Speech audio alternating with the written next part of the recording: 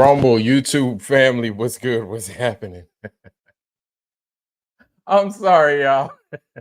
I'm like, holy smoke. I'm checking to see if God dog could these jokers hear me, but I'm hoping y'all can hear me tonight so far. My bad. It's been a while. Now I'm acting like I'm acting like I'm new. My bad. Welcome, everybody. Today's not a day. It's not. I just wanted to sit down and have a quick chat with everybody, just kind of go over some things. Excuse me, with some people as to what's new, what's new, what's possibly to come. I don't know, but still, it's always good to touch base with everybody, see how everybody's doing, see how we're proceeding forward, right? All that good stuff. Well, welcome to my channel, Ironwork 92,000 in the Foundry for tonight on a Thursday night. I don't know if somebody's going to come on tonight. Hopefully, I'm not stepping on nobody's toes. I hope I'm not. But if I am, please forgive me. I'm not even going to be too long tonight, but I wanted to touch base with everybody. Okay, I'm here, unshaven. I'm okay, just a little bit chilly tonight. Yeah, just wanted to see how everything was moving forward. I saw we had JJ was on last night. Saab was on the night before that. So I'll be on a lot. You know what I'm saying? So I was on the last few days. You know, checked on him, jumped in, said what's up. Saw JJ, jumped in, said what's up. All that stuff. Before I even continue, let me make sure I am good. And shout out to JJ. JJ, thank you for the twin, brother. Thank you, family. Much appreciated, fam. Much appreciated. Shout out to our brother JJ in the Foundry. And guys, listen, do not wait on me. Go ahead, drop your channel in the Foundry. Make sure everybody's got it. Can you guys hear me? If y'all cannot hear me, my bad. Okay, I promise I'm gonna fix it. But just make sure y'all can hear me, please. Okay, let's make sure everybody can hear me and I'm not sitting there looking like I'm in like a silent film from like 1915 or something. Okay. Okay, good. Y'all could hear me. Y'all could see me. Great, great, great, great, great. Great on top of great. Now, couple of things before I roll into a couple of things. I wanted to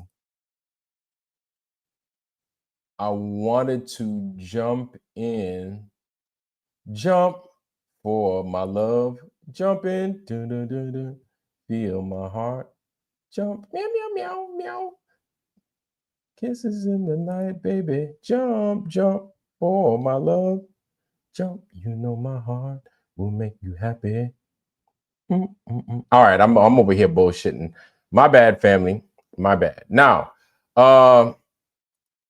let me first, before I jump into this, I would like to greet everybody in the Foundry. Let me do that first. So, first order of business is that. Copy. Let me say what's up, starting from the top. From the top. Let me say what's up. What's up? What's up? Who we got here? Big Bird in the Foundry, y'all. Jeremy Bird, how you doing, sir? Welcome, welcome. Jeremy Bird is in the house. The J Bird is here. J.R. Hartley, welcome, sir. Good to see you. Good to see you. Welcome, welcome. Good to see you. Always a pleasure. Flat Earth to Hyperborea.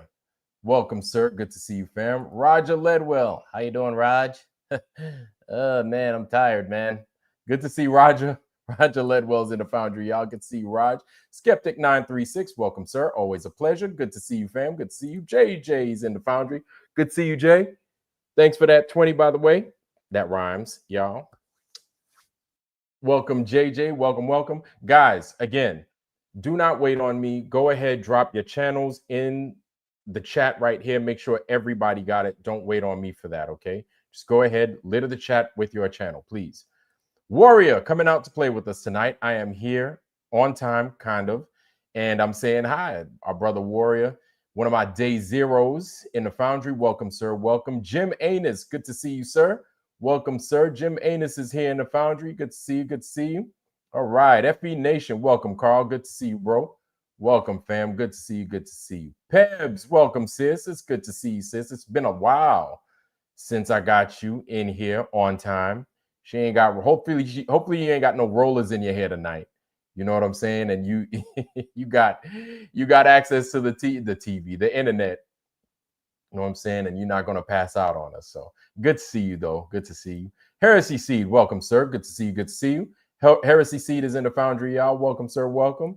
Kevin Haltom, good to see you, man. I'm over here fucking up. My bad, y'all. Just forgive me, please. Kevin Haltom, nice to see you, sir. Welcome, welcome. Always a pleasure. Always a pleasure, sir. Good to see you. Good to see you. All right. Kevin Haltom is here. Yes. Heresy Seed. Yes, sir. JJ. Paul Hogston. Welcome, sir. Good to see you. Always a pleasure. Always a pleasure. Flat Bob. Yes, sir. Good to see you. Maria Walker. Good to see you, sis. Good to see you, Maria Walker. Another one of my day zeros. Welcome, sis. Welcome.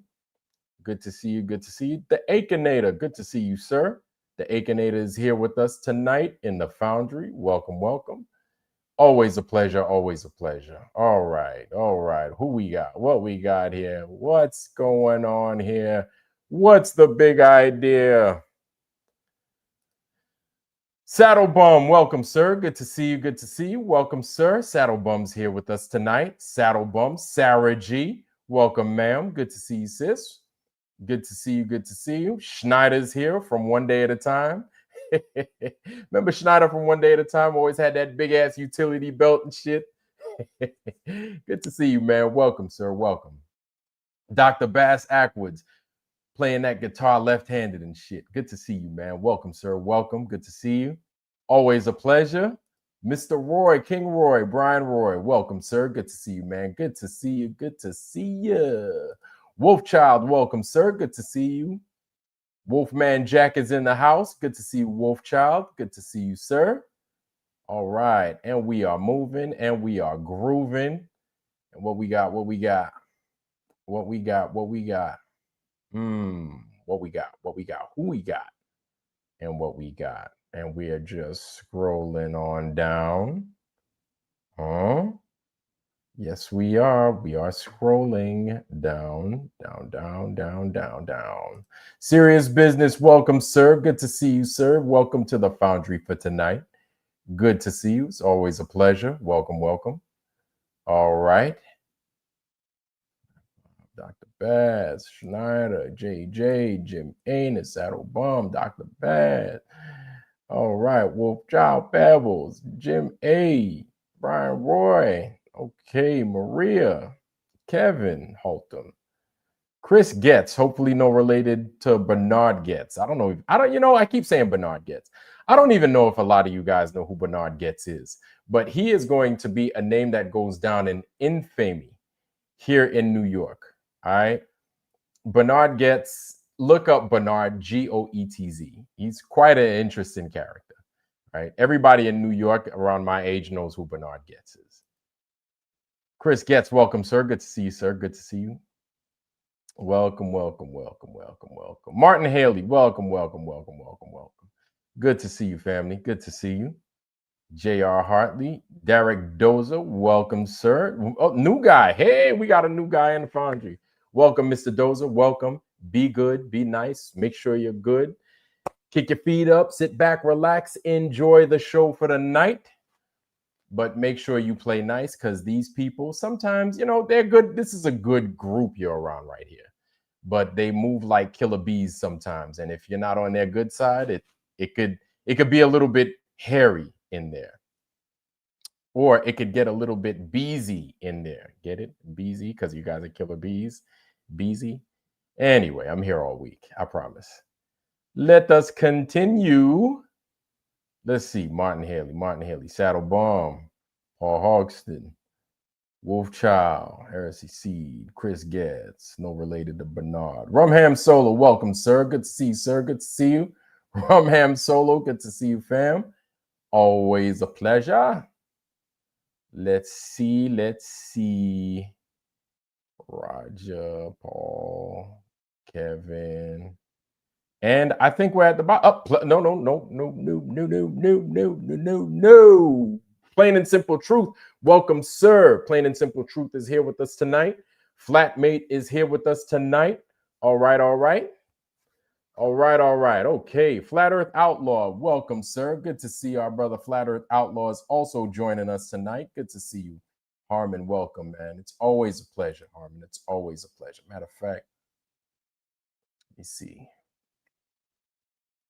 Christine Gilberti. Good to see you, sis. Welcome, our sister Christine. Shout out to our sister Christine Gilberti.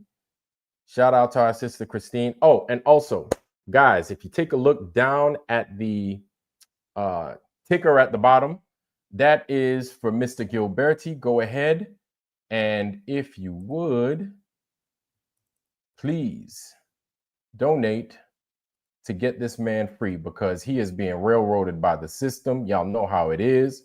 Let's get this man out of a place he does not belong in the first place. But I'm going to go ahead and I'm going to drop that in here for y'all. Boom, there it is. Go ahead, jump in on that Give, Send, Go. Let's make it happen. Let's get our brother Joe Gilberti free. Let's get him out. He needs to be with his family. Y'all know what it is. Y'all know what it is, y'all. Any little bit does, man. Any little bit does. So you ain't got to break the bank or nothing like that, man. But any little amount works. You understand? So let's make that happen. All right, all right. So now that I'm down at the bottom of the list, y'all, I would like to continue, and I would like to give a shout out to our brother True Earth Whisperer. And I would like to congratulate our brother True Earth Whisperer. What, Vlad? What did True Earth Whisperer do? Well, True Earth Whisperer did this here, y'all. True Earth Whisperer has a new book out. And if you don't know, now you know. Boom. Here's the link to True Earth Whisperer's book on Amazon. Please go ahead, purchase yourself a copy. And that is our brother True Earth Whisperer making it happen, making all his dreams come true. And he's putting his thoughts in print, right? The lost art of dyads in a world that debates everything and understands nothing.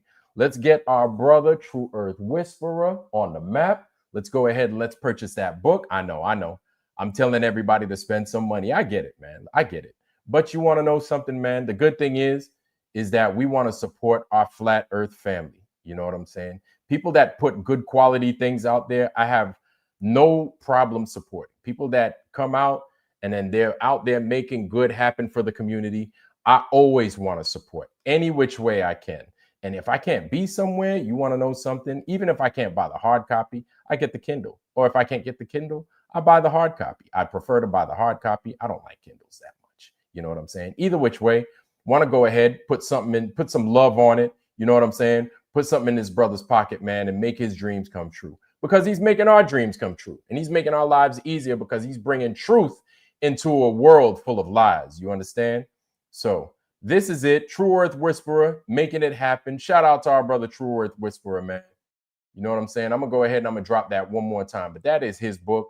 Shout out to him. Shout out to him. Boom, there it is. True Earth Whisperer. True Earth Whisperer. Shout out to you, bro. And you want to know something? Not everybody does that. People talk about it. People think about it, but you're actually doing it. I appreciate that. Thank you. And for all you guys that have services out there and that give to the flat earth and that provide a service to the flat earth, I want to shout you guys out too. Thank you for everything that you do, for all the services that you provide, and do all the things that we are not capable of doing.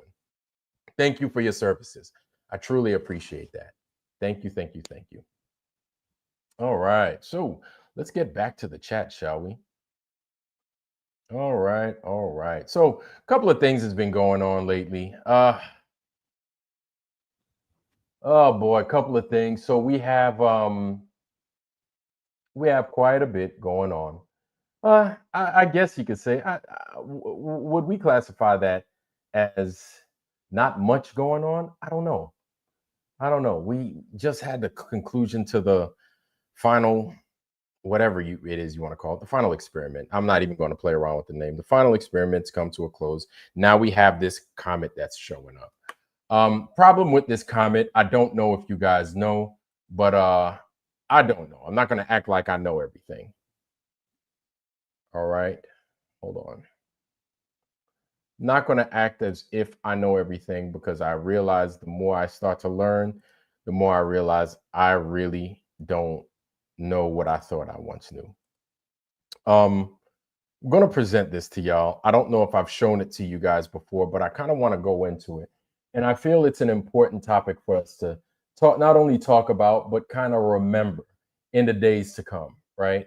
We've got a lot of stuff appearing in the skies, okay? We've got stars doing things, we've got the sun doing things, and now we've got this comet, um, 3I Atlas, that everybody keeps talking about. You've got a lot of these people, these channels that everybody respect, not everybody, I take that back, but a lot of people respect a lot of these channels, right?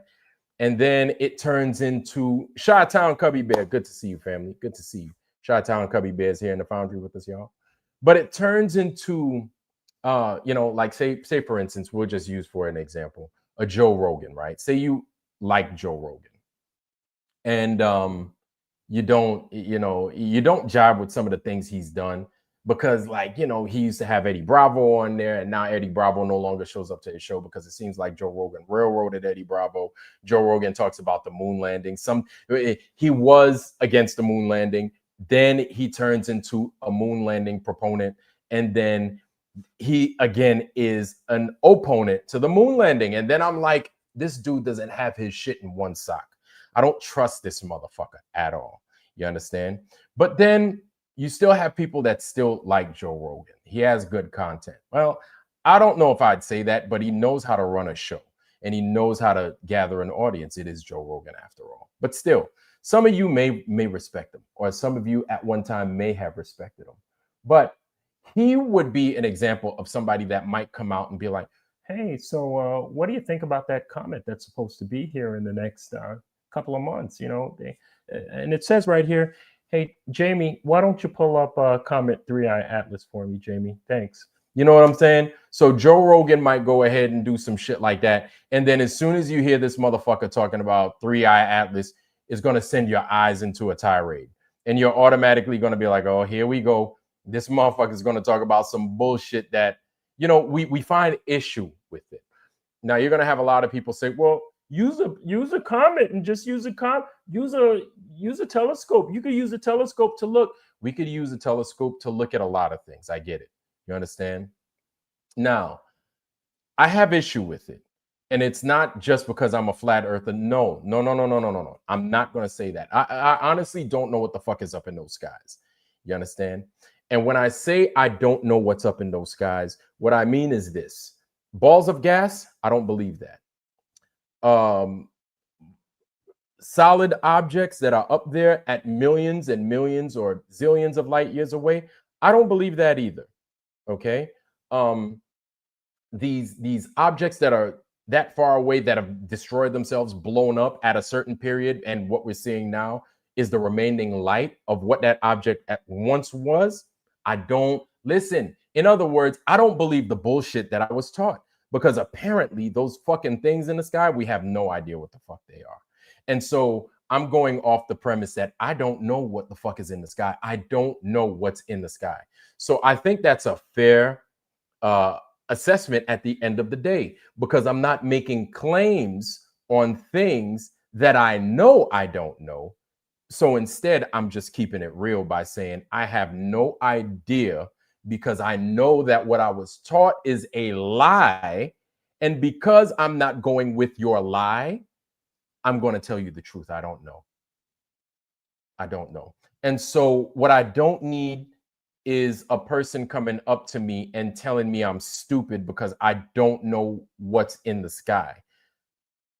I'm not stupid.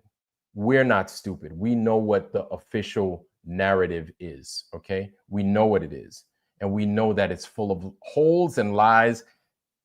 Flat out, the whole thing is lies. You understand? We get that part. So 3I Atlas. I like that. So we know that whole thing is lies. You understand? And so again, we come back to the premise that, okay, we know that's lies, and now moving forward, we just don't know. That's okay. But if you believe that it's something, if you believe they're angels, if you believe they're this, hey, look, I don't have any smoke with you. I have no problem with you. But I'm just telling you, based off of me, I don't know. Anyway, saying all that to say this. Now, looking at, it's a giant It's a giant fucking ice block above the head, ready to fall. Got to get underground soon and sing songs about surface life. Yeah, kind of like Fallout, World on Fire, Fallout. For anybody that's played the Fallout series, but anyway, there was a joke somewhere in there. But no, real talk. So as of late, I think this has tied into a lot of things. There's a lot going on with this AI that we don't know about, and I'm not saying that AI is generating things in the sky. Not yet. Okay, there's a lot that AI can do, right? As far as coming up with answers for us, as far as making deep fakes and everything else. AI is like the cat's meow now, but at the same time, it could be a weapon used against us in so many different ways. Now, I'm flapping my gums a lot. Okay, let me slow it down a little bit and let me bring to you guys something that I feel, if you don't know, I feel we need to kind of talk about. Okay, where this thing at? Okay, here we go. So I think about this and I look at this a lot, right? And I learned about this website from a gentleman that had a channel a while back, and he doesn't post anymore, but very interesting stuff. I'm going to give this to you guys. It's the starale.com technology. Go ahead, please take that. If you need to take screenshots, I would highly recommend you take the screenshots. Okay. Now, ALE, this ALE company, let's see what they're all about. Oh boy, of course. The ALE Space is a startup company that started in 2011 to create the world's first human-made shooting star. One of the driving forces of ALE is the passion to contribute towards development of science.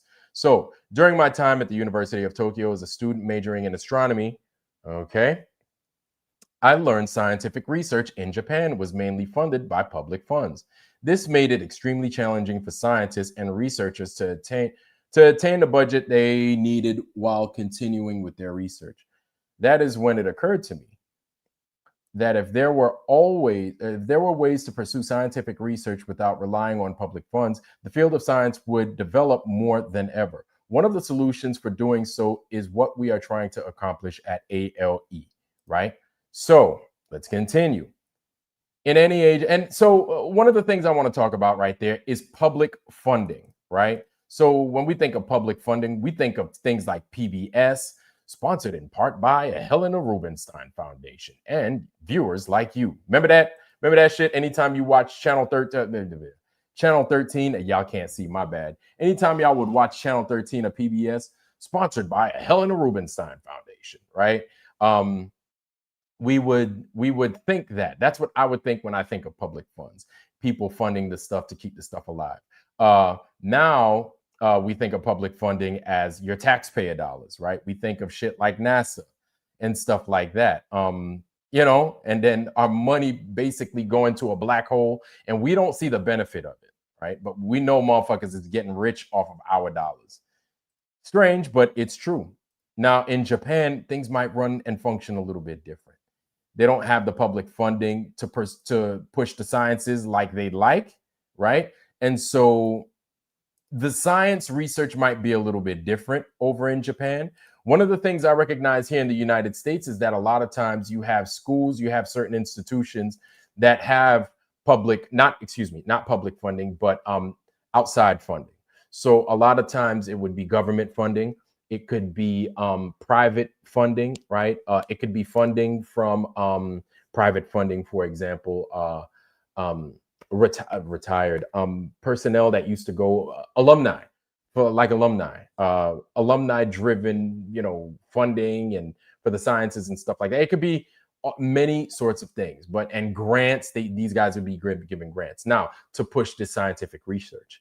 Oftentimes with that money comes, hey, by the way, it's like basically like you're consistently on the way to get groceries.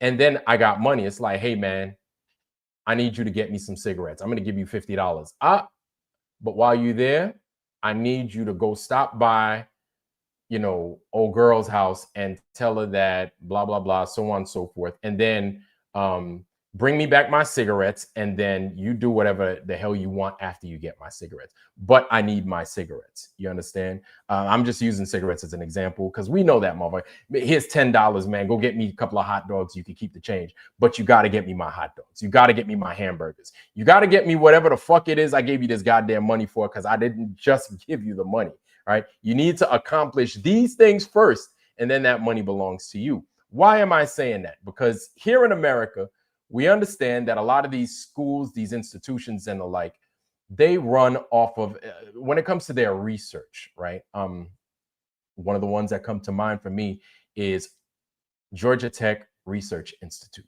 right? GTRI, they call it for short. So these guys, they run off of, and I know. So these guys, they function off of getting funding from certain institutions and the like, and then they push for their research, right? They do what it is they have to do out in the street. Now, whatever their findings are, that also gets encapsulated in a place. It's not public. It's not made public, especially if these guys are giving you $500,000 and they're like, hey, I need you to do $2,000 worth of research, but whatever your findings are, you need to keep them shits to yourself. You understand? If your findings get outside of the scope of things that we're normally used to, you need to keep that not even to yourself. You need to fucking scrap that information. And I'm paying you annually in order to get these particular results. Now, if you do not roll with my punches, I'm pulling my funding from you. That's $500,000 annually.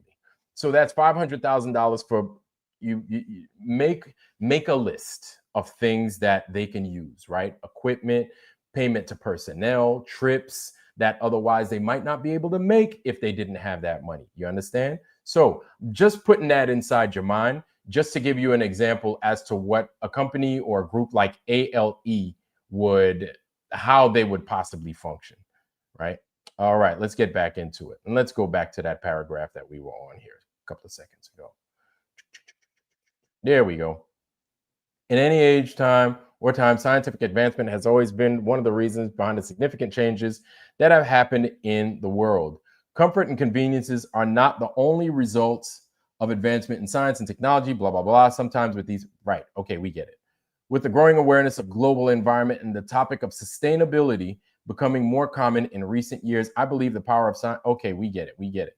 The infinite scientific knowledge, which blah, blah, blah, blah, blah, blah, blah, blah, such are what I vision for us at ALE. Okay, so what is that? Discovering, accumulating, and applying these valuable data and information from space, sharing the beauty and excitement of the universe and space, stimulating curiosity and accelerating exploration and development of science and space. Such are what I envision for us at ALE. Let me tell you something, okay? I'm going to stop for a second. Let me tell you something. If space was so fucking real and another lying entity, exactly, JJ, I like that. Another lying entity.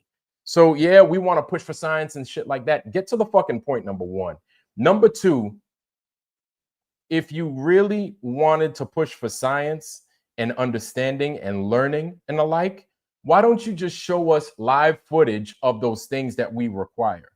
Let me tell you something, okay? All my years of flying, all my years of riding submarines and being in the Navy, right? Of doing all that stuff, all my years, if it was operationally feasible for us, like say you were on a Tiger cruise, right? Or you were doing a bounce flight, which I used to do those all the time. And then guess what I could do? I could film it. I was more than capable of filming it. They would let me film it.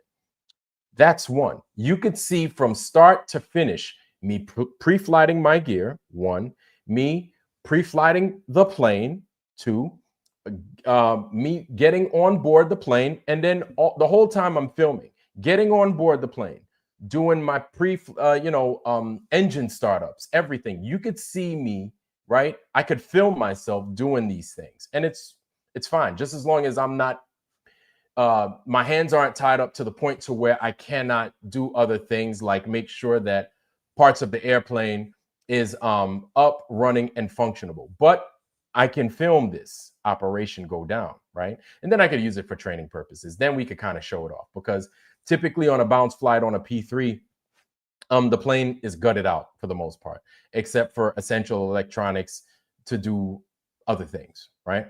And so I could film this whole process, right? And here I am as an enlisted man that can do this entire process. I can film it, okay? Now, I still have things like my top secret clearance. I still have things like my job that I do. However, this airplane, right, needs to be flown. It needs to be practiced on. We need to do these bounce flights. So while I'm doing the bounce flights, I'll film myself. I can do that, right? And I have footage of these things. It's not a fucking secret, okay? And now that I'm out, whatever, right?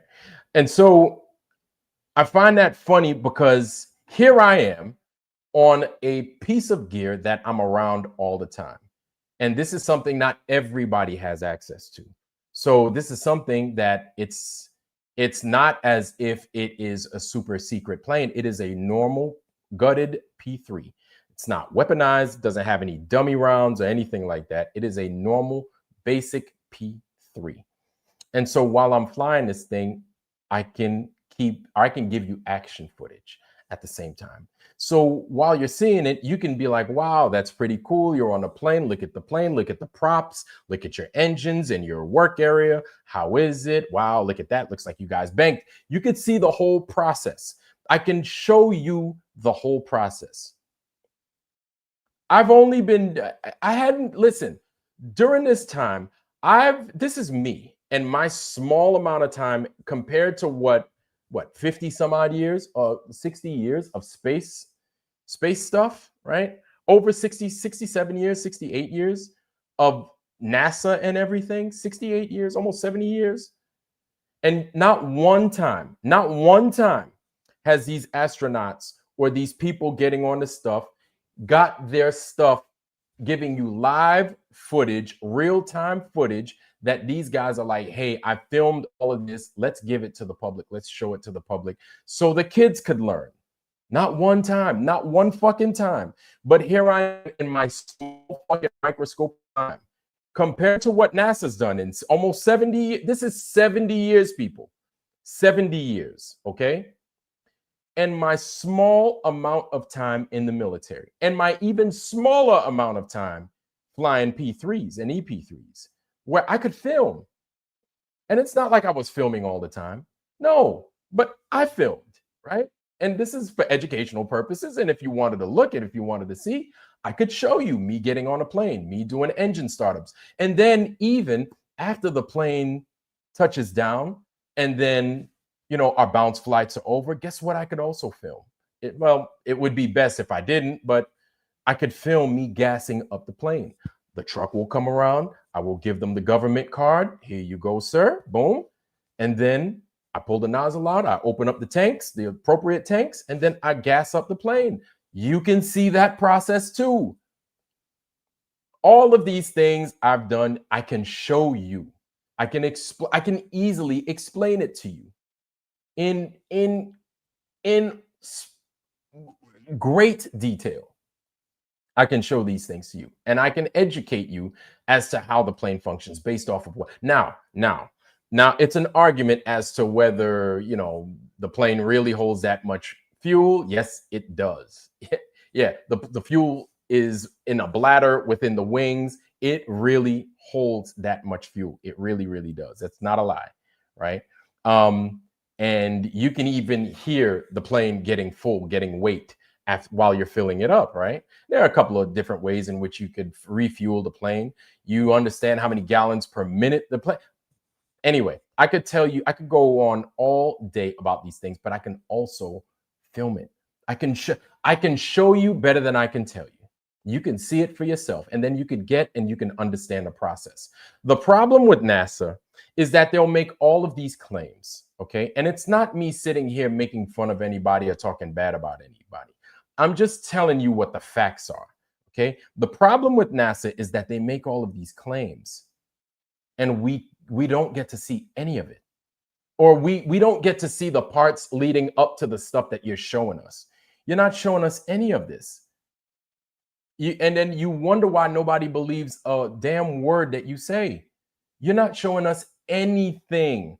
Meanwhile, this is our taxpayer dollars. Now, me as a military person, those are your taxpayer dollars, right? You got to see what the hell I did. I showed you how proficient I was in doing these things and showing you, hey, your man is learning. I'm not wasting your taxpayer dollars. This is where your money's going, right? Gassing up the plane. Plane's in tip-top condition. It won't crash because I did my pre-flight and everything, and we're pretty proficient where it is we are at our stations, at our positions, right? You would expect the same amount of courtesy and respect from NASA. Why not? You get it from me, and I'm enlisted. These people have all this money. These people have all this education, yet you can't give me not even real-time footage, but footage, step-by-step footage as to what you're doing when you get onto these shuttles or rockets that you claim are going to these places. That now it's gotten to a point we don't fucking believe a word any of you guys say. We don't believe it no more. And whose fault is that? That's my question. Whose fault is that? Is it our fault? That's not our problem. That's not our problem. That's what you got to understand. That's your fault. That's not my fault. That's a you thing. That's your fault. And so for any person that wants to follow the globe, look, I have no smoke with you wanting to believe that this place is what it is. I'm just bringing you step by step with basic. This is the basics of the basics, normal stuff. I'm not talking about calculations. I'm not talking about, curvature rates. I'm not talking about, vacuum this against the non-vacuum that. I'm not talking about none of that shit, okay? What I'm giving you is step-by-step, normal, basic fucking things that anybody that flies a fucking space shuttle can do. Anybody that flies an EP3 or a P3 can and has done. So you mean to tell me with all those wires in the fucking space shuttle, you can't tell me, or you don't know what these fucking pieces of it, or the wires are just so exposed. Let me tell you what you don't have on the P3. You see all those wires all over the place? You don't have that. Let me tell you what you don't have on a submarine. You see all those wires all over the place? Very minimal. Very, very minimal. Now, the environment's a little bit different, submarine compared to an airplane. I get it. But on an airplane, you have to worry because you're in such confined quarters. You have to worry about if something moves, if something does this, if something does that. You don't just run into the bulkhead or the wall with these wires exposed, because a couple of things can happen. Yes, you can get electrocuted. Yes, you can bust those wires, and then those wires could be going to mission vital equipment, i.e. a GPS, whatever, and then now you lose it, and then a whole slew of other bad things happen. What they do have is a sectioned off area for those wires in particular, right? Now, that's not to say that all those wires aren't protected. I'm not saying that, but a good bulk of them are, right? They are, and they're stowed in such a fashion to where you don't just have instant access to them, where it doesn't become an issue if you walk by with like a carabiner that doesn't have an attachment to it, and then it just hooks on and then it doesn't happen, or it happens rarely. You understand? This is the small stuff. This is the small stuff that I'm talking about, that you're not going to find on the space shuttle. You don't. And it doesn't make any sense that you don't, because this is something that's supposed to be moving at these ridiculous speeds, right? Anywhere upwards around 17.5 if it's going in orbit, right? Low Earth orbit. It's supposed to be moving at 17,500 miles an hour, correct? That's what we're told, right? And then Lord knows what, to get up into space, it breaks all kinds of speed records, right? That's what we're told. But then you're not demonstrating any of that to us. You're not demonstrating. NASA doesn't. And here's the thing. Now that we know that AI is out, it's too late. You can't truly demonstrate it to us. It's too late. Okay? Because here's the thing. Like, you could go ahead, you could fuck around if you want to, and you could go ahead and you can make the video if you want to of that stuff going down, but we're gonna catch you in your bullshit. We're gonna catch you in your bullshit, we're gonna catch you in your lie, and it won't work. You understand? Um, it's something akin to what I'd like to show you now. This is some good stuff. It's some really important stuff. Shout out to our man, Level Earth Observer. Leo is out here doing fine and amazing work. So I don't have to be sitting there popping my gums. I want to show you guys. I want you guys to see for yourself what it is. Leo's just one of them dudes, right? Leo, Banjo, all these other dudes tend to find these fucking videos. They're always on the hunt for these videos, and they do an amazing job finding these guys in their own BS. You understand? So what I'm going to do is I am going to present to everyone Leo. Boom. And this is how the space shuttle program fooled America. I wouldn't just say fooled America, fooled the world. They fooled the world. But this is Leo's latest. I haven't seen it, but let's enjoy it together, family. Come on. A funny thing happened on the way to space. Shout out to Leo. Now, I say space very. Shout out to Leo again, y'all. And I went ahead and I dropped that channel of Leo's right there. So please go to his channel, sub to Leo if you hadn't already. Tell him that you love him. Tell him that you like his work. He's a good dude, man. He comes into the Foundry from time to time, and he shows us some love, man. So shout out to our brother Leo, man. Let's get back into it. Dear, oh dear. Loosely. Today, I'm going to show you what I think the space shuttle actually was. But before I do that, we've got to strip the space shuttle bare and expose it for all to see. And then it's going to make it easy and obvious, even for space fans to see. I'm going to show you how silly the space shuttle program was. I'm going to use footage from the very first ever space shuttle mission, STS-1. We join the action as the space shuttle is supposedly doing 17,500 miles an hour around the globe Earth. They've just opened their cargo doors and they're about to do an inspection. So let's have a look. Okay, we want to show you our pod here. We do have a few tiles missing off of both of them, off of the starboard pod, three tile and some smaller pieces, and off the port pod, looks like I see one full square and looks like a few little triangular shapes that are missing, and we're trying to put that on TV right now. Roger, Grip, we can see that. Good. So that's not good. As you can see, several of the tiles, the heat tiles, which protect the space shuttle against extreme temperatures during re-entry, several of those tiles are actually missing. Yeah, really not good and quite revealing. And this is where it starts to get sillier and sillier. I'm over at Google. How are the space shuttle tiles attached? The tiles were not mechanically fastened to the vehicle, but glued. Since the brittle tiles could not flex with the underlying vehicle skin, they were glued to Nomex felt strain isolation pads with room temperature vulcanizing silicon adhesive, which in turn glued to the orbiter's skin. So okay, all right. So I don't know if anybody's ever used glue before. I've used glue before. I've used all kinds of glue, and I'm not saying it's, you know, crazy glue or Elmer's glue or monkey glue or nothing like that. I'm not saying that. But glue is what you use as an adhesive to make sure glue. It's not welded, which that's a problem all in itself.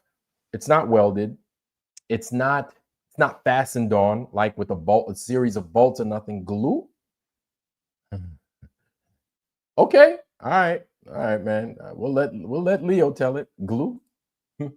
Essentially, that's a lot of fancy names to describe. Essentially, these tiles were glued to the orbiter.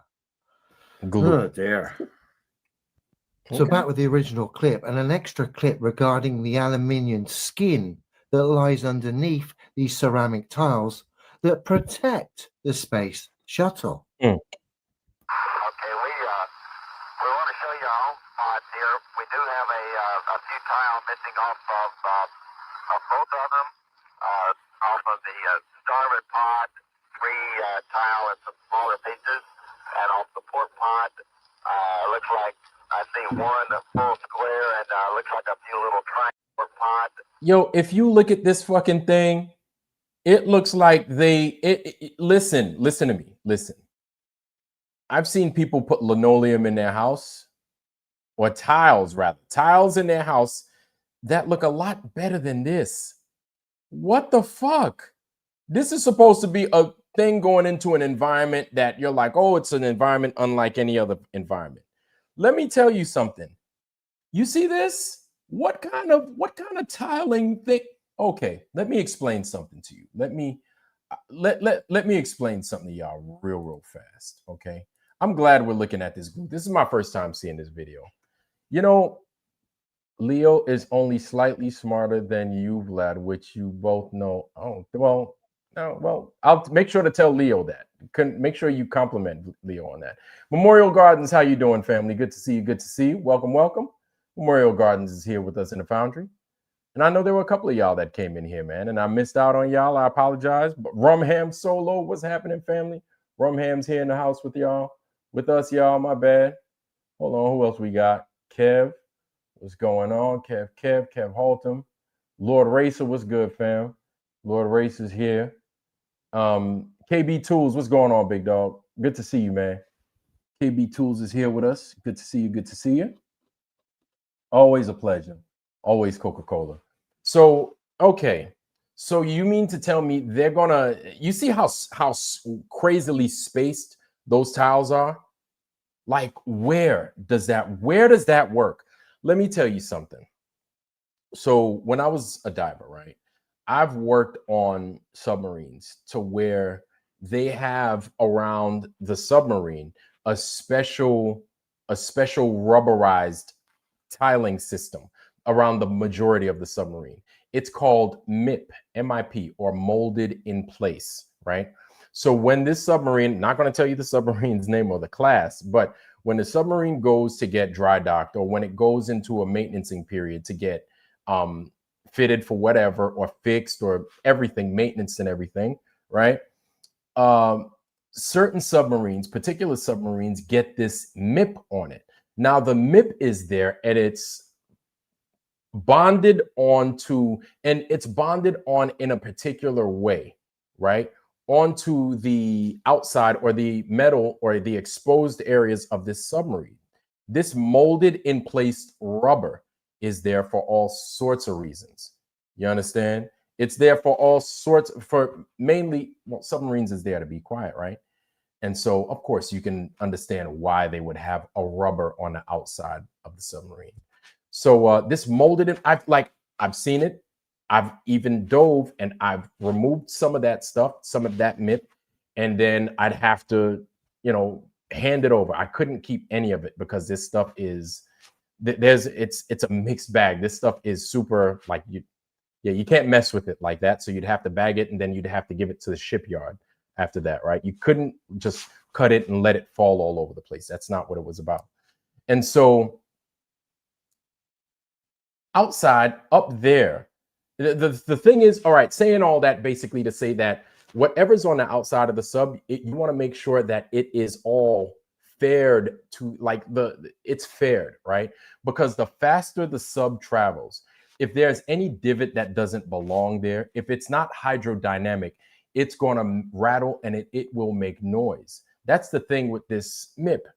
It came to the point to where a piece of the MIP came up and the submarine was moving at such a high speed outside in the water that it ripped some of the MIP, and the rest of the MIP is out there flapping, making noise underwater. Now, what that does is it basically draws a lot of attention to an otherwise supposed to be quiet submarine.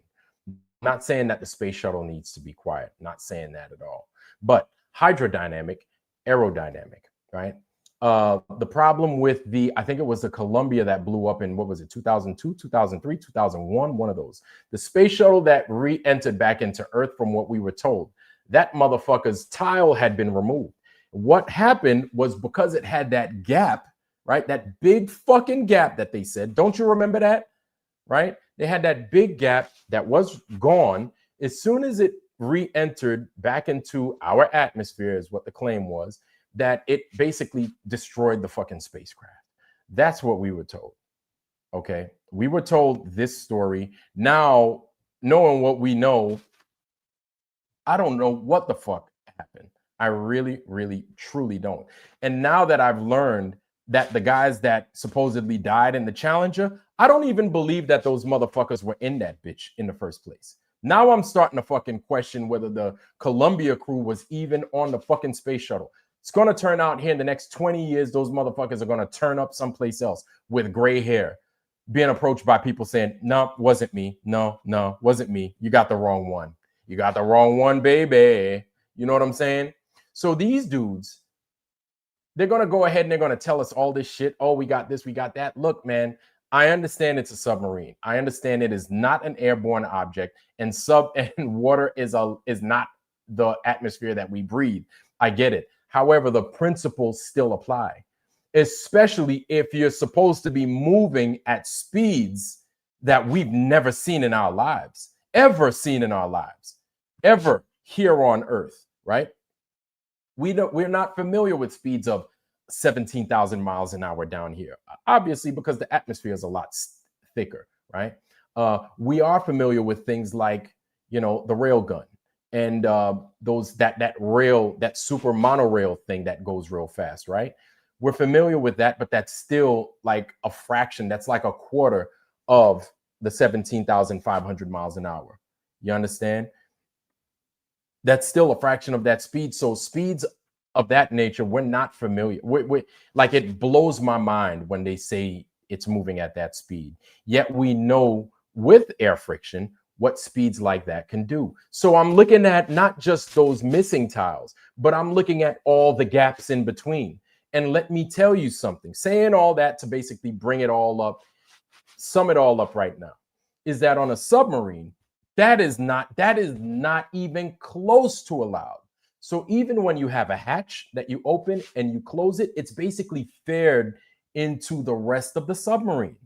You understand? Though, like, you don't want, for noise purposes, right? For noise purposes. And also, you want to make the submarine as hydrodynamic as possible. That means to make it as sleek and as easy to travel through the water as possible.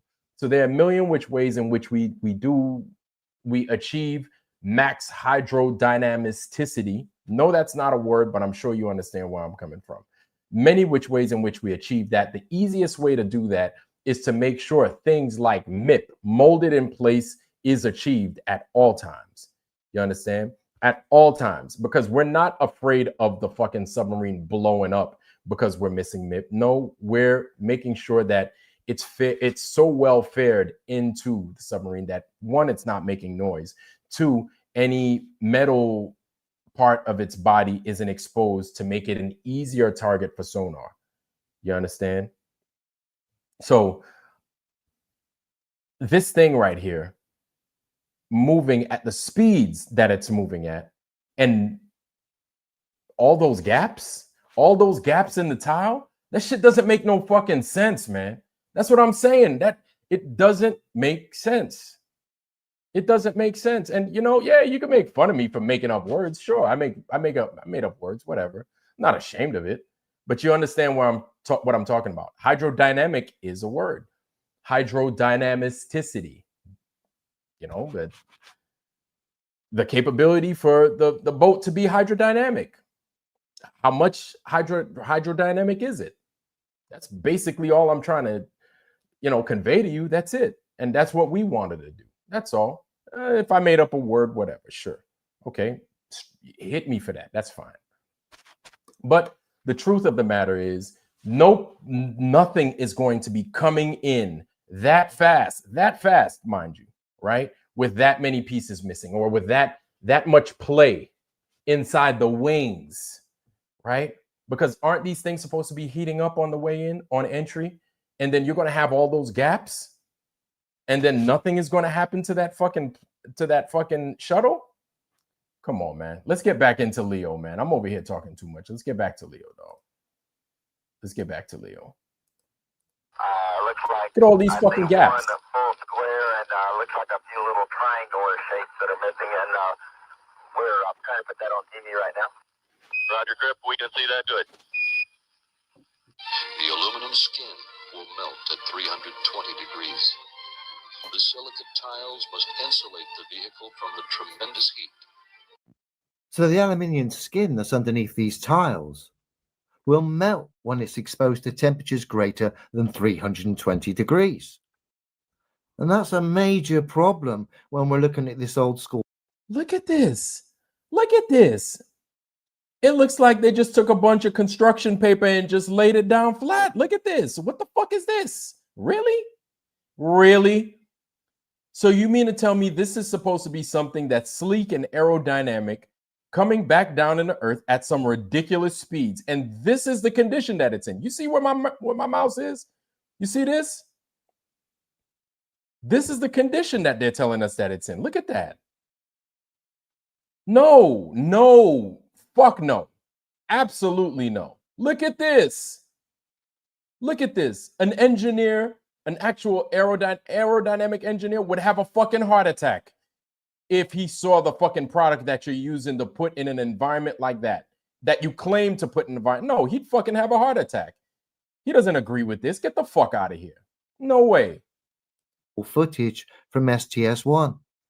Because essentially, we've now got parts of the space shuttle that are exposed.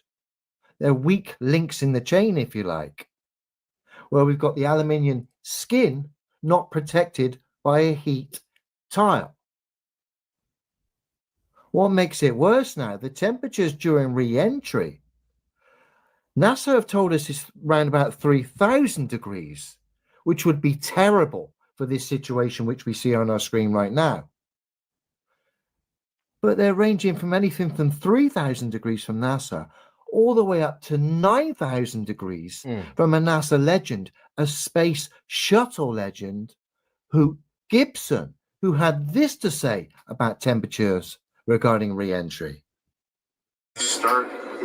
Shout out to RG. RG's in the Foundry, y'all. Good to see you, bro. RG's here. Truth Connects us. What's going on?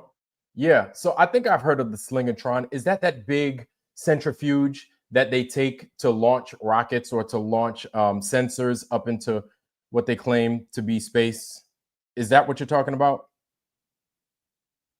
Is that what you're talking about? Hold on, let's go back to Leo. Earth's atmosphere, because you'll start to see a little bit of a glow outside your window. It's white hot outside. It's just as bright as day. And the air outside is 9,000 degrees. Well, that's hotter than the surface of the sun. Think about it logically. If this thing was coming back in at 17,500 miles an hour, the moment it hit the Earth's atmosphere and started to feel resistance from the air, and of course friction, and of course high temperatures. Thank you.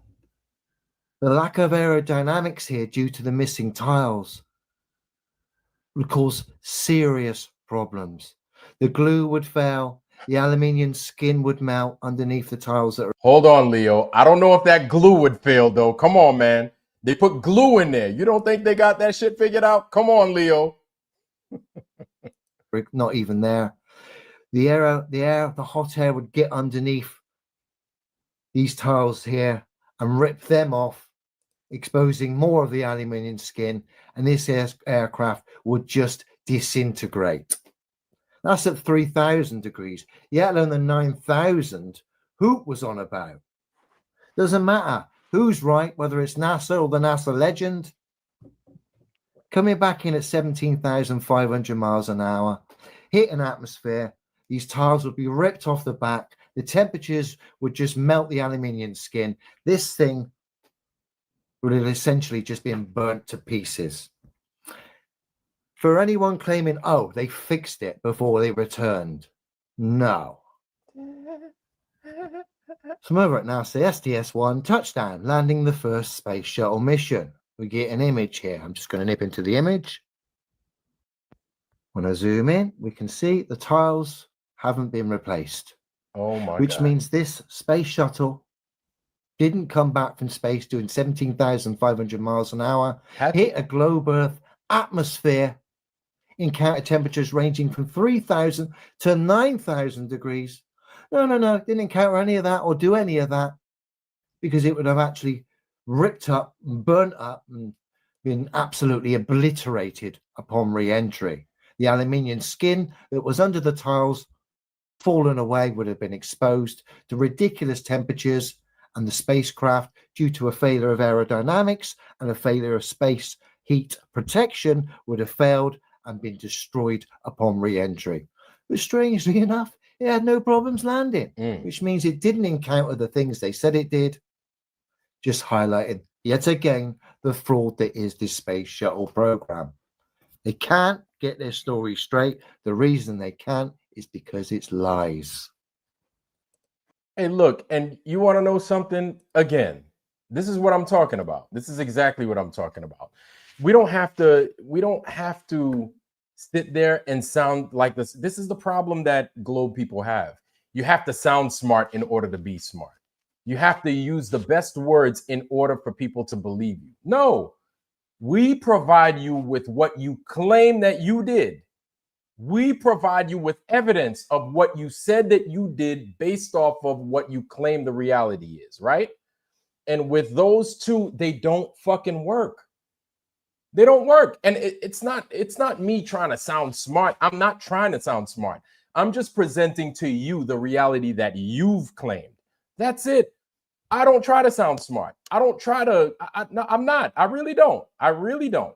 I just try to tell you, I just tell you the truth. That's it. I just want to give it to you straight. Leave the, yeah, no. I just want to give it to you straight. That's all. That's it. That's it.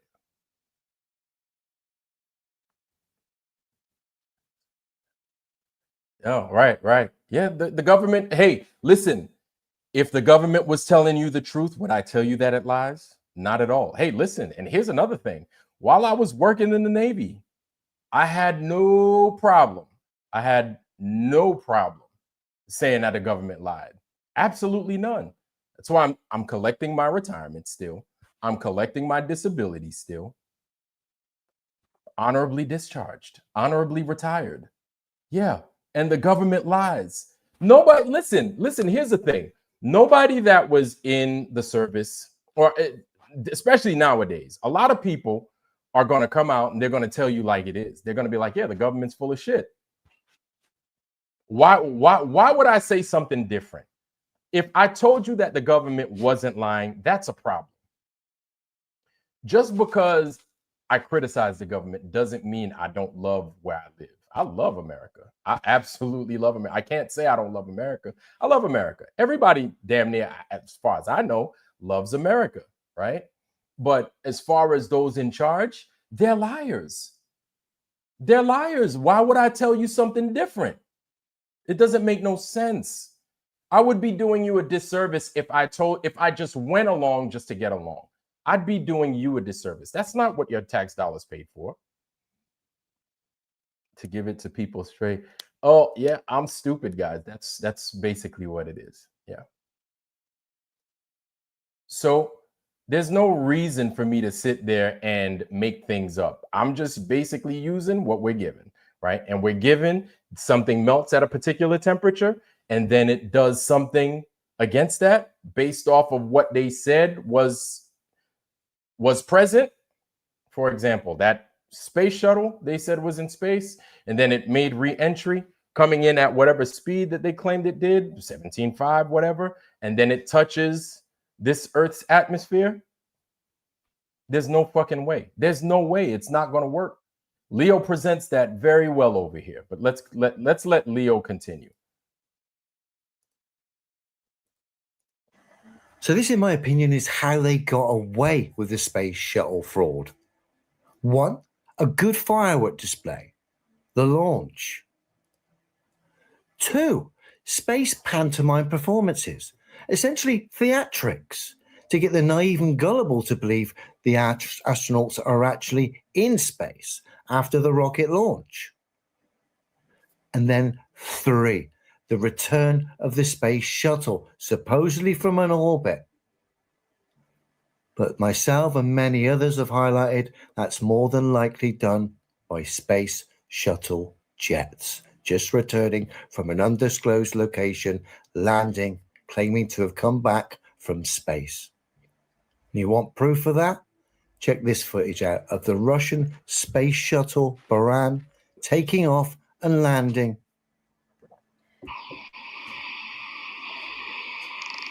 Oh my God. Look at that thing.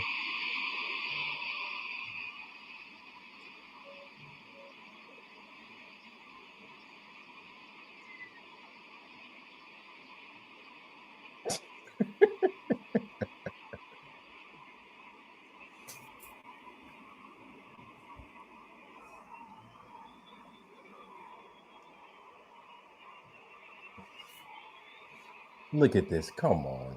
Really?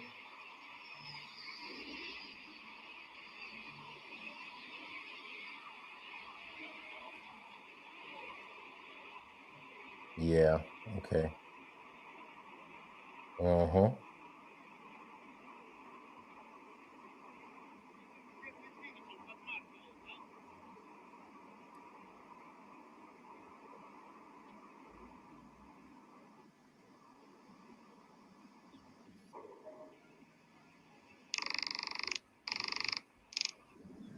Look at this thing.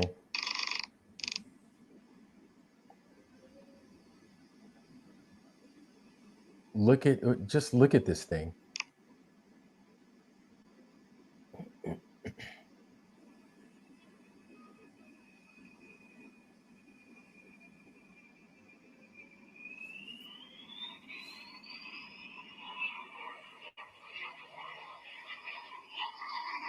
Mm-hmm. Okay. Like I say, that's how easy it would have been to fool the public. Mm. Provide a firework display, some theatrics, and then the jet plane lands claiming to have come back from space, and voila, you've got a space shuttle program. It's ridiculous. Yep. And that is why whenever NASA's space shuttle landed, it was accompanied by chase planes, jets. That way, whoever's on the ground watching it land wouldn't be able to tell, wouldn't be able to hear the fact the space shuttle itself was a jet. They just think it was the chase planes themselves they were hearing. Very clever, really, when you think about it. But when you strip the thing bare by common sense logic, it just falls apart under its own claims. And yeah, I find that Buran Russian space shuttle footage very revealing. Have a good one, everyone. Shout out to Leo. Our brother Leo out there doing work. Shout out to you, Leo. Awesome video. Good stuff. Again, Leo strikes. Good stuff, man. Always good stuff. Always good to see from Leo. Yeah, man. So that's it. So again, it's another case of us presenting to them what they told us. And, you know, you're going to have people coming in there saying we're stupid, we're not educated. That's, you know, that shit is corny after a while. It doesn't work, because if we were really uneducated, you would just leave us alone, right? Let us be stupid. Let us be stupid on our own.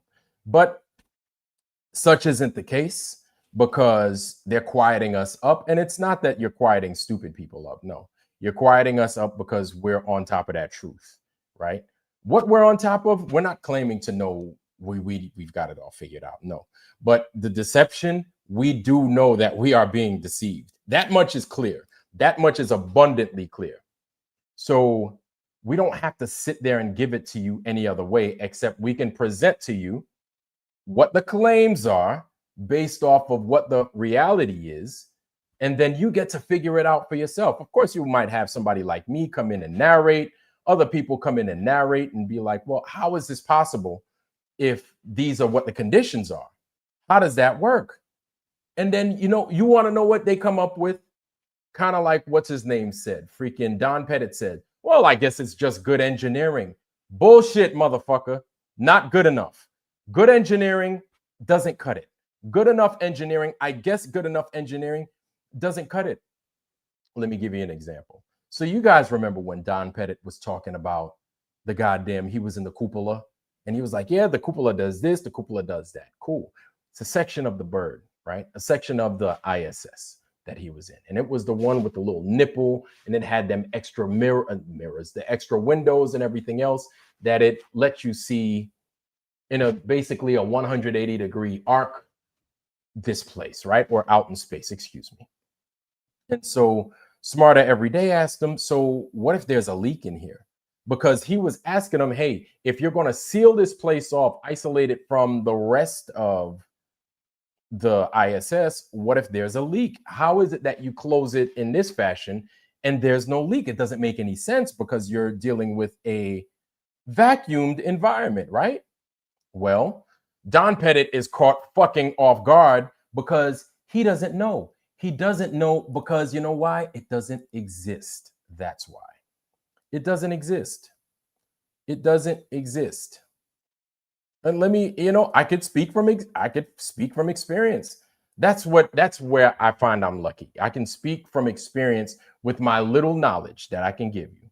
So on any airplane that you're on, if you fly as whether you're a pilot or whether you're a crewman on that plane, they will give you a fat giant book called the NATOPS. I've shown it to you guys many times. Matter of fact, hold on. Matter of fact, guys, station identification. I'll be right back after these messages. Y'all just kick it for a second. Let's give it, let's go ahead. Let's take 3, y'all. Let us take 3.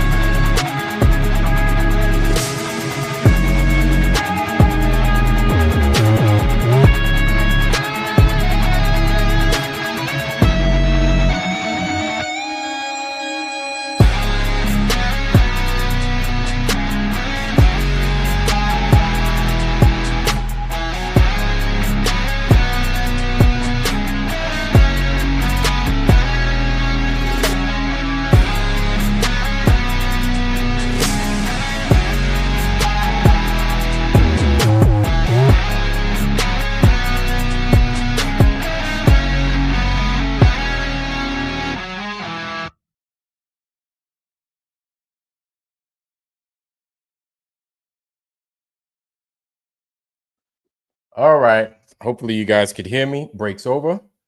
I guess that's 3 minutes. Yeah, that's 3 minutes. Hey, right on time. Well, welcome back, everybody. Thank you for joining us and being here with your man Ironwork. Much appreciated. Thank you. Thank you. It's always a pleasure. It's always a pleasure, y'all. It's always a Again, here's that book that I was telling you about. It's called The Natops. Okay. Here it is right here. That's it for the bird that you fly. It is a big fucking book, right? And basically, this part with the stripes that you see, you might see a colored black and white. That section are your emergency procedures, right? And so basically, you have to know your emergency procedures, especially for the position that you're sitting in, like the back of your hand. And you get drilled consistently on that airplane, not only doing your job, but also being a damage control personnel, basically. You have to know how to combat all sorts of situations, whether that's loss of cabin pressure rapidly or explosively, a fire of unknown origin. That basically means that someplace in there, somebody either smells smoke because there's a fire or something's getting excessively heated, right? And then you have to figure it out. Knowing where your fire equipment is, right? Your fire extinguishing agents, your bottles, knowing where your breathable air is, right? Portable O2 or your station's O2, right? All these things you need to know. And just what to do, when to do it, and what to do afterwards, right? And then you need to know it just like that. It's not like you go through a book and then you look at the instruction manual. No, you need to know it because it's burned into your mind. You understand? So a question like a loss of cabin pressure, or the cabin pressure is fucking decreasing. It's changing strictly because you're getting a leak somewhere. You're getting a leak. That's what you're getting. You come up with an answer. Hey, I go on O2 immediately, right? I sound the alarm. I isolate the area. I get away from there. And then if you have a hatch, because on ships, you also have hatches, right? That you could seal off and you could turn that particular area into a ballast, right? You could seal it up. You could cut off movement between that particular part of the boat, if it's a boat. But on the plane, you really don't have that luxury. You either have to figure it out or you have to land. If it's a mission crippling sort of damage that might have taken place. So Don Pettit not fucking knowing that, like, I don't know how the fuck they could put his ass back on the fucking space shuttle. Because to me, space shuttle would be a piece of gear that's worth a lot more than a P3. Okay? And you should be more qualified to fly in a space shuttle than you would, or in the ISS, excuse me, than you would on a P3. You don't commit as much money to a person like me than you do to Don Pettit. You understand? Don Pettit would be getting a lot more money to be doing the things that he does. And now it's turning out that the things Don Pettit is good at is lying and bullshitting people. That's not what I did. Okay? I did my fucking job. I got on that plane. If there was a fucking casualty, I knew how to take care of it. I knew exactly what to fucking do. That's what your fucking taxpayers, that's what you knew your taxpayers was going to. Your taxpayers' money was going to. So if that motherfucker's on fire or something, I know what to do. Fucking grab the CO2, put it the fuck out. Let the flight station know. We take the next fucking measures. That's what we do. That's what we do. And it's like the back of your fucking hand. And a person on a ship, they know exactly what to do if they are dealing with a fire of unknown origin, or if there's some sort of casualty. If there's a hole someplace and battle and there's a flood, you know what to do. You learn how to shore up. You learn how to shore up a wall. You learn these things. You learn how to cover up patches. Like, we're enlisted. We're not anything special. This is what I'm trying to tell you.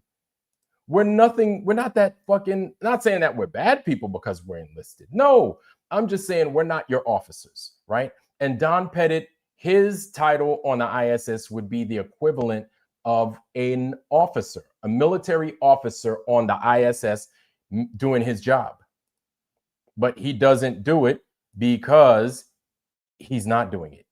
If he was doing it, he'd know the answer to that question. But here's the thing. You don't have to believe me. You don't have to believe me. You just have to see us in action. That's it. And all I'm giving you is how we act when we come across a casualty. Don Pettit, given a hypothetical, he doesn't fucking know because it's not fucking real. It's that simple. Like, really, that's how simple it is. You can't, you see, this is the thing, is if there's a casualty on, and it's just you motherfuckers, that's why they entrust you with that kind of information, because you're the only ones up there. You can't call 1-800 fix a fucking leak and then they come up to the ISS and fix it. That's not how it works. That is a life and death situation. You fix it. We're on a submarine and we got fucking problems. We gotta fix it. Ain't nobody coming on the fucking boat to fix it for us. We gotta figure that shit the fuck out. Or it's a mission kill, right? Or we're killed. We're dead. That's how it fucking works. And these are multiple billion-dollar pieces of fucking gear, whether it's in space or inside the water. So they have to trust that you're going to be able to do your job efficiently, get the mission done, right? Bring your ass and everybody else's ass back in one fucking piece. It's not like we're boots on the ground at that point, right? We're in a fucking contained, we are well contained, right? Whether you're in the ISS or you're in a submarine or you're in a P3, you're well contained. You're away from the bullets flying. It doesn't make it any less dangerous because one thing fucking turns upside down and you're fucked. You have to know what it is that you're fucking doing. And those are some pretty bold claims, man.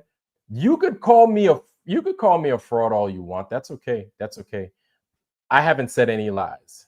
You could ask anybody that's flown a P3. I haven't said not one lie. Not one. I don't have to. I've done this. I don't have to. There's no reason to do that. You know what I'm saying? The fact still remains we pair up what it is their claims are to what the reality is. And it never stands up. It just doesn't. So it's not me saying that NASA's a lie. It's NASA saying that NASA's a lie. You talk about the Columbia coming in at a particular speed, tiles missing, but this thing comes in 22 years earlier without any of that stuff. But we're liars? Come on, man. That doesn't make no sense. You know that. Listen, we don't have to lie. We're not here to lie. We're here to figure out why you're lying. That's what we're here to do. We're trying to figure out why you're lying. NASA, hey, look, NASA said it's a lie. NASA said it's a lie. You're going to tell me one thing, you're going to do something totally different. You're lying. It's not me. It's not me. And this is why the government is falling apart. This is part of why the government is falling apart. This is why everywhere you turn, things are just not like people are pissed, dude. People are pissed. Part of that is because a lot of people are waking up that we've been fed a line. Everybody has been. Doesn't matter. We've all been lied to. All of us have been lied to. Yes, you Globers have been lied to as well, right? You're no different than us. The only difference is that we see it and we accept it. We accept that we've been lied to. We get it. You understand? Why they're not telling you the truth, I don't know. I'm not going to claim to know why. I'm sure we could speculate all day. I don't know why these people are lying to you. But are they lying to you? They most certainly are. They are. And so let's go back to the ALE joint real quick. Company ALE. There it is. Boom. ALE. All right. There it is. Okay. ALE once more. All right. The infinite knowledge, knowing when found in the universe, sharing, beauty and excitement. Okay. All these good things. In addition, technology has been developing rapidly in recent years, and technology has been developing, and its acceleration does not seem to stop. No, it doesn't. Lena Okajima is the CEO of ALE. Addition, relationship between technology. ALE continues to evolve on its own, taking on the challenge of creating new value and expanding its business in response to changing times and demands. With our open innovation business structures that has remained unchanged since our founding, we will continue to find new paths driven by curiosity to enjoy the unknown while working together and co-creating with all our partners. Okay, so that's the ALE. Sounds pretty benign. Benign, but 8, whatever. 3 Big Buddy Bob, how you doing, sir? Good to see you. Good to see you. Welcome. 3 Big Buddy Bob, shout out to you, sir. Shout out to you. Shout out to you. Hold on.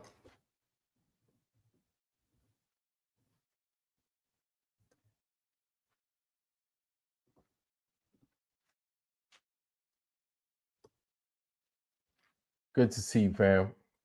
Good to see you. Hey, that's me. Valley Parks, welcome, sir. Welcome, welcome. Valley Parks is in the Foundry, y'all. Welcome, Valley Parks. Welcome, welcome.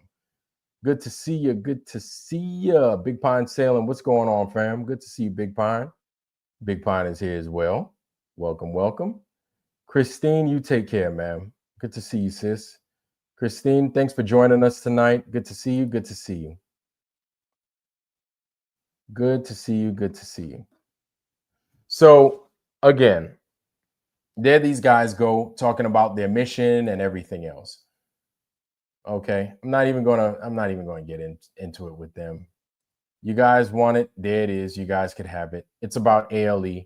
The ALE are the people that project up in the sky, everything else. So my thing is this, basically, right? If ALE can do these things, out of Japan, who's to say that we can't do these things? Who's to say that we haven't done these things already? You understand what I'm saying? Not saying that that's all we do. I'm just saying, who's to say that we haven't? And for what purposes are you doing this stuff? Why are you doing this? Why? You know, the Chinese have already demonstrated their drone technology and all the things that they can achieve with that. We and the Chinese have already demonstrated the hologram technology and all the wonders that, not saying that it's a bad thing to look at. It looks great. It looks nice. It does. It looks really nice when they do it. But to what degree will they go to put these projections in the sky? Is my question. To what degree? And so these guys are going to come around and they're going to make these claims. And then who's to say that they're not coming up and doing all these outrageous things that the majority of us would say, no, it's not possible that they could do that. They can't do that. They can't do that.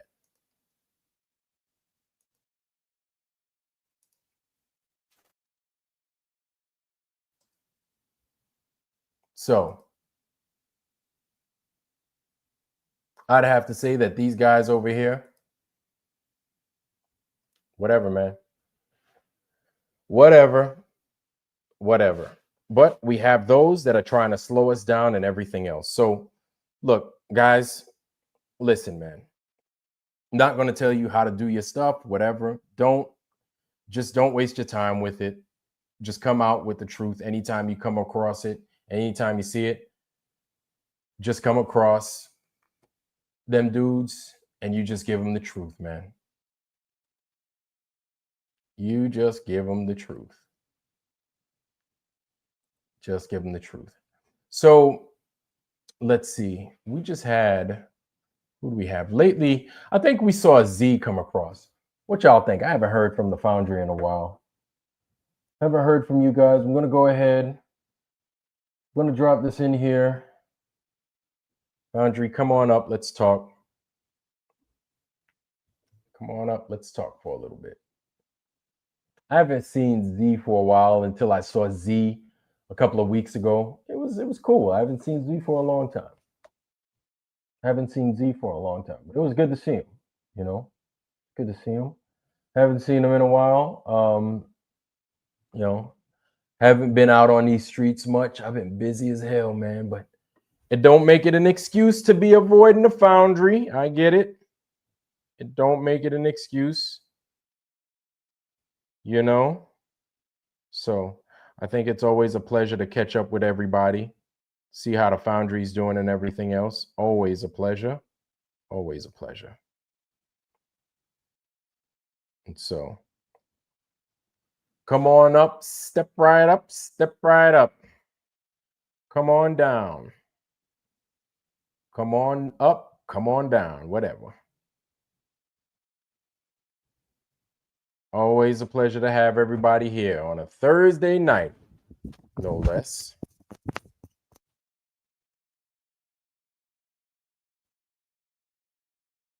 Yeah, so yeah, Z, from what I understand, from what I've heard, Notch no longer presents. Notch no longer comes on anymore.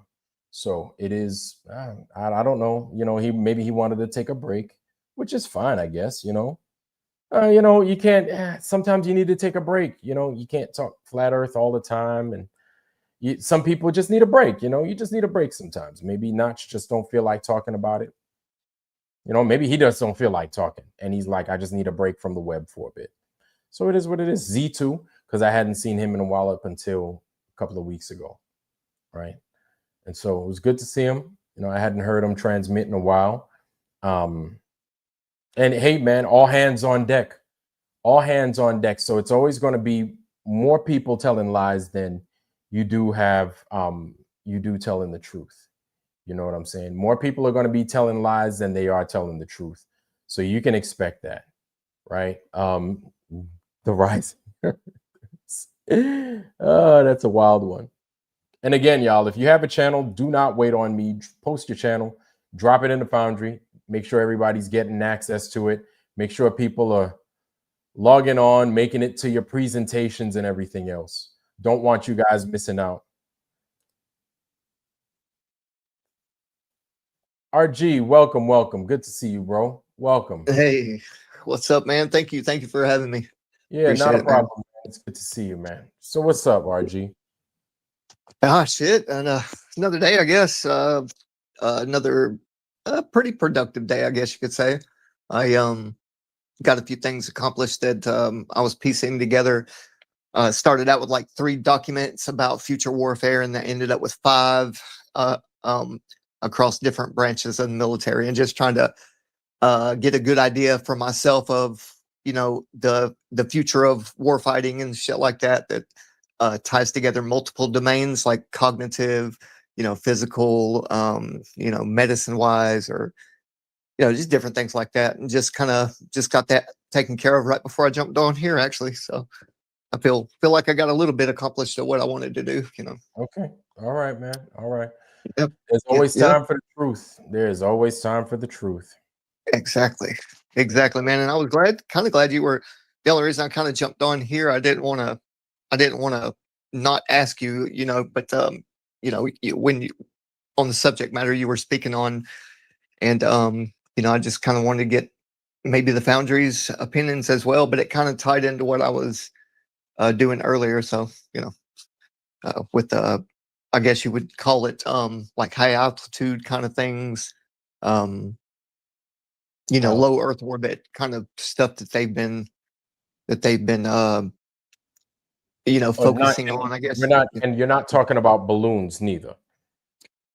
Well, at lower altitudes, maybe like right over the weather systems, right over the jet streams. Okay. But yeah, I'm talking about like the patents I was looking at with the amount of flex in these high altitude balloons, like the new airships, that they've got.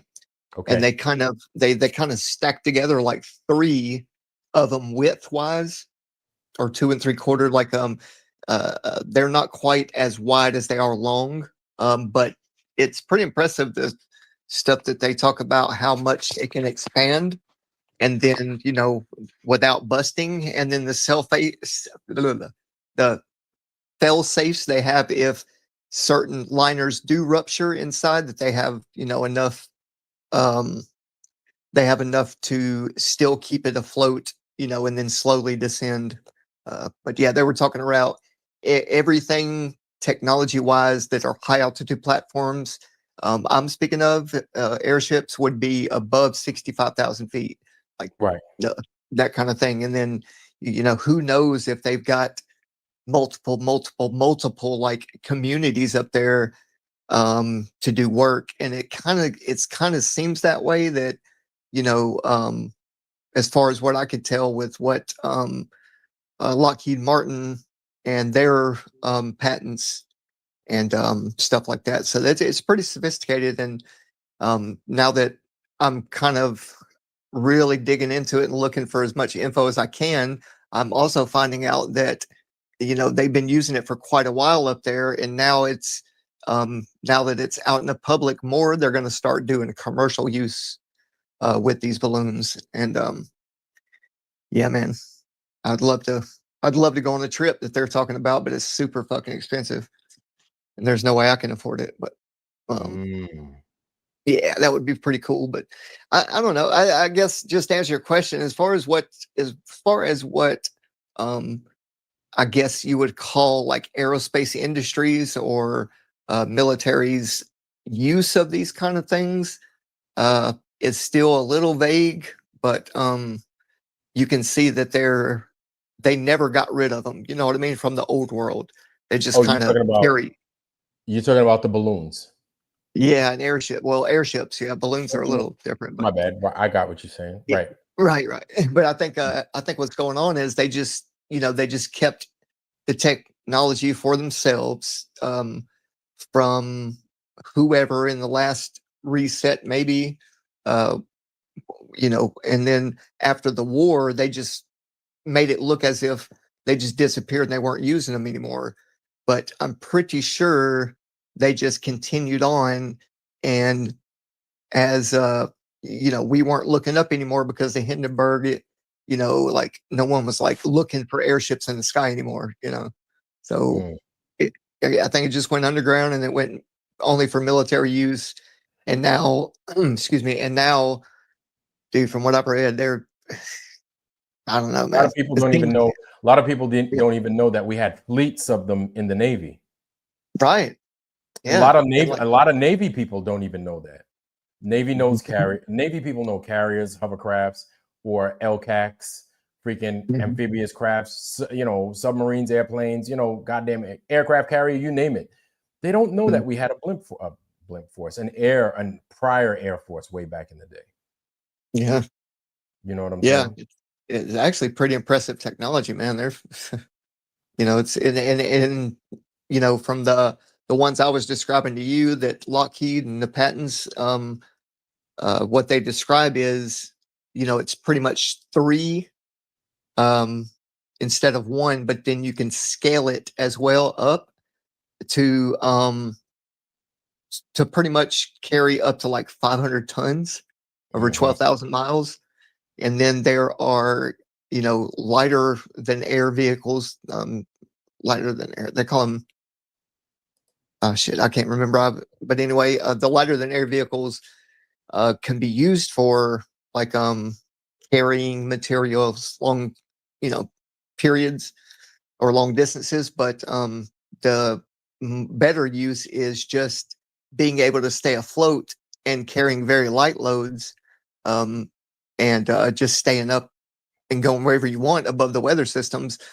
And now you don't have to fight the wind patterns. You don't have to fight, hurricanes, or as long as you're above up there, then that's what they consider low Earth orbit,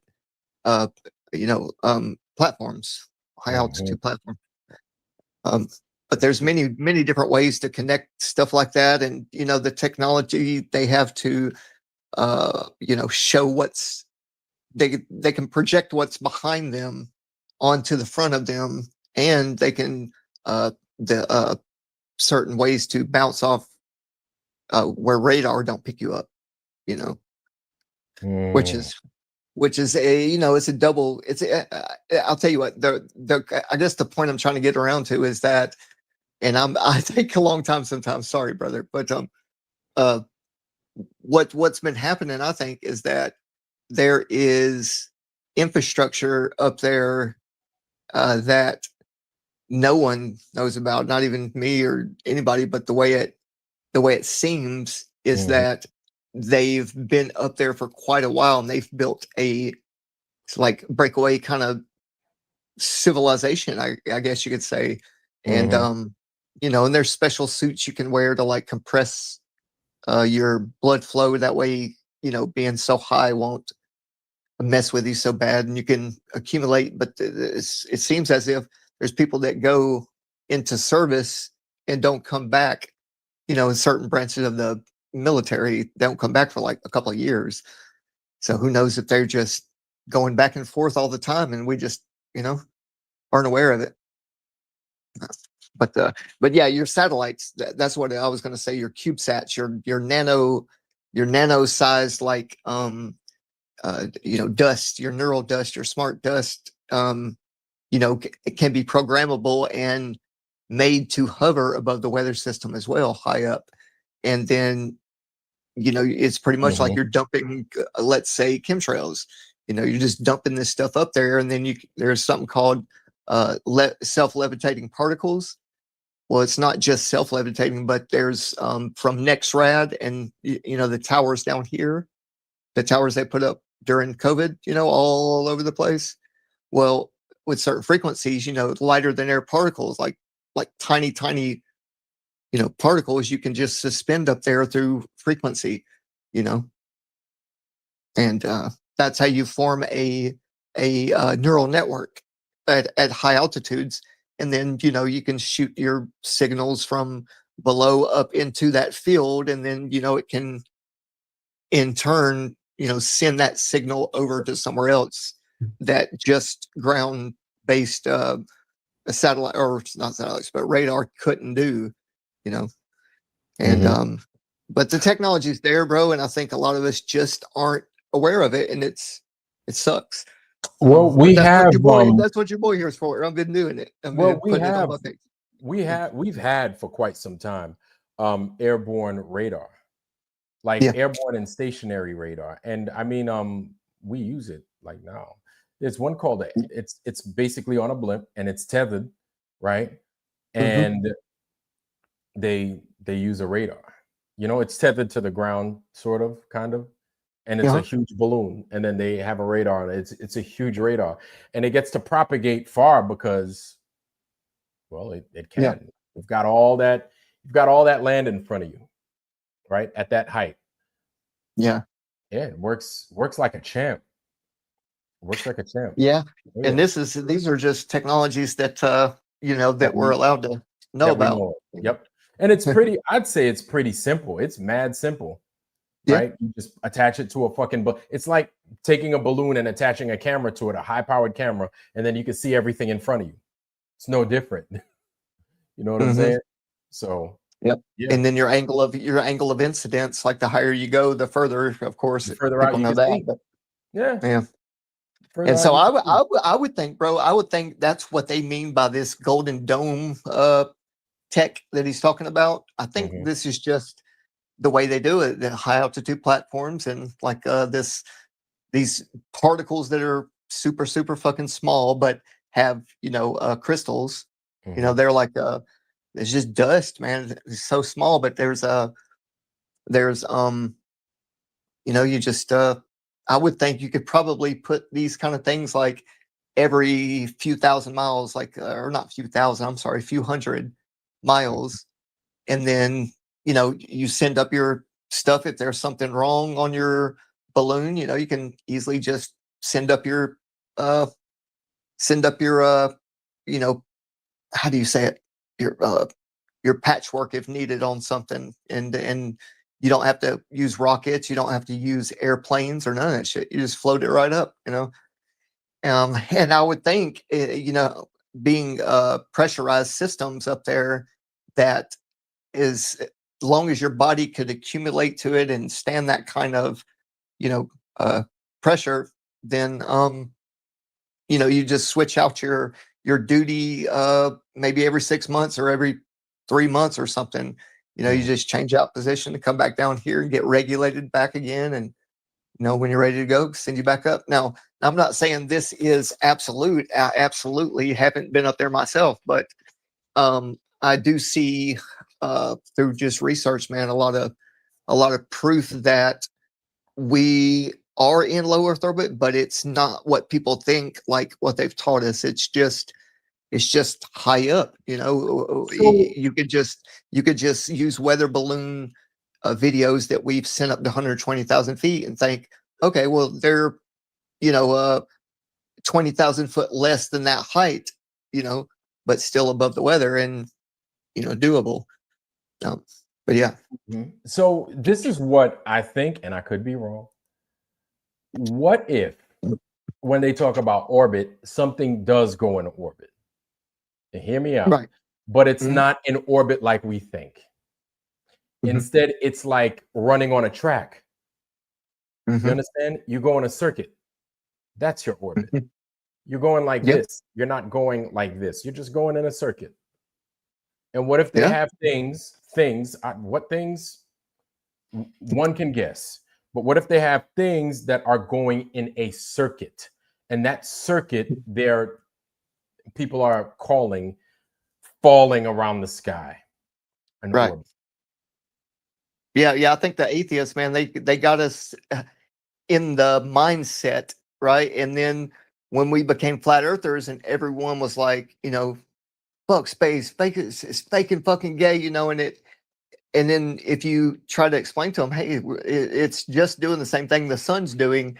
Well, I think we've heard that it's not possible and it's bullshit for so long that when we do hear about circuits or orbits, that I still do that. Like I still, when I hear people talk about space, I'm like, man, that shit's so fucking fake. But we always forget to add on, it's so fucking fake what they taught us. Right? That's fake. That's bullshit. I agree. And I just think it almost feels like being hazed. You know what I mean? Like there's like in a frat, you know what I mean? Frat house or something. Like you do something or step out of line and everybody beats your ass, or just you know what I mean? Not like physically like hurt you, but like jumps on you and they scolds got you. Yeah. I got you. I get you. Well, I mean, those are some of the things that you have to deal with. Yeah. I mean, it is what it is. Let's get this. Yeah, So it's good always to not make each other forget. We for sure don't want to forget that we're being lied to all the fucking time. Like that's always keep that in the back of your mind for sure.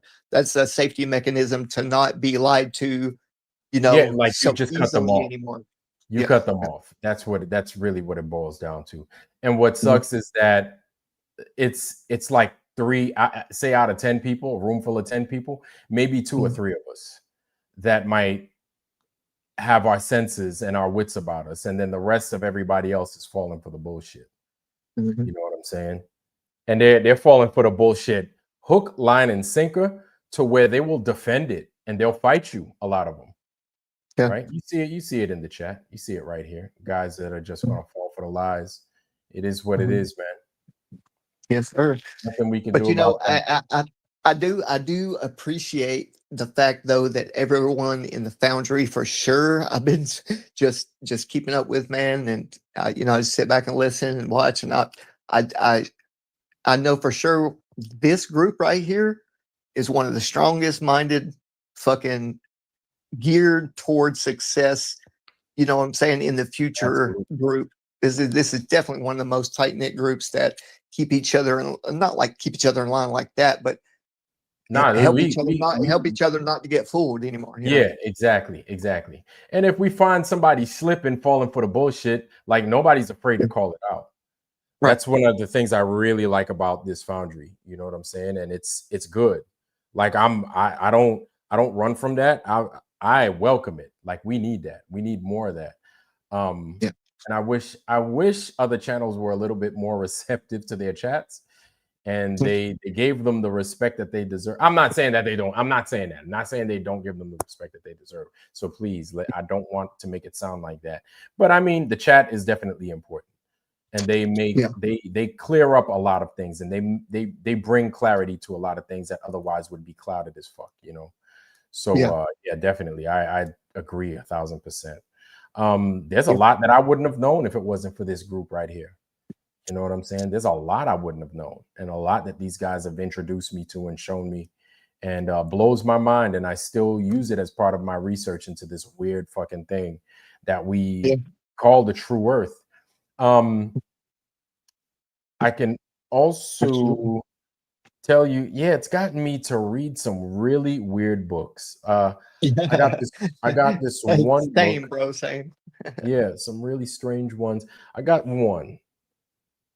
This one, Ripley's Believe It or Not, right? Yeah. Got this one book. It's from 1934. This one, Ripley's Believe It or Not. Oh, that's And an I early one. figured, yeah, this is an old one. This is a good one. I figured things like that are good. It's crazy, but they're good sources of just, I guess you could say, pop culture knowledge for the time. And a lot of what a lot of folks think is just pop culture. Well, that information is important. And I say that because you have things like, you got these big places and you've got these things like giants, the potential for giants, right? I don't know because I wasn't there. But you've got all these stories that are starting to rear their crazy heads.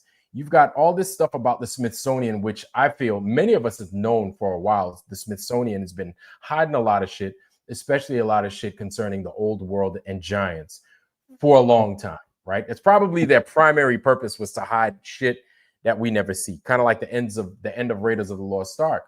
Now, but the thing is, I feel that knowledge like that, people fucking took for granted back in the day. Not that they took it for granted, like, oh, we're lucky to know of these things. But no, it was just common knowledge that these things were what they were. Like everybody knows about giants. You know what I'm saying? It wasn't a story. So that the world had changed at some point to such a degree that you lost a lot of that knowledge, that a lot of that trivial knowledge to some degree is what's important. And so a book that's just a little jokey book for a while, or it's like, oh, random facts book that damn near everybody knows, it becomes damn near a Bible to a degree. Right. Like you use it to gain actual knowledge from, like, holy fuck, this is what was going down during this time. You understand what I'm saying? So you could talk about something, you could not have a VCR on hand, right? And you could say VCR to a bunch of kids. You could have a room full of 50 people. 2 of those people, including yourself, is above 40 years old. You say VCR in that room, and the room is full of a bunch of Gen Z people or Gen Y, whatever, they won't know. Or you might have 4 or 5 or maybe 10 people say, I've heard of a VCR. Isn't that like some time? Isn't that some machine that you put records in or something? Or something they call tapes? Or something that they call 8-track? They would mix it all up. They'd be close, but they're not on the truth exactly. This is what we're coming across. This is what it seems that we've come across. You know what I'm saying? When it comes to these things like the giants and just information that's no more. At one point, I feel it was just so. Why would you have to pass information down to the kids like that? You don't think to. I'm not saying that you shouldn't. I'm not saying that you shouldn't. But you don't think to pass information like that off to kids to where you're like, they should know. They know already. Of course they know. But who's to say they don't know? Bro, the kids don't know about rotary phone. Just stuff that we grew up with. They don't know about rotary phones. They don't know about that little phone that you had as a kid that you drug around that had it was a rotary phone attached with the little coiled wire and they don't know about, Tonka trucks. They don't know about these things. They're never going to have to deal with that. They don't know about Estes rockets. Kids don't know about these things. This was our generation and previous that are very well familiar with these things. The kids will never fucking see it. It'll be lost in time. It will be lost in time forever until it's dug up or until somebody mentions it. Somebody could mention it and then they'd be like, that couldn't have existed. I've never heard of it. Well, just because you never heard of it doesn't mean it didn't exist. Or just because you never heard of it doesn't mean it wasn't something that was real, or doesn't mean that it was something that everybody used at one point. And this is, again, we're here now, right? And so the Foundry got me reading Ripley's fucking Believe It or Not 1934. Yeah. And Well, books it's cool. It's cool. prior to It's that. cool. Yeah, it's cool It's because you know crazy. what, man? But back in that day, man, I guarantee you, shit that was once fiction then, or nonfiction then, is now fiction. See what I'm saying? Mm-hmm. So Absolutely. and it's funny you mentioned that, because about information, what that report I just did, or the research I just did, and had 5 documents that Hold on. it Flat Bob, you have a good night, brother. Be easy, fam. Go ahead. But yeah, so it's important that what I just researched, these 5 documents about future and modern warfare, right?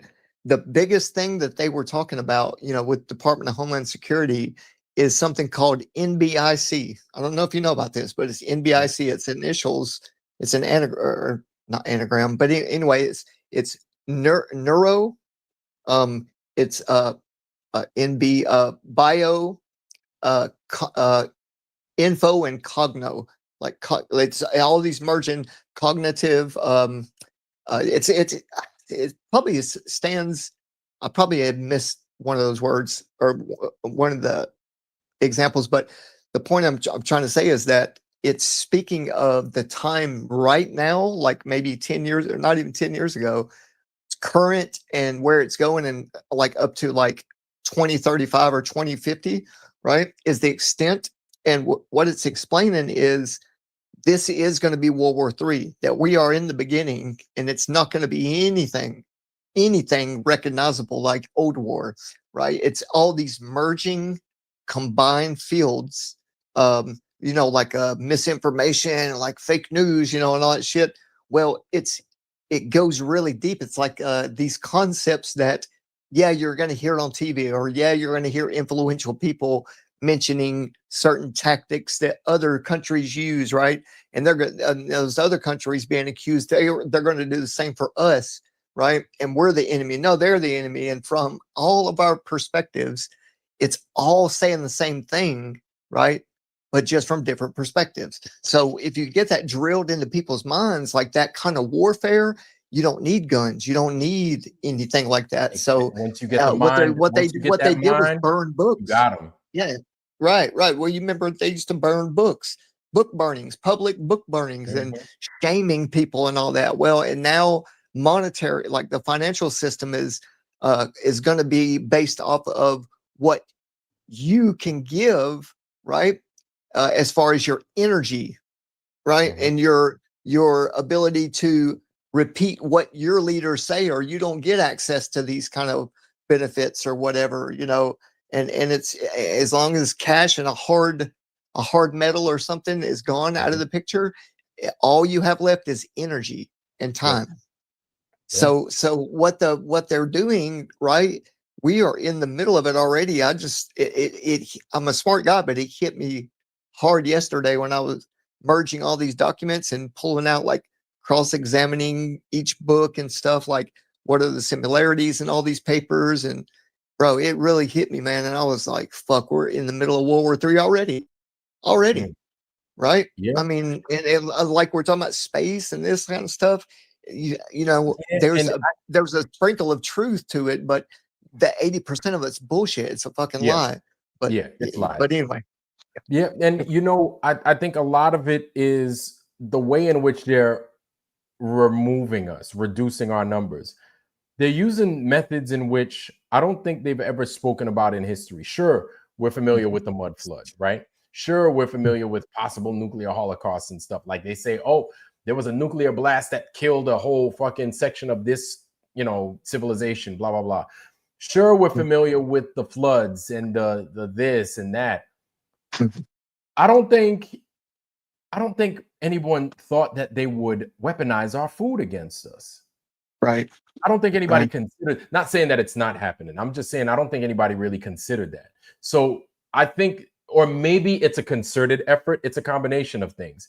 It's not just it's not just the freaking food. It's not just these, nature turning its back on us. It's a combination of it. Like just so it could reduce the numbers, so it's got less people that it's going to remove. Perhaps. Yep. Yep. And to demonize you in public or online, like social media, that's a way to discourage people to where they don't want to do the shit anymore. Right? It's too much of a headache. It's too much of a strain on their social life or financial, like they can't get jobs because they're flat earthers, or you know what I mean? They have had this in the works for so long, bro, and they're so good at it. So Well, let fucking me good. tell you. Bro. Let me And I tell hate you. seeing that, but it is, There was a group that I had a while back. I had a little bit of an interview with them, and they I think there are changes that are taking place for the better. You have people that think for themselves that are in positions of some sort of power, and in my own little way in which I saw it, was being interviewed by these guys. And we spoke during the interview, and they asked a pointed question. Hey, did you get that fucking hokey pokey? And I said, oh, I was like, oh, of course I did. And then they looked at me and they smiled. They were like, yeah, us too. So it's kind of like, we get it, we got it, right? We kind of understood where each other was coming from. We got it, if you know what I mean. So it's like they were of the same mind. And these guys, what they were doing for work was unlike what normal people are used to. That's all I'm going to say. That's as far as I'm going to get with that. Yeah. And so like when you have people of that caliber doing particular things to that effect, that even they're avoiding it. It's like, look, I guess you could say you've got allies everywhere in some of the strangest places, in the places that you'd least expect. So there are people out there that have their wits about them. Not everybody's a globe earther. Not everybody is a glutton for punishment like that. Not everybody's going to sit there and believe the mainstream narrative. And there are those that ultimately you can call on to either hear what it is you got to say or learn something from that you otherwise wouldn't be able to learn anywhere else. At least I feel so. Yeah. And bro, and speaking of that, the people that had to kind of conform because they made a choice that they wanted to keep their job, or they didn't want to be ridiculed for speaking their mind on social media or something. I just really wish, bro, looking at it now, people probably took that jibby jab, bro, thinking to themselves, well, what's the worst it can do, right? Like, what's the worst it can do? I might as well do it. I don't want to lose my job that pays 6 figures. And all the while not knowing, bro, that they were, and I wish I knew this, man. I wished and prayed that I would have known that this thing was an interface, bro, a technology interface. And people didn't think it was going to do much to them. But man, listen, dude, I hate that good people, like you were just talking about, like people that have their wits about them and they know the truth, or they know the truth enough to help them in their spiritual life or emotional journey through life. But man, this interface that they jabbed people with, bro, is there's something called lipid nanoparticles, and that's what the spike protein they call spike proteins. Okay, right. I've heard of that. I've never heard of lipid nanoparticles though, but go on. Well, the lipid nanoparticles is a technology that is the middleman to booster shots, to future COV 19 or whatever, COV 20 comes out, or 21. What it was is it was that middleman, so that it could your cells that what they call spike proteins or lipid nanoparticles that were inserted into the cell. Well, now there's a receptor end to where whatever else that they introduce into it is now not going to give your body any problems anymore. What it does is the ones with the receptor ends, plugs into like the receptor end being like the female end of a plug-in, right? And then you got your male end that you plug into the wall. Okay. Well, that male end is now future ease of getting there, introducing it into the cell to mutate it even further. Now, what I'm thinking from my research is, bro, that whatever else, chemtrails or whatever else in the foods or drinks or whatever, if they introduce something into your body now, it's going to mutate it a lot easier without killing you. And hear me out. So, if you don't, and guys, hold like, on before you continue, guys. Yeah. You know, I understand that it's a little bit of a crazy topic, and I get strikes. Here's the facts, man. I'm gonna be real with you. Like, I'm just gonna give it true. I'm not like I don't like to cut and fuck up a conversation because it's YouTube is gonna do this. It's gonna strike. You know what? Fuck YouTube, man.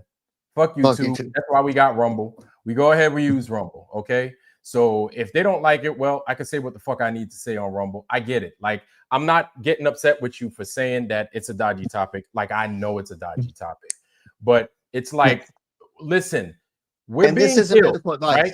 They're putting plastic in our food. You're being poisoned anyway. Say what the fuck you need to say. That's it. Say what the fuck you need to say. Any which way you need to fucking say it. That's it. You understand? You have a platform, okay? And I'm not raising my voice at you, so please don't think that I am. Like, I agree, and I see why you would say that. It is a dodgy topic. It is. But say what the fuck you need to say, man. We don't know when our fucking last breath is going to be. Okay? We don't need to be sitting there regretting, oh, man, I wish I would have said this, or I wish I would have just all gas, no brakes. No, you don't need to fucking worry about that with me. We're going to say what the fuck needs to be said, and that's it. You're not going to have to worry about that with me. You say what you need to say, and then we keep it moving, and we learn from each other. This is what the truth does, man. Like don't let that censorship shit slow you the fuck down, okay? Don't do that. Don't do that. And you know, if I get hit for a strike, that's okay. I'm getting hit for a strike. So fucking what, man? So what? It is what it is, man. It is what it is. Like, these guys, I don't know if they want the truth. I don't know. My thing is, you could come here. I hope other channels are doing the same thing. I truly do. I hope other channels are doing it the same way. But I can't tell how to do it. I can't. I can only do it here as best as I can. I can't tell you how to conduct your business or when to conduct your business. But I would just hope, if you have a channel of your own, that you just fucking let it go, man. Let that shit go. Yeah. We all love each other here, man. We all good. You could save somebody's life. For sure, yes, man. And that's the thing. That's what it is. Hey, look, man, even when I say suicide, hey, suicide, people killing themselves. You want to know something? It's happening. People are killing themselves. Am I making some shit up? No. People fucking kill themselves. You might know somebody that killed themselves. I know a lot of people that did. You want to know something? I know a lot of fucking people that did. And you want to know one of the big things of people that have killed themselves, the people outside of them, you want to know what it is they say? They're like, well, you want to know something? I wish I would have said something. I wish I would have said something before that person would have taken their life. Well, say what the fuck you need to say. Say what the fuck you need to say, because you never know, just like you said, RG, you don't know whose fucking life you're going to save. Hell, you might save your own. You don't know. Say what you need. Say what needs to be said, man. If it's, as long as it's grounded in the truth, you say what needs to be said. Amen to that, brother. Yeah, I got Coherence, Victoria. So how you doing, sis? Good to see you. Lock Smart, welcome, sir. Good to see you, fam. Jeff Gashead, welcome. Good to see you, sir. And J.R. Hartley, listen, man, that is not a strike on you. I'm glad that you brought that up, though. I'm glad that you brought that up. Because look, man, we have one life, one swing to bat. Okay. So while we're here, we just need to say it like it is. Okay.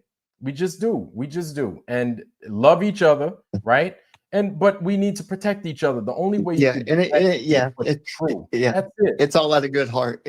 For sure, man. I'm not doing this or saying this to give anyone like a green light to go and do this or take my advice as holy grail or but I do this for people to benefit from for Yeah, sure, yo, man. dude, I'm not even low. They said that shit happened in Minnesota. They said a transvestite went out there and shot up a bunch of people in Minnesota.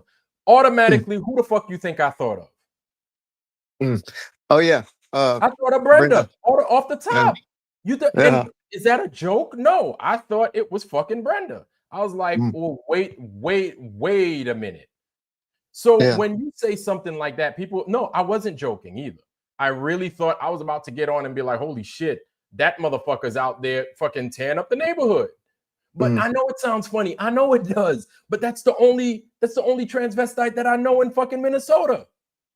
Right. Hey, and you know what, bro? Yeah, I'm gonna say this too. You might have saved that dude's life for sure by giving him 5 minutes each time, bro. And it might have made his day on the down low. Even though he gets grumpy and yells and goes in circles, man. You might have saved his life one day by just doing that. You never know. Never know, Hey, look bro. at that. Look, you see, we got Nathan Oakley saying that I'm bringing the flat Earth down. Nah, bro. Well, if I am, then hey, I man. I don't see it. This man that brought me up. Yeah, I don't know how many people you brought up.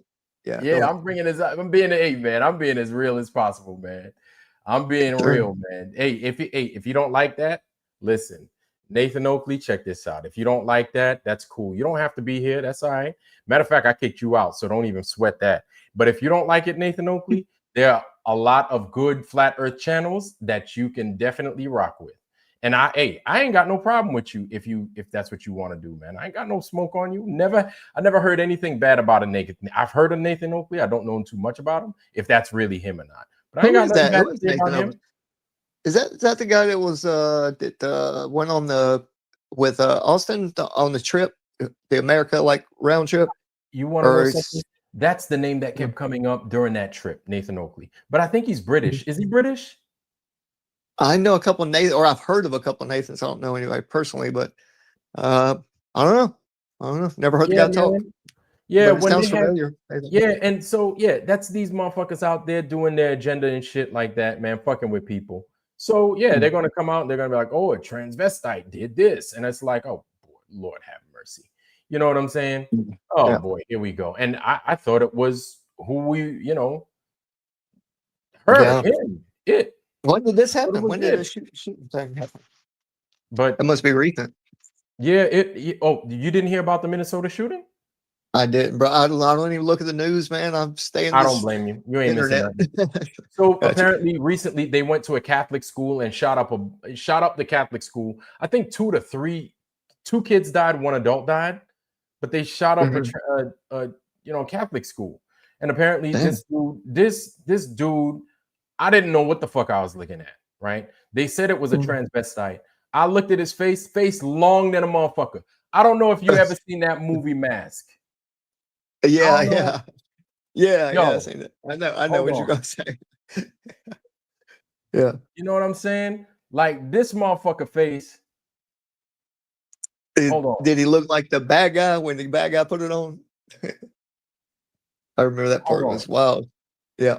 Hold on. I'm gonna show you here in a little bit. I'm gonna show you here in a little bit. This is that motherfucker. Hold on. Let me get that shit up real fast. Oh, I was telling you this while you're getting that. I'm gonna tell you. You remember when me and you did when I came on your channel, we were talking about that machine, with the bowls, the magnetic bowls and stuff, and the plasma. Bro, it was so cool, man. I seen this girl. She did kind of a deep dive on it. She's a flat earther, and she used some shit that I never thought of, but she made a lot of good points, man. And it was kind of cool to see that being used. So you see this dude right here? See, I know, right? This is that movie. Man. So for all you guys that ain't familiar, there was a movie called Mask that came out in the 80s, right? Early 80s and stuff. I guess it was 1985. But this is something that I had to watch in religion class all the time. We always had to watch this movie. But this is him. And that's him right here, face looking like. Oh, that's the dude that shot up the place? Huh? Nah, that's not the dude that shot up the place, man. This movie's from the 80s. But I got you. Face right here. You see his face, he looks. it don't look right. I'm not trying to make Right. fun of this dude either. I'm really not. Right? And this Oh, is based off of it's a not a true mask. story. That- Huh? That's real. That's a real dude or a real woman. Dude. So apparently the one right here, you see in the bottom right, Okay. right Yep. here, that's his face right here. That's him. Oh, okay. Yeah. It's just That's like a him. defect from birth or something, Bro, or it it's was. yeah, I forgot the name of it, but he had that problem. I I think got he you. might have been like the elephant man. Elephantitis. Yeah, I Yeah, was it, about to say elephantitis. it might have been something to that degree. I'm not sure, and I'm not trying to sit here and make fun of a dude neither. I'm really not. Sure. If you know somebody with that problem, but Right. but hold Yeah, on. you're just showing me. You're just showing me. You ain't making no Yeah, fun. and I'm not making fun, but hold No. on. Um He said would share another gender bender. JJ, wild. yeah, and then here we go. Right here. Look at this shit, man. You think I'm lying, but I'm not. This is the dude that shot up the place, man. Oh, I know now. Yeah, I did see that. Look at that face. That motherfucker looked just like that dude in the movie. Oh, don't he? That's him. That is it, man. You said, man, I don't know what to think now. Damn. Okay, I see. Yeah. There's a guy that tells a story about people's faces, like it's he'll draw a line straight down the nose, like he'll half and half, and he'll look at each side of the face. Yeah. And he's like 90% accurate about the shit he'll guess about people, or That's it's it. some kind of Sav science. remembers. My bad. Sav remembers. That's his name, Rocky Dennis. Rocky Dennis. At all. Yeah, that's right.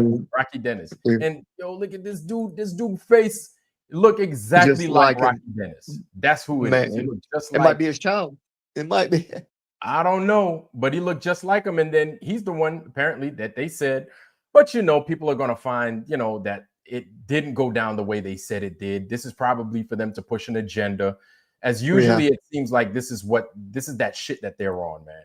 Or take attention away from something else is a lot of times, when you start looking at a lot of the bigger things happening in society, and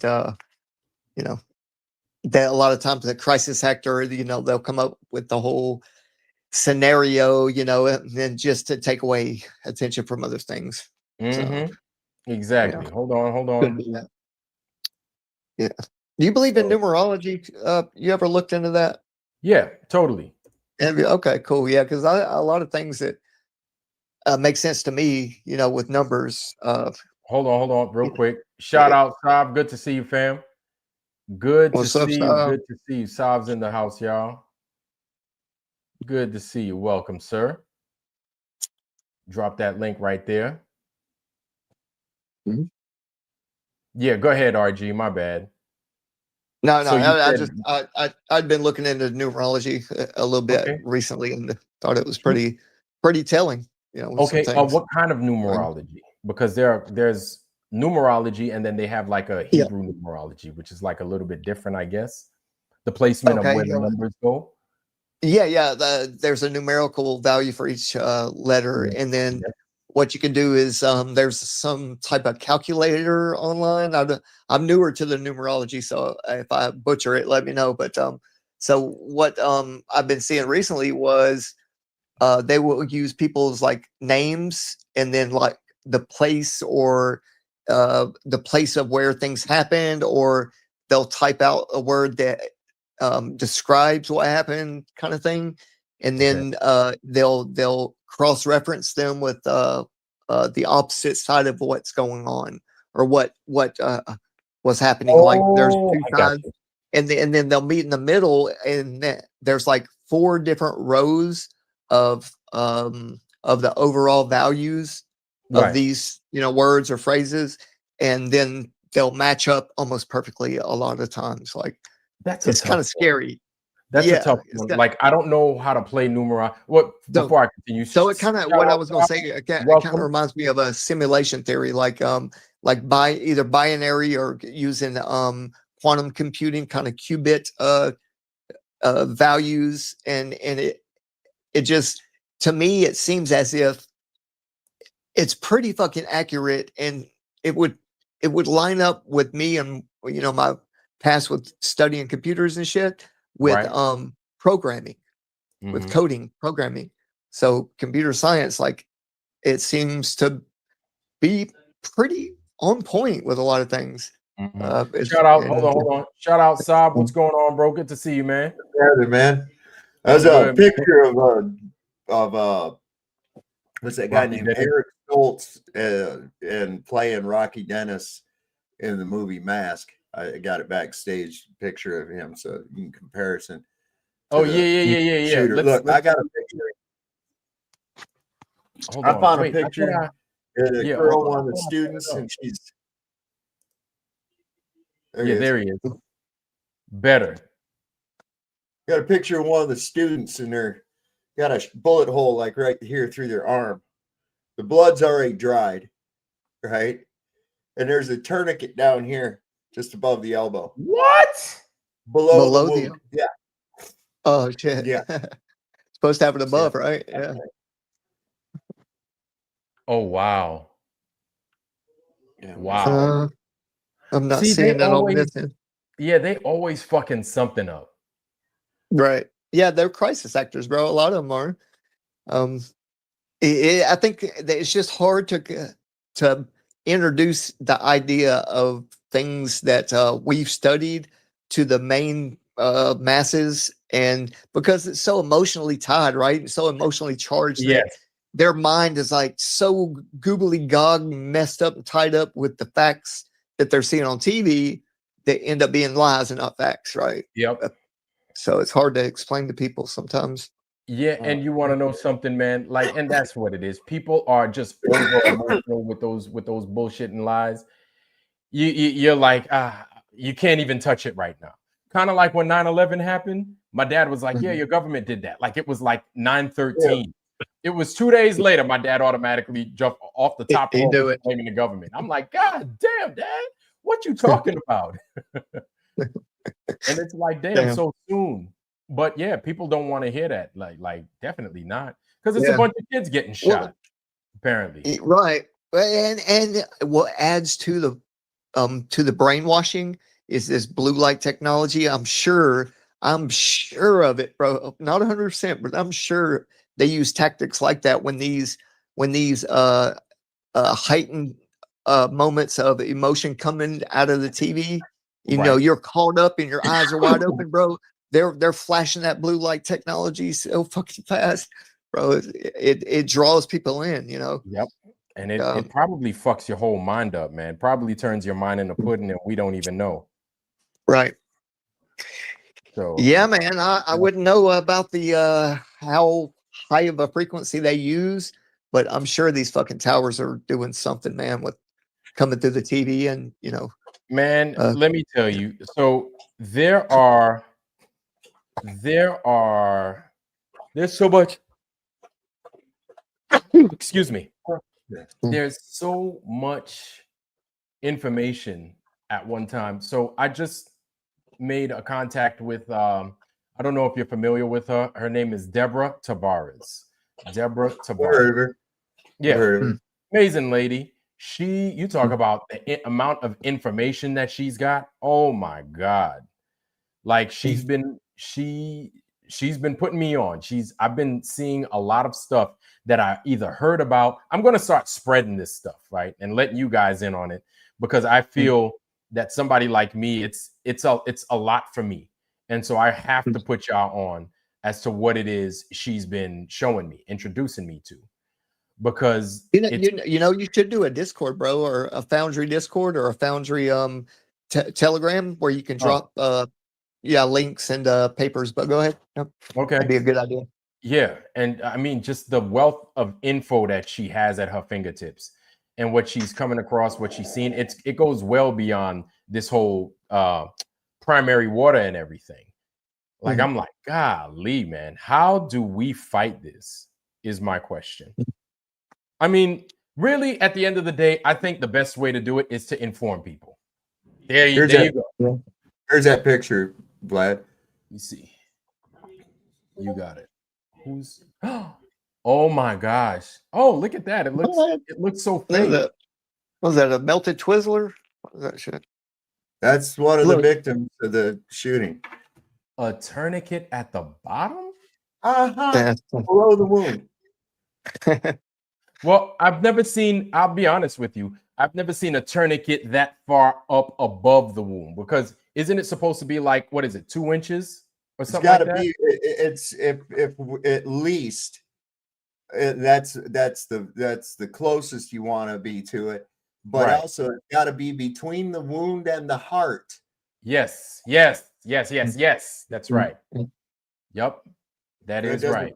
And how that blood? Look at that thing's gaping open. I know, And right? it's That don't all even look dry. real. It's all dry. And she just looks like she's all normal. If I'd have got She's shot just in my chilling. fucking arm right there, Yeah, she's like, yeah, dude, look at my I'd be new wound, squirming, y'all. laying on them. Yeah, Right? like she's showing off her new tattoo. That's a crisis actor. Yeah.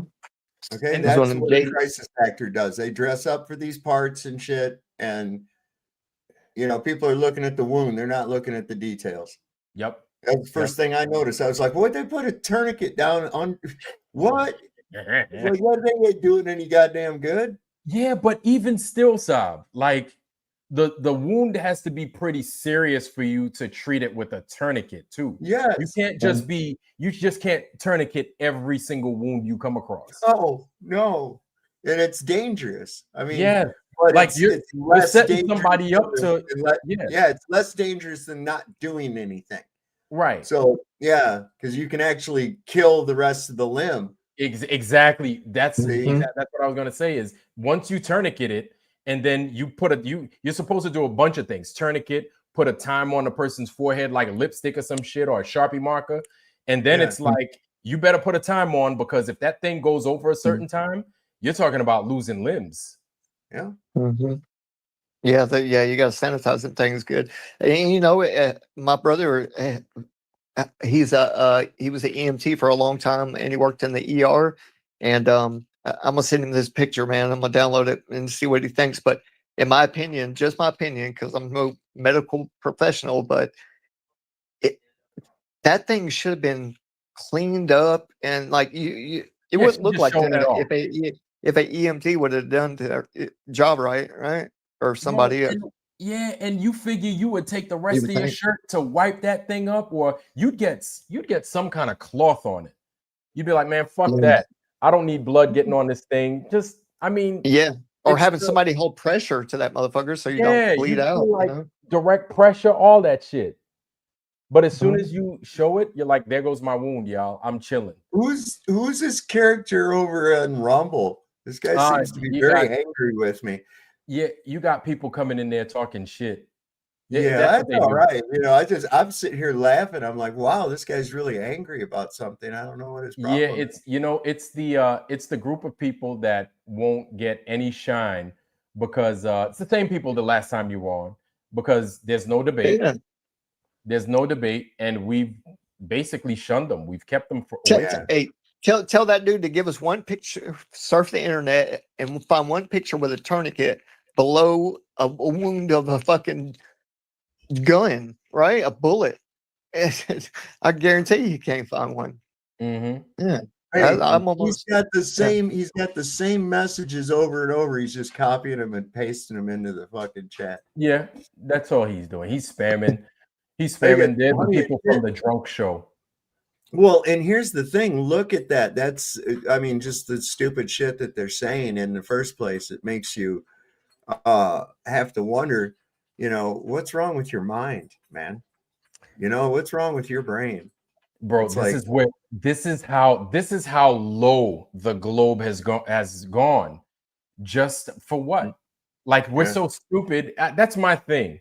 If we're so stupid and we're so dumb, why do you need to come here and mess with this? I got a small channel. I ain't even got a big channel. It's a small channel.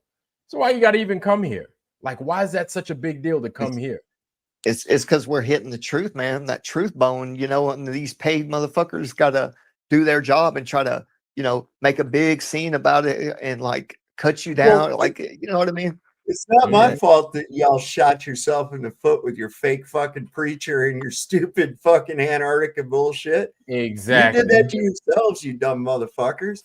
We ain't Yep. the one that sent Katy Perry up into fake space. That wasn't us. Yeah. We just noticed it, you Yep. know? Sorry And then about your luck. As soon as you catch them in their bullshit and you present it to them, they're like that woman that you catch cheating. And then they start getting mad at you. It's like, what you getting mad at me for? I'm giving you your bullshit. This is your lie. You know what I'm saying? What you getting mad at me? Oh, hey, speaking of dumb shit and like weird people, have y'all seen that recent just off topic, and you don't have to, I mean, we don't have to talk about this, but I was just flipping through last night after I got done with my research, and I seen this this dude show that had, it looked like Dave, right? It looked like Flat Earth Dave. You know, I ain't gonna make a big deal about it, but you know, usually he's got a hat on or something, right? And I was just like, damn, he looks so familiar. So I clicked on the show, and it's a recent interview that, you know, there was this guy with, he's like big headed, and they were like this big empty house, and there's a couple of other, like, I guess, co-hosts, and then and anyway, I was just kept watching, and sure enough, it was him. But what got me, bro, is that this dude was like making some off the wall black jokes, man, that like, kind of pissed me off.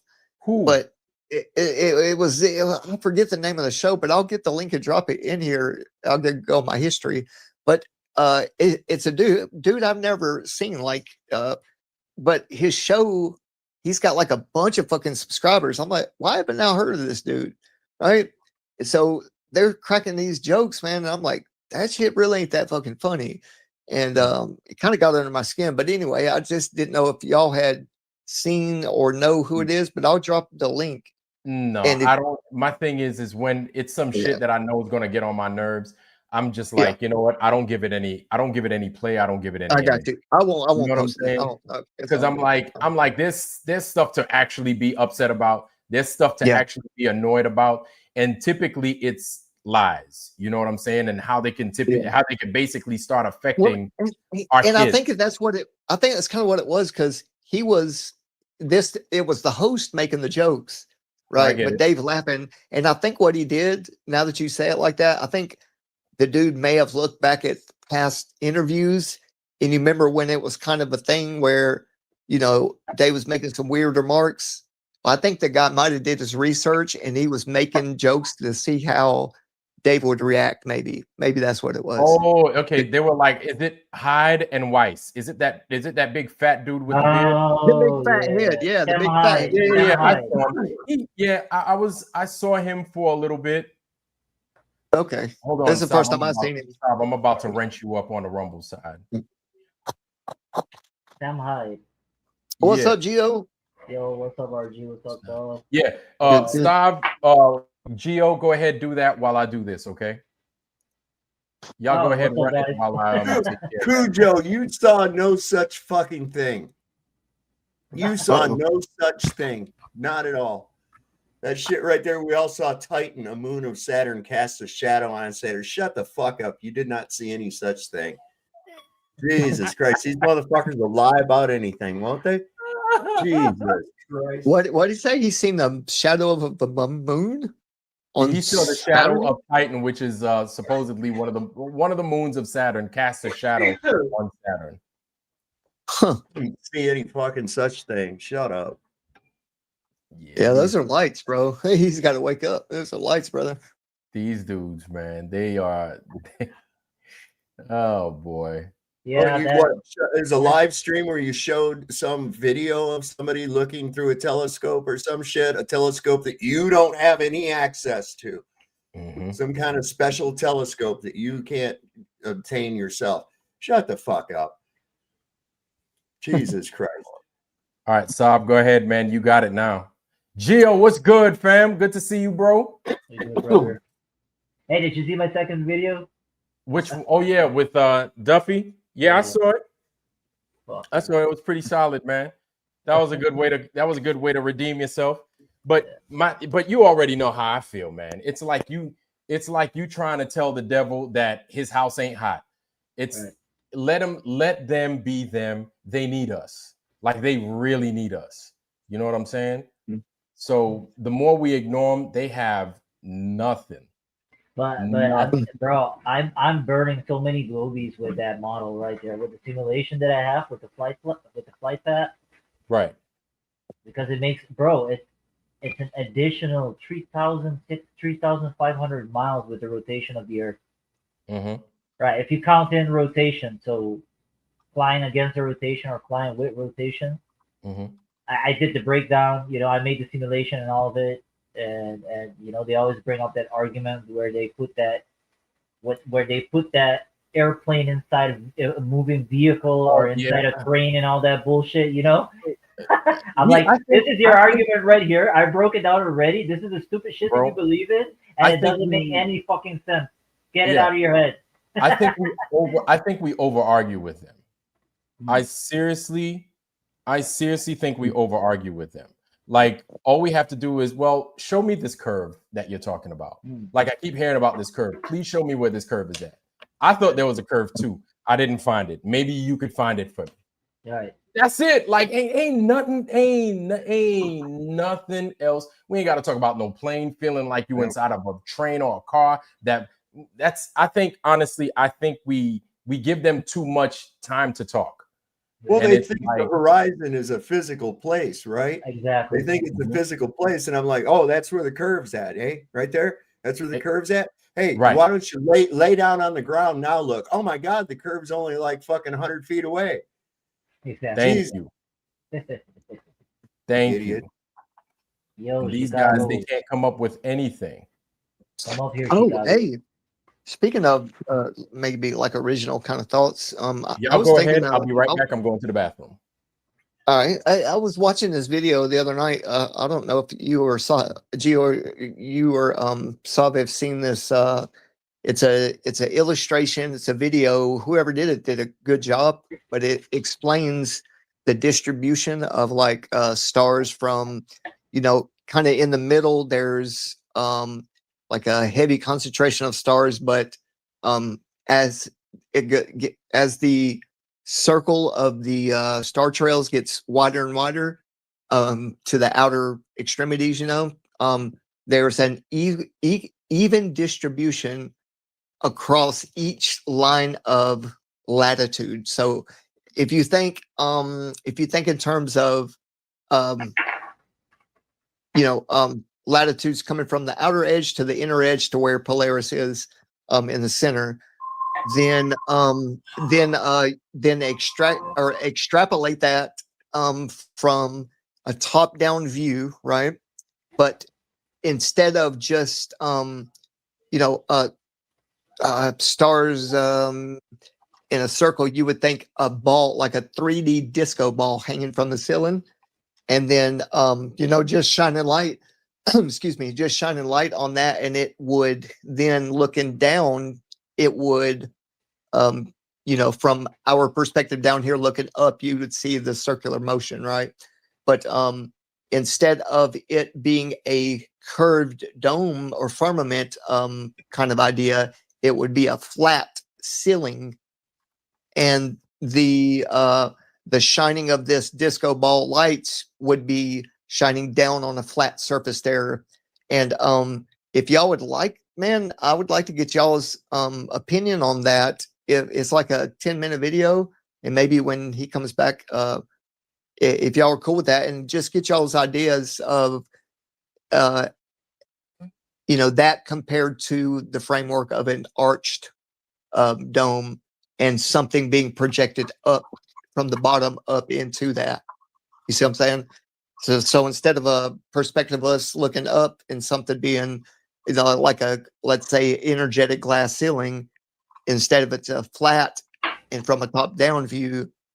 And it's kind of a equal, where people would say, oh yeah, the globe could be extrapolated from a flat earth model or a flat earth vice versa.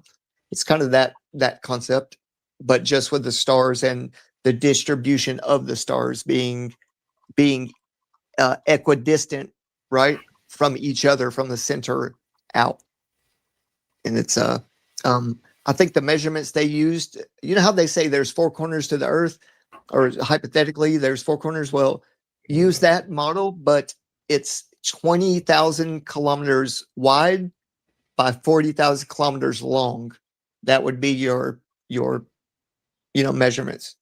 But yeah, it's pretty badass. I'm gonna go get the link and y'all just let me know what you think, man. We'll drop it in here. So I'll be right back. Yeah, I do think that, you know, the way that we see the stars is due to perspective, basically, right? Everything that goes into the distance falls. You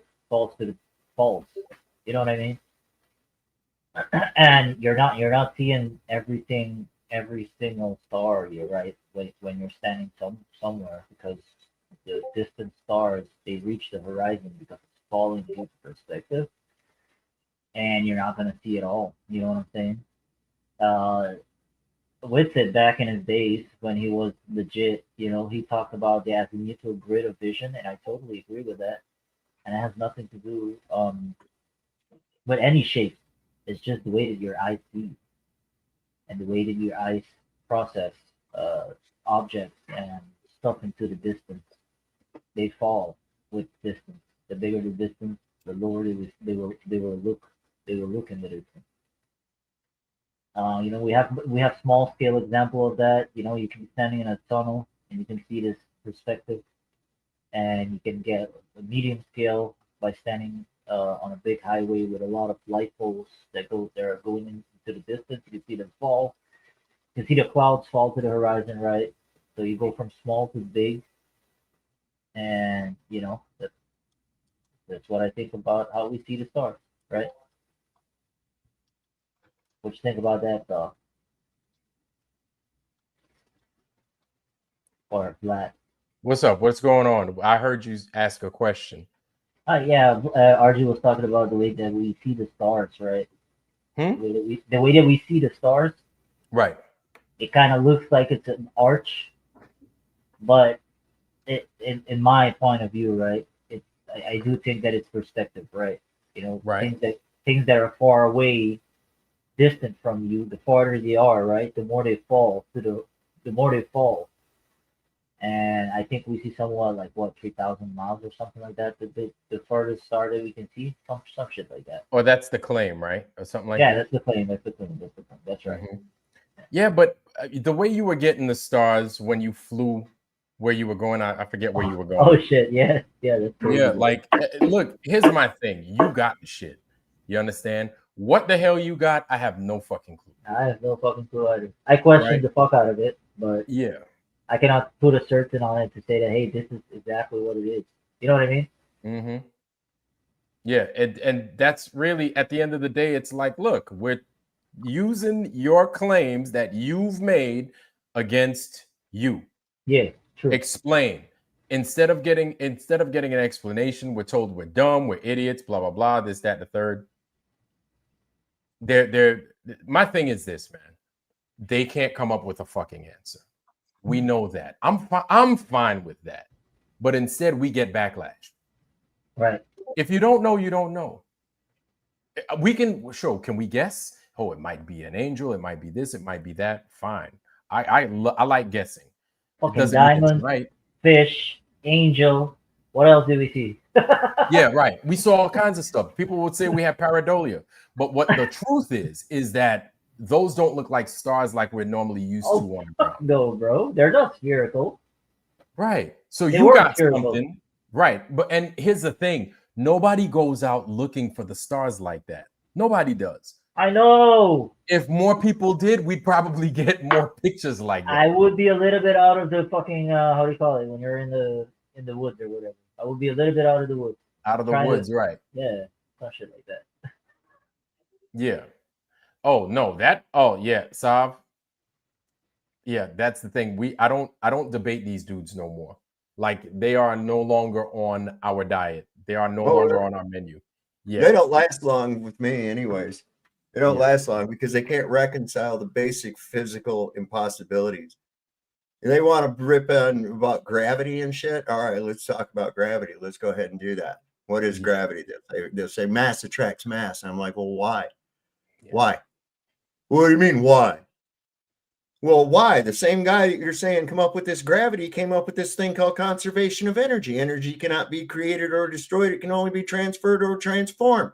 So where is mass drawing the energy to create a gravitational force? We know that an object can't move without a force being applied to it. So where is this gravitational force drawing its energy from? And another part of that would be, why does it never succumb to entropy? Everything succumbs to entropy. It's an endless source of energy that it just draws off of and remains constant. That's fucking stupid. Goes against Newton's law of conservation of energy and the laws of entropy. Yeah. How do you reconcile that? I give you props. That's going way too far in the weeds with me. I'm like, where's this curve that you guys keep talking about? All I want is that curve. That's all I want. You can't have that curve without this fucking gravity. Yeah, right. Exactly. Okay. And if gravity was real and gravity's holding the oceans in, then we wouldn't have a such thing as evaporation. Our whole respiration process of the troposphere would be fucking defunct. It wouldn't work. Didn't even consider that. Well, yeah, this is true. Never considered that. But I'm like, yeah, you know, those guys, they're nothing without us. They're absolutely nothing. So we've moved past them. Those guys are stuck with NASA and lies. And so that's as far as you get, is NASA with those lies. Like you're going to miss out on a lot, but that's not a me problem. That's a you problem. And y'all need to figure that shit out. But speaking and like receiving a lot of information from Ms. Tavares, Deborah Tavares, man, these dudes, the setup that they got for us, my goodness. The only thing, again, protecting us is we just got to just tell people about the shit. Anything we get our hands on. And most importantly, most importantly, learn the word no. Learn how to use the word no. They say you have to do this, you say no. Okay? You have to do this, that, or the other. You say no. Understand that a mandate is nothing more than a strongly worded request and is only valid if you accept it. That's per Black's Law Dictionary. Don't get fooled again. Don't get fooled again. Yeah, we got plenty fooled. With some of the people that we have around, bro, we're gonna get fooled again. Yep. 100%. And they're trying again, man. Yeah. They're trying again. And you know, I mean, they're gonna get some kind of success. I had my little girl here, and even her, she was like, well, everybody knows the shot was, you get the shot because, and I'm like, oh my Lord. And I was like, really? She's like, yeah. And then I was like, why didn't you get the shot? She was like, she was sitting there looking for an answer. And I was like, yeah. I was like, I'm glad. I was like, listen to daddy, okay? I don't need you getting that shit. You don't need to get it. You never need to get it. No reason for you to get it. So there's a reason why we're making sure you don't get it. Okay. You raise them religiously, or you raise them without religion? You know, here's my thing. Like at first we did, you know, my daughter's Roman Catholic, right? Okay. Like I was born and raised Roman Catholic. Yeah. It's a little bit easier like that because you can say that your body is the temple. You know what I mean? Yeah, but I'm gonna keep it real with you. Like, you know, I show her the stuff in the Bible and everything else. Hell, I used to run those not catechisms, but I used to be a youth minister, right? Okay. And so, yeah, we did that. She got her first communion. She got her confirmation too, not too long ago.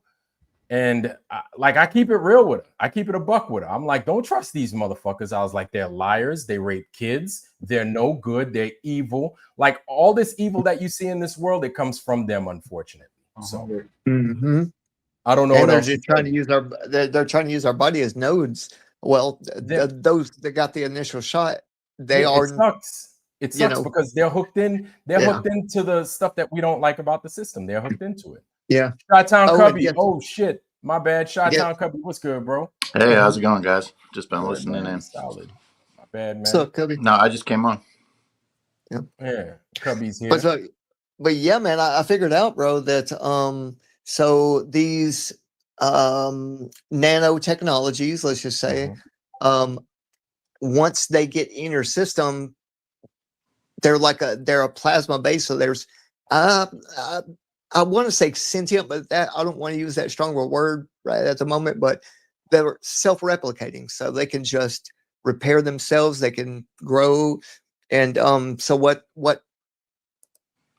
has been dumped, let's just say, and the portion that is breathable, not the interface, the shot they gave us, but what they are, what the big plan is, I think, in my opinion, and what I've found out through gaming and the digital twin and the super soldiers and, you know, the augmentation and all that they're already well underway and well, you know, had that for years. But what's going on with the gaming industry, bro?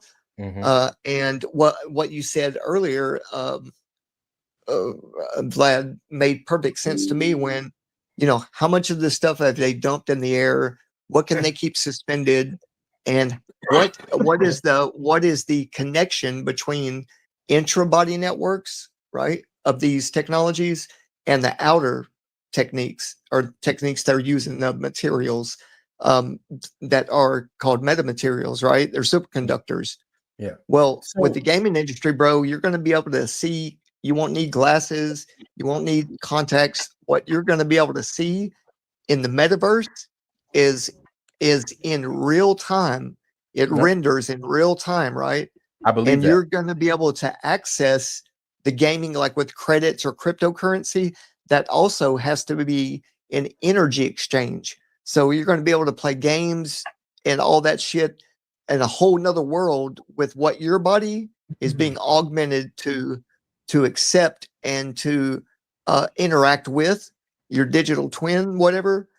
It's a read-write system, meaning in computer terms, a read-write is you're able to get information and also project out of your eyes optically into the metaverse. So they're going to make a shitload of money basically and have total control of what they're able to access in your body. So people can jump into your body when you're sleeping or when you have this accumulation of bio nano technology, yada yada yada. I'm rambling, but you're going to see eventually. But if you didn't get the injections, good, because they're not able to then access your body as much as, you know, in the future of people that did get the jabs. And it's going to be mandatory that your children growing up keep getting these shots. Well, it's just technology. That's all it is. But yeah, it's pretty sick. Man, what the fuck they're doing. Yeah, it's crazy whether you want it or not. They're gonna dope the air so much. Like, for example, I saw I saw the video that shows, I think everybody's seen it, where it shows the people running from those guys on that freaking APC, right? That anti-personnel carrier, and then they're pointing this fucking parabolic dish at these people. They turn the fucking switch on, and then anytime the people get caught up in it, either they hear that excessive noise that's too much for them. Then once they rotate the dish away from them, it's back to normal. Yep. So I'm like, that's like the test subject. It's like, I feel that they can achieve this right now. Right. They can achieve the same thing with you don't have to have a parabolic dish. You can have a beacon that would transmit whatever those RFs are at whatever the power rating is. You can have Starlink satellite do that for you. say again, Gio? Starlink satellite do that for you. Yeah. And one of the cool, I think, I'm not. I don't think they're orbiting the Earth. Just saying. No, I know what you mean. Just that capability up there. Okay. Sorry, RG. Go ahead. No, you're good. That's a good point, because those are the highest up of the part of the technology, I guess you could say, that is going to be something you can't destroy. Let's say you can't. You know what I mean? That's their fail-safe system, is above the weather up there, and their technologies that they have been building and building and building. Well, when they say build back better and reset. And they use these big words that, are trigger words for a lot of people. Well, it's just a whole new system that they're starting up that, took them 40 or 50 years to get in place. Right. And I think that's why airships went off the radar, is because, they didn't want us having access to what they could control at the end of the day. Right. Yeah. And just land my plane here.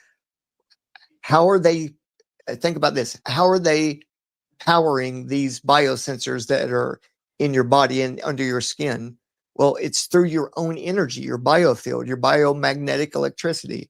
They're able to keep these things powered to where they don't have to invest in batteries for, you as a node.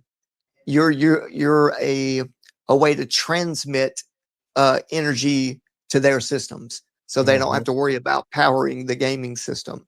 It's kind not of thing. You just see what I'm saying? right. I agree. I agree. And it's not just that. I think everybody has their unique energy field signature. Oh, you know, yeah, 'cause absolutely. because if it's RF based, like, and I could say that because I've seen like the machines. Well, The machines are no it's in the different. terahertz. Think about this. It's terahertz. It's Right. Well, I don't know what millimeter wave. frequency exactly we're functioning at. Like, I can't sit there and say that, but I know No, the no. The machines. system. I'm saying the Oh. system that they're going to be running through us. Uh-huh. Through it, they're going to be sending terahertz. Yes. Right, yes, right. waves. Okay, So they can that's crank that's up a the- high frequency. Yes. That's really, really high. You're talking about 15G, right? 6G. 6G, okay. Oh, I got you. I see what you're saying. Yeah, because those are still in the gigahertz. Right, But exactly. I guess it would also depend on how much power you're putting behind it. Well, that's the thing. See, we vibrate with the Earth, right? Through 7.83. That's what That's the Schumann we resonance. breathe as, right? Is So that, what is that really what I'm our- saying our- is that really our Mhm. frequency though? well, we are part of the Earth, right? If we take up our shoes and we are grounded, Okay. right, we're getting the same frequency, so we vibrate with it. In sync with You it. see what I'm I get saying? what you're saying. Mhm. Right. But what they're going to do, well, what's already being done is 6G with these biosensors under your skin that's in your body, right? They're going to vibrate those through these towers at a certain frequency. And then when they want, or when you want to tap in to, like, let's say the metaverse or whatever gaming system that you're going to do, it then boosts. It has to be at a terahertz frequency for you to tap into that system. You see what I'm saying? I got what you're saying. Yes, it's in the cloud. You're Yes. tethered to the cloud. It's no different than opening up your eyeballs to see light. In order to see that wave, that frequency spectrum. range, Yeah. you'd have to whether they dope you up or they put glasses on your face, whatever. In order to see that frequency range, they'd have to change you somehow. Which I think, I'm not saying that it's out of the realm of possibility. Well, it's somebody, known, it's fact. I mean, that's their Yes, research. yes, and there's so many different ways in which they could fuck you up. Valley Parks brings up a good point that I wanted to address. Morgellons, I guess some people call it Morgellons disease, right? I deal with that. Where people feel like there's shit underneath their skin crawling, Mhm. or something. Like, is it also that? Is it?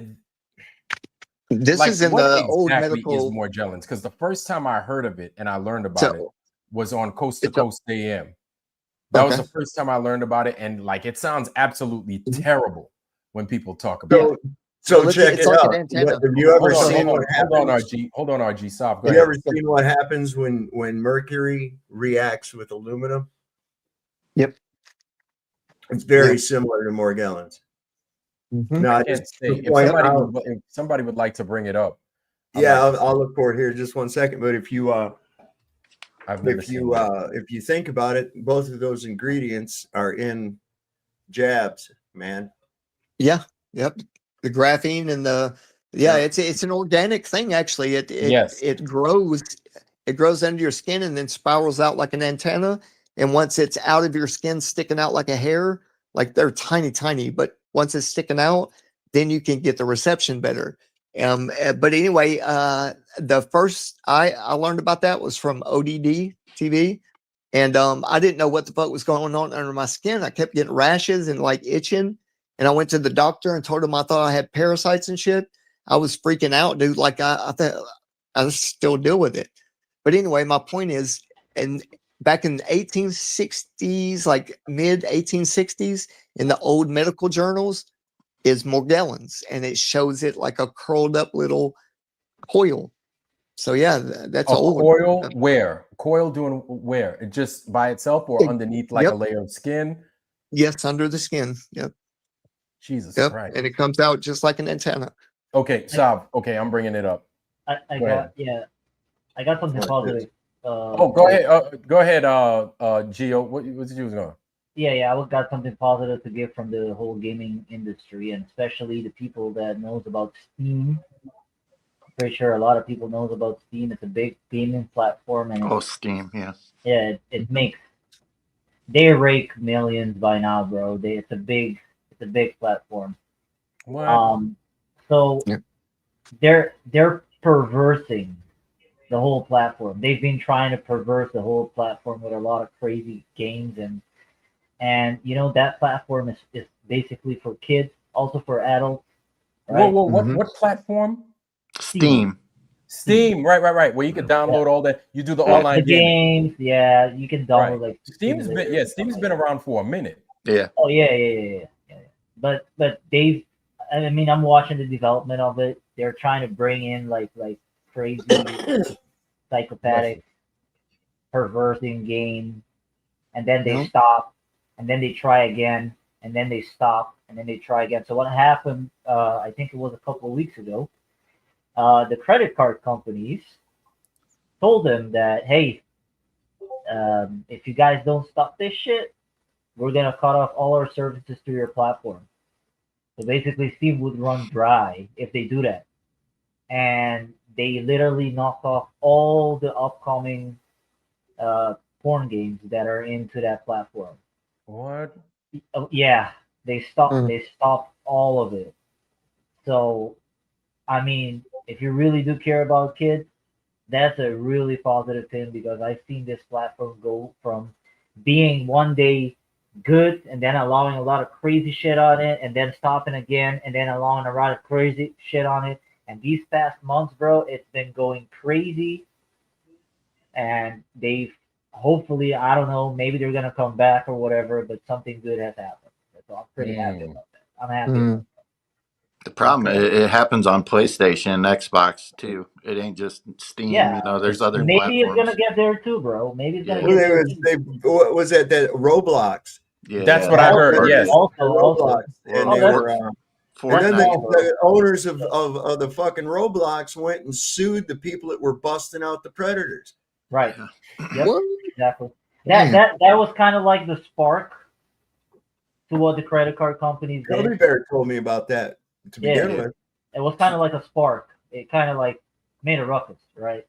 And after that, the companies decided, I don't know what the fuck is going on. They did a good thing. That's where I can't remember the name of the guy who's got that channel on Rumble. He is that ex-football player that goes around and catches PDFs all the time.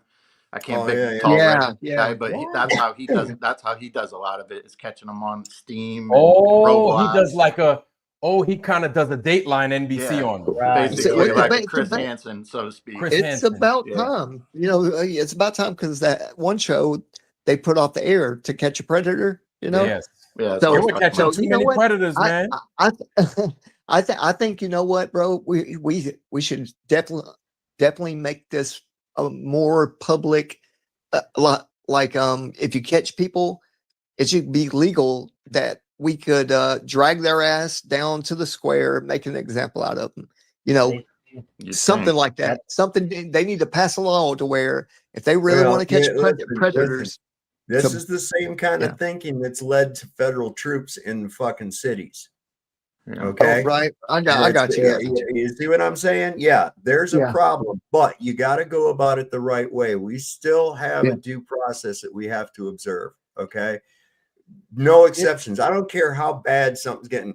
Well, don't you want something done about the crime in the cities? Yes, but not at the expense of violation of posse comitatus, not at the expense of having soldiers as the police force. We're not supposed to have that. That's expressly prohibited. So you have to really be careful. Yeah, you could actually lower the crime rate to 0 if you just bomb the shit out of the city and then kill everybody. You're right. You're right. And right at that point, it's like it's scorched earth. Like everybody's guilty. Sure, I'll cure your headache. I would say I can cure your headache by cutting your head off. That's it's cured, but it's pretty extreme. Right. What sucks at the end of the day is that you have criminals that are pushing the criminal justice system. You know what I'm saying? Yeah, it's like how can you trust people? Yeah. It's like how can you trust people to put an end to? That's why I thought it was fucking hilarious when Duffy came out there talking about, and I will put a stop to child trafficking. So flat earthers, wherever you are, come on out. It's like, motherfucker, you guys are the ones that do this shit. What are you talking about? That place doesn't even have a fucking office. It's a P.O. box. That's why he had to deliver the goddamn check to Starbucks. He had to meet the guy at fucking Starbucks. Oh, yeah. There was something very shady going on with Duffy also with Exodus. No way. What it's called? Exodus what? Oh, Exodus. Oh, the company. Yeah, they had a couple of mishaps. It seems like Exodus Road. Exodus Road. Thank you. Yeah. I would say, man, I would say kind of my point was like leave the whole federal government or the local police out of it. And if a child is messed with or kidnapped or something, and they're in your town, your small city, you know what I mean? Then leave the cops out of it, and you just decide, hey, did you touch the little kid? Okay, well, let's chop off your wiener. You know, and tie a tourniquet, you know, to it the right way. Yeah, well, or something. It would sound like it's the right way until you come across the wrong one that didn't do anything. Right. And then that's what sucks. You see, that's what I hate about this system is that if they catch somebody dead to rights and they know, and everybody knows that they did it, they'll let them free. There are times where they do that. The government just does that shit. Well, you know, and if we use all these cameras and like tracking systems and all that, we got to find a way to, you know, somehow hold people accountable if you've got them on tape. Like, you know what I mean? There's got to be some middle ground that, and I know I don't want to keep going on about it. I got you. Hey, it's a known fact that girls do give false accusations sometimes. Oh my God! Let me tell you, I used to see that on my first ship. I used to see it probably once every weekend. Another false act, and it sucks because there are women that actually get assaulted. Right? Yeah, I would see dudes that didn't do nothing, and they got caught up, and the Navy kicked them out. Well, it's like Vlad said too. The inmates are in charge of the asylum. That's the problem. You got everybody freaking. All these people that are making the laws are the ones that are doing the same thing. We got to figure out a way, guys, to say no just to all of it, man, and figure a way out of this shit that we didn't get ourselves in, you know, and try to find a way, man. It's part of the word magic, bro. It's part of the word magic. So we have the best criminal just us system that there is. Yep. And it truly is criminal, and it is a just us system. Yeah. The same people that are poisoning our foods are the same people that are locking us up, are the same people that are saying this place is doing all these fantastic maneuvers, are the same people that are teaching us. You want to know the worst part of that? We outnumber them so greatly. I know. Yep. It's the fucking ants and the grasshoppers in that movie. What was it? That Bug's Life or Ants? It might have been A Bug's Life. One of the two. Same. Yeah. Either way, but it was a little Pixar bugs, man, and it was like the ants. Once you know the grasshopper said once they figure out that there's a bunch of them, that if they all came together, we got to keep them in fear so they don't do that. Mm-hmm. Because if they all Well, man, turn on us at once, we can't handle it. Yep. Well, that's part of the reason that that's part of the reason that Pilate went ahead with the crucifixion of Jesus, is because old Caiaphas said, if you don't, you're going to have some fucking riots on your hands. So he was going to instigate riots, and he was already shorthanded. They couldn't get any replacements from Rome. Yeah. And they couldn't handle any kind of an uprising. They weren't equipped for it. So it was easier to go ahead and do that rather than have the city burning and a big riot happening. Yep, exactly. And he was like, hey, man, I wash my hands of this. He's y'all's. That's basically what he did. He was like, y'all figure it out. And they sure did. But Sav, go ahead and play your video, man. I know you've been having it up for a little bit, so I'm going to go ahead and give you the floor. You go ahead and drive, man. Well, the interesting thing about this, and I want people to keep in mind, is that these two ingredients are both used in dental injections. Okay. And we have this rise of Morgellons going on. I don't know, put 2 and 2 together. I'm not saying it's causing it, but you be the judge. No, I deal with it.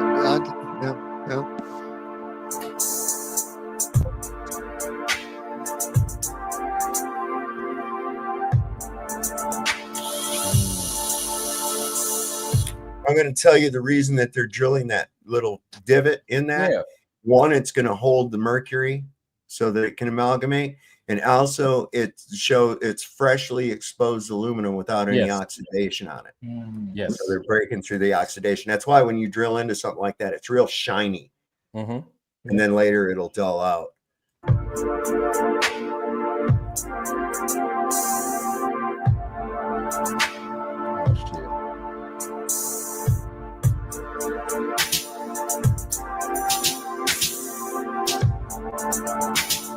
Oh my God.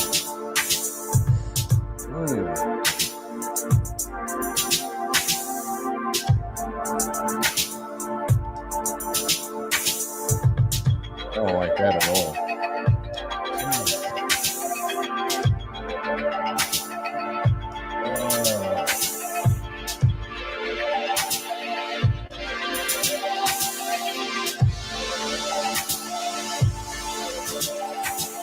After 4 hours.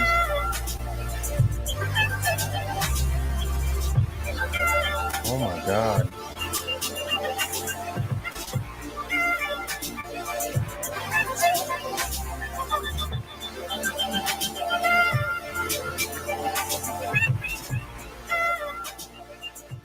Oh my God. Yeah, man. Somebody came out with real quick, mercury. Yeah. You can put us back up.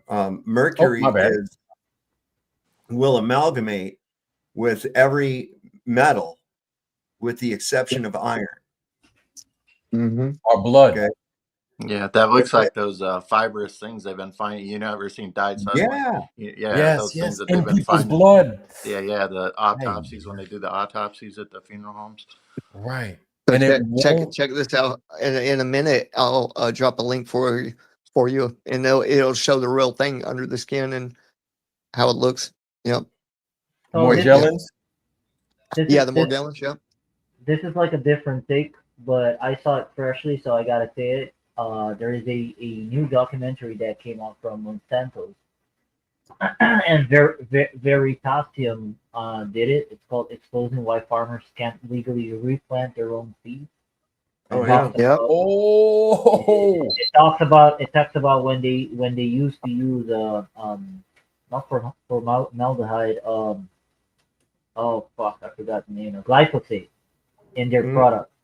What? And bro, you have to see the freaking documentary, and it's crazy. Like, they're screwing up that are next to the ones that have signed the contract with them. Because once you're buying massive amounts of their product, you have to sign some kind of agreement that they have. It's like a contract basically that you're signing with them that allows Monsanto to come. Well, Monsanto doesn't own Roundup anymore. It's Bayer that owns Roundup now. Oh my God. Bayer bought Roundup over after the whole glyphosate cancer thing broke out in many different countries in Europe, I think, and somewhere in Mhm. Chile also, and also in America. And I hate it that one guy won the case. You know what I'm saying? It's not like one person that should be repaid back. Yes, it should be a class action lawsuit or Thousands, something. yeah, thousands of people. Millions probably. But these people are so connected, right? That they also like it's hardcore evidence now that they even did mustard gas. The Monsanto's, like at the beginning of their production, like there was a chemistry that they made that people found out bad stuff that came out of it, that they couldn't do nothing with the production that they made, so they sold it to the fucking military to mustard gas. Who did they mustard gas? I forgot. Oh, they mustard gas in Europe. Europe during World War One. Was it Europe or maybe some of the Asians or something like that? I don't know. Anyways, that You can make mustard gas. It's easy. Oh yeah, I know. Oh my God! Well, hopefully they don't have ketchup people gas have accidentally because then I won't created be it. eating hot dogs at all. People have accidentally created that shit. Yeah, but You what mix happened- ammonia and bleach, right? dude, you're It's a done. wrap. Oh my God! Two fucking cleaning products. If you don't know no better, you're gonna suffocate yourself in your own house. What's the name of that documentary you're talking about? Hey, brother, I just dropped in the private chat there. The about Morgellons, and it looks like it's time stamped at 15 minutes 30 seconds. But yeah, this gives you a much more broader look, and I'm pretty sure that's what's been in the chemtrails as well. Some of that. So yeah. Yeah, somebody go ahead, take control of that in the private chat so we can see it, please. Okay. I'm not that savvy with it, so I it. couldn't. It's cool. It's cool. Can you guys see my link? I dropped it in Yeah, the I got it. Thanks. Yeah. All right. That's a And really also, good. if you guys got a have a timestamp? channel, say what? Wait, is this is stars in the firmament explainning? Wait, Well, that's the the first one I dropped. Yeah, that's the second one. Yes, yeah, that's 10 minutes. We ain't got time for that. Put this Huh? one up. That other one. I mean, if y'all want That's to later, y'all can. It's up to y'all. Yeah. But, This one's pretty cool. 21 minutes. Will you Yeah, have a just go time? to. It looks like 15 minutes 30 seconds. It looks like. And 15 minutes 30 seconds. Yeah. And yep, should be. There we go. I'm at 15:29. I'm not gonna fuck with it. That was pretty good. Appreciate it, man. Also a good point. A good point about the whole Monsanto thing is that one of the first chemistry that they had, scientists were trying to figure out why people are turning up sick, and every time they lab tested that shit inside an enclosed environment, they weren't getting results until a scientist literally took the chemistry out to the field and let heat be applied to it, so the sun, and that gave off some type of bad, like a reaction that would make you sick. And that's when they started understanding how they fucked up all those people that were sick. So they had a very sneaky way of yeah. And it goes in people's food, right? You understand what I'm saying? So the people are getting this shit. I wouldn't doubt crazy. if that's just the game, the game plan played over and over again. Exactly. Yeah, bro. Yeah. And because I think they starved people out with fucking up so many acres, like hectares of land. Yeah. If you look at the guy that won the case, like, I don't know, bro. It literally looks like somebody that got AIDS. Oh yeah. You know what I mean? Like, his skin is drying out. It's chafing. It's yeah. Side effects. I got you. Yeah. All right, so you can play that if you're ready. Yeah, go ahead and drive, man. You got it. Oh wait, I gotta make it big.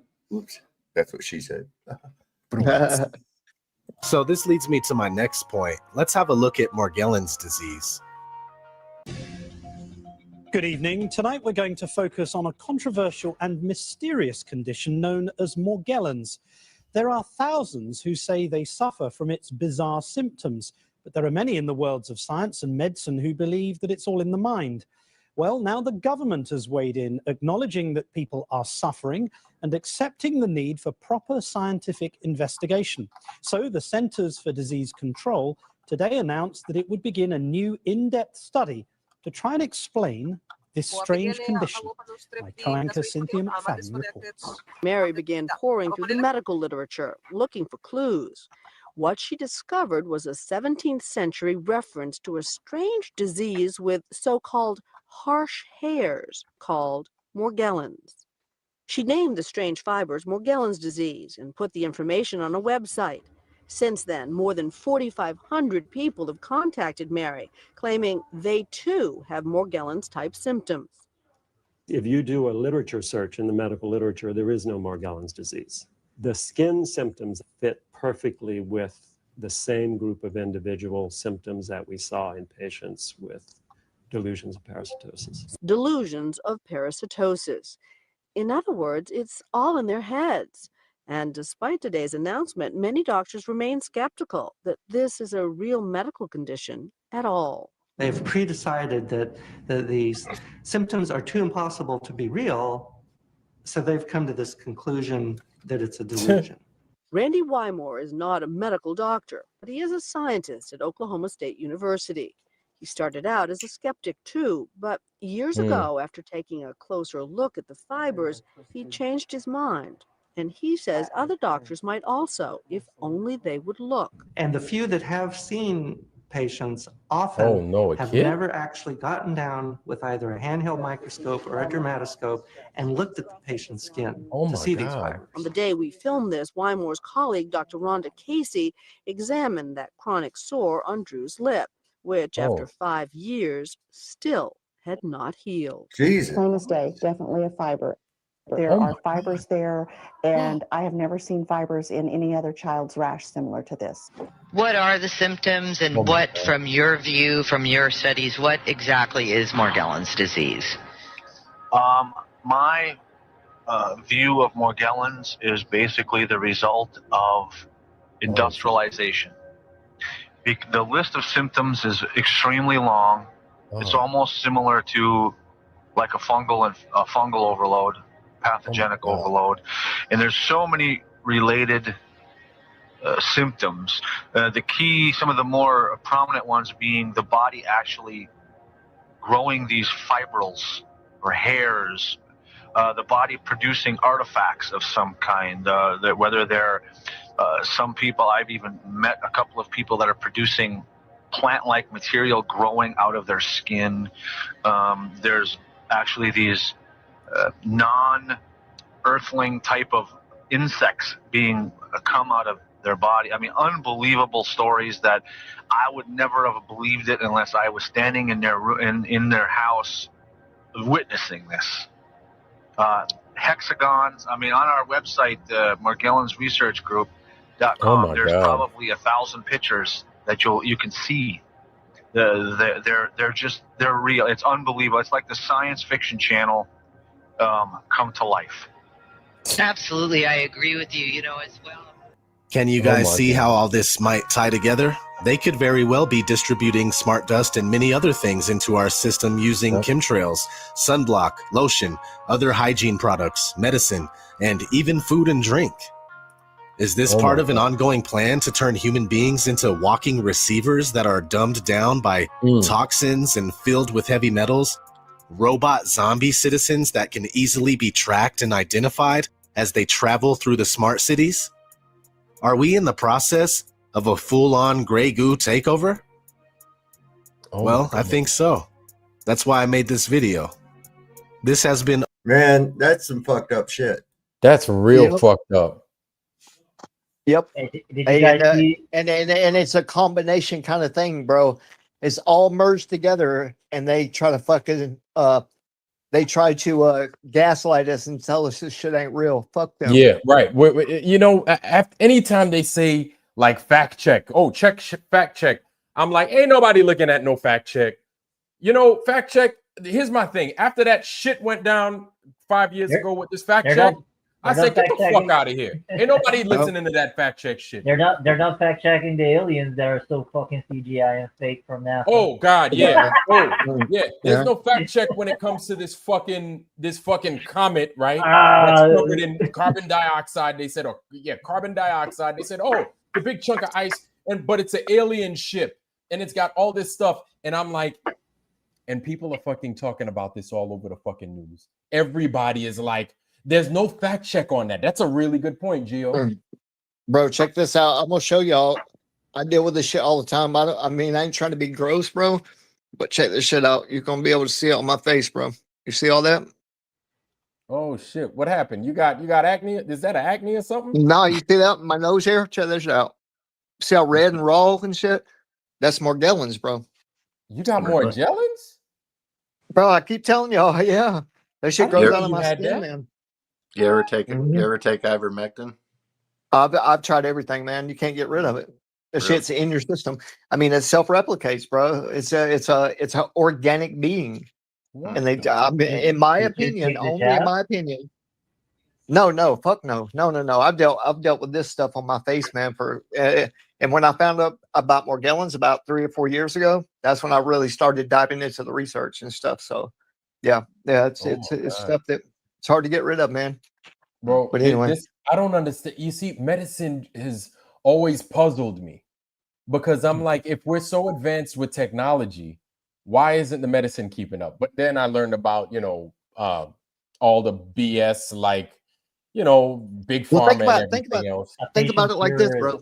Think about it like this: that if there are things that are much more advanced than us, they wouldn't make technology to get to us. They would make some kind of biological system, parasitic right. in nature, If we act a certain way, if we act out of turn, then our own system fucks us up. They don't have to do nothing. Yeah. And I mean, just imagine the frequency shit that they put up. Like they're able to, I mean, I've talked to so many people online that say that their energy level is super low. They feel unmotivated. Like, I mean, a lot of different symptoms that are, I mean, after a while, it can't be coincidence. It's like, it seems like a coordinated kind of thing, I've seen it happening in front of my eyes. There are days where people are just calm driving on the road and relaxing and shit like that. And there are days that people are just want to like crash into each other and drive like fucking reckless, man. And you can feel like that there's this kind of crazy energy going on around you. Like I've seen that many times. It's an unease. Many times. And I mean, and most people are the big cities. That's where the militaries and private companies. That's where they do their experimentation on us, right? I mean, we all know that. Well, it's well documented. After 40 years of being classified, they declassify shit. Makes sense. And they're like, we don't. They're not gonna go. You're not gonna go run the test in. Yeah, they're not gonna go run the test in Arizona or nothing like that. If you're you ever been in the military, you're a pincushion. This bullshit about claiming national security to cover up your fucking crimes, that's a lot of horse shit right there. I mean, if you think about it, that's what they went after Julian Assange for.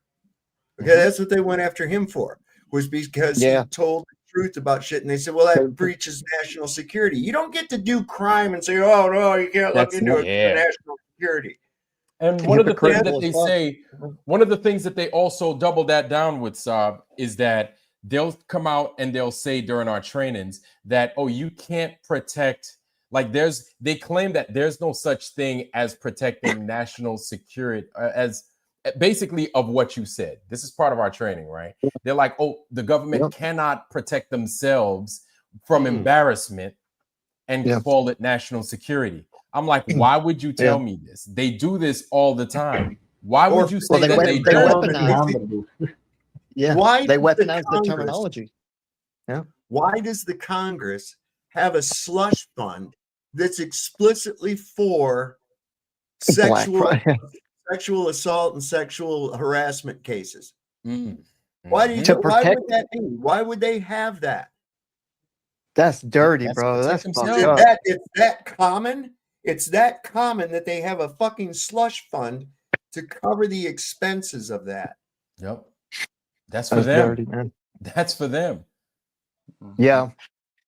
Yeah, it's crazy, man.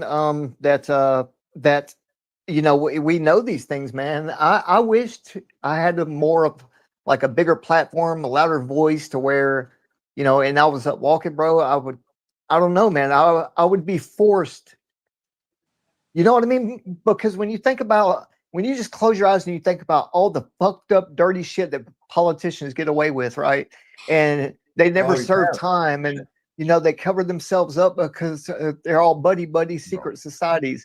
Like, I've got to find a way. I feel like I just get so frustrated, man. It's because they try. You want to fight it, but let's go back a little bit. Let's take a look at Tricky Dick Nixon. You think he paid any consequence for illegally bombing Cambodia? Do you think he paid any consequence for the Watergate scandal? Nope, not a fucking bit. Nope, not a fucking bit. How about how Ford wasn't in there long enough to really have anything? How about Carter and his bullshit? Do you think that flies? Nope. Nope. He never got in no trouble. No. You go on up to Bush, Clinton, all the rest of these motherfuckers. Just nothing but scandal, nothing but sleaze shit scandal.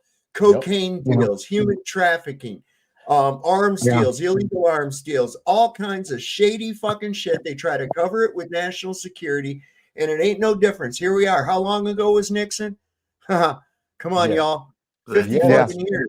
And you want to know something, bro? You want to know something? They should call it private corporation security. And these ladies, our company security. That's what they should call it. Yeah, these ladies are coming out now and they're saying, oh, we're going to make our own coalition to tell on the people that did the Jeffrey Epstein stuff. And I was like, who's going to bust these motherfuckers? I was like, okay. I'm like, okay. And you want to know something? People are out there cheering. I said, bullshit. I believe it when I fucking see it. Number one. Number two, what the fuck you going to do is my thing. Who's going to fucking pay the piper? Like, who's going to pay? Because listen, if any one of us did even thought, if we imagined or wrote a comic book about doing that shit, anything like that, we'd go to the slammer immediately. Oh, especially now with Gideon. Gideon. You'd be busted for the thought crime. They would be more They would be more than happy to bust us and parade us around town and be like, look at what we caught. We caught some fucking trafficking, abusers and all that other shit, right? These motherfuckers, you've got these ladies coming out on TV and saying this. I said, there's no fucking way in hell.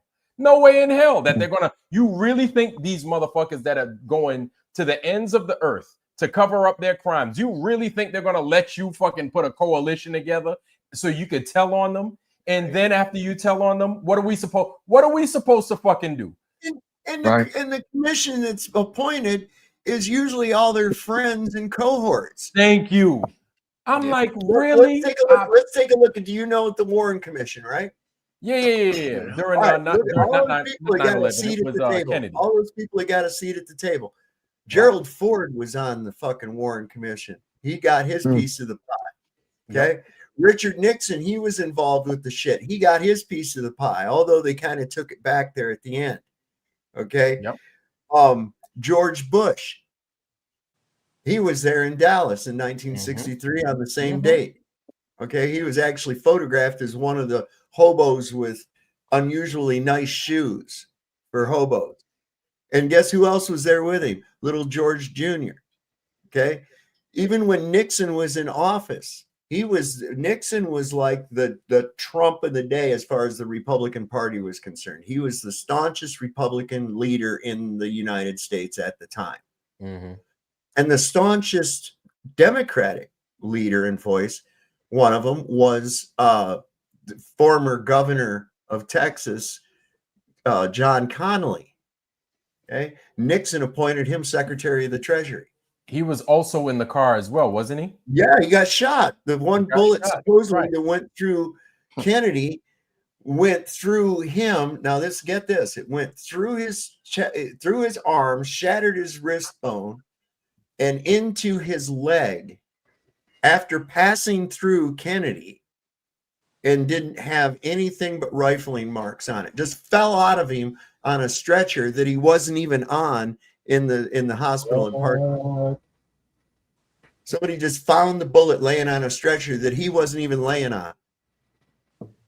And didn't they also find a whole bullet? They found a That's whole fucking the round. magic bullet. The Yeah, the casing and magic bullet. everything. It went through Kennedy The and took a magic right bullet. turn. Took it like a 40-degree right angle right turn and went into it, stopped and then turned and continued on and then went into Connolly, went into his wrists and shattered his bone. This is after passing through Kennedy and then into his leg where it fell out with nothing but rifling marks. It was in pristine condition on a stretcher that Connolly wasn't even on. Oh my God. Yeah. It's Yeah, crazy. man. Like nobody pays for these fucking prices, man. Like nobody, that's my thing. Like this whole system. My point was all those people got a seat at the table, including Yes. Connolly. Yeah. Well, Jackie's words were this when it was going down. She said, "Oh my God, they're going to kill us all." What? Okay. She wasn't going after a piece of his head. She was trying to get the fuck out of the car because she thought she was going to get shot too. Wow. So there's a whole bunch about this. And then when they told her that she should change because she had blood all over her and everything, and she goes, "No, I want them to see what they have done." Now, who in the fuck was she talking about? Those guys, man, fucking Jewish asthma. Well, anyway, they don't give a damn. They don't give a damn. So I think the way they get away with this shit is by classifying everything, right? And usually a regular top secret classification or whatever, all the way up to like majestic or eyes only kind of shit is usually 40 years, right? Right about 40 years. And this is the way they get, they just tell the American people, well, national security, not just you that, don't have to man. know shit. You don't have to know anybody that was involved. Like, they it's just crazy. And you want to know something? It works every time. Yeah, that's the thing. Is it works every time? They're like, hey, we're on the case. We got people on it. We got the best. We got the best of the best. I think and it's like, no, you don't. Nobody's going to see justice. Nobody sees justice. Did you guys see the latest of the veterans standing up and yelling that they're destroying kids' life in Israel and all that shit? Wait, that doing what? Say that again. 2 veterans got kicked out of some hearing inside the White House, if I'm not mistaken. It happened like today or yesterday, and the guy was fully dressed with all his medals right here, and the wife or somebody else was standing after him also fully dressed, saying that they're doing atrocities in Israel now. And it's becoming it's becoming like an old vinyl, bro. Like when is somebody gonna do something? You know what I'm saying? When is this gonna fucking end, right? Yeah. Well, they did that in like 2010. Yeah, and now they have Europe involved too, so it's not. It's more than it's the whole United Nations bullshit. United Nations should be just abolished and removed because they're in the middle. Bunch of people in the United Nations. Bunch of people in the United Nations. They got up and walked the fuck out when Netanyahu come up to talk. Oh yeah, yeah. Got up and remember that. Well, I think 2008 or 10, right around when the collapse, or not the collapse, but the banking issue and the housing thing happened. Well, there was a committee of ex-veterans that were either injured or discharged or just PTSD and didn't go back. Well, they all came together and they were throwing their fucking medals. Do y'all remember that? They formed a coalition of people that were just straight veterans. And I didn't hear much about it after like 2010ish. But anyway, I think what they'll do is when there's dissent and there's people with legitimate fucking claims and everything and legitimate causes of standing up, like patriotism and real patriotism and question the government, well, then they start all this other distractions, right? And then it just fades off into the background. Well, now what they're doing is they're creating these they've been doing it, but huge databases of conspiracy theorists, quote unquote, or people that want to form groups on social media. They've had that for years. And what they're doing now, though, is they're making a point to put it out there that people that are going to go against the government and shit like that. Well, now if you're on certain lists, they're gonna either I don't know their plans, but it seems like they're It's going gonna to either affect off your social people credit score, or, dude. That's what Yeah, it's or gonna yeah, do. social credit. Yeah, I'm gonna be Yeah, man. I'm gonna be a broke ass stuck me motherfucker. too. That's gonna be- You won't be able to take a bus. They won't even I let you won't take a even be able bus. to ride my own bike. That's what's gonna happen there. What? This is all They're we going, ever hey, see out of it is people making funny got- shit. You got to scan the card reader on your bike in order to ride it, because if not, you're screwing up your carbon footprint. Yeah. hey, They bro, won't even let you they're have your gonna shoes. take my wheelchair, bro. They're gonna put me on bricks. This is the best Damn. we get out of it, though. You know, nothing's gonna happen to these motherfuckers, Bill Gates and none of these people. But check this out. Let me see. Oh shit. Well, I just wanted to apologize for every single fucking version of Windows that sucked, which is basically all of them. Also, sorry for creating viruses just so I could profit from selling you the antivirus software. And on that note, sorry for spreading real viruses by profiting from vaccines and shit. Damn.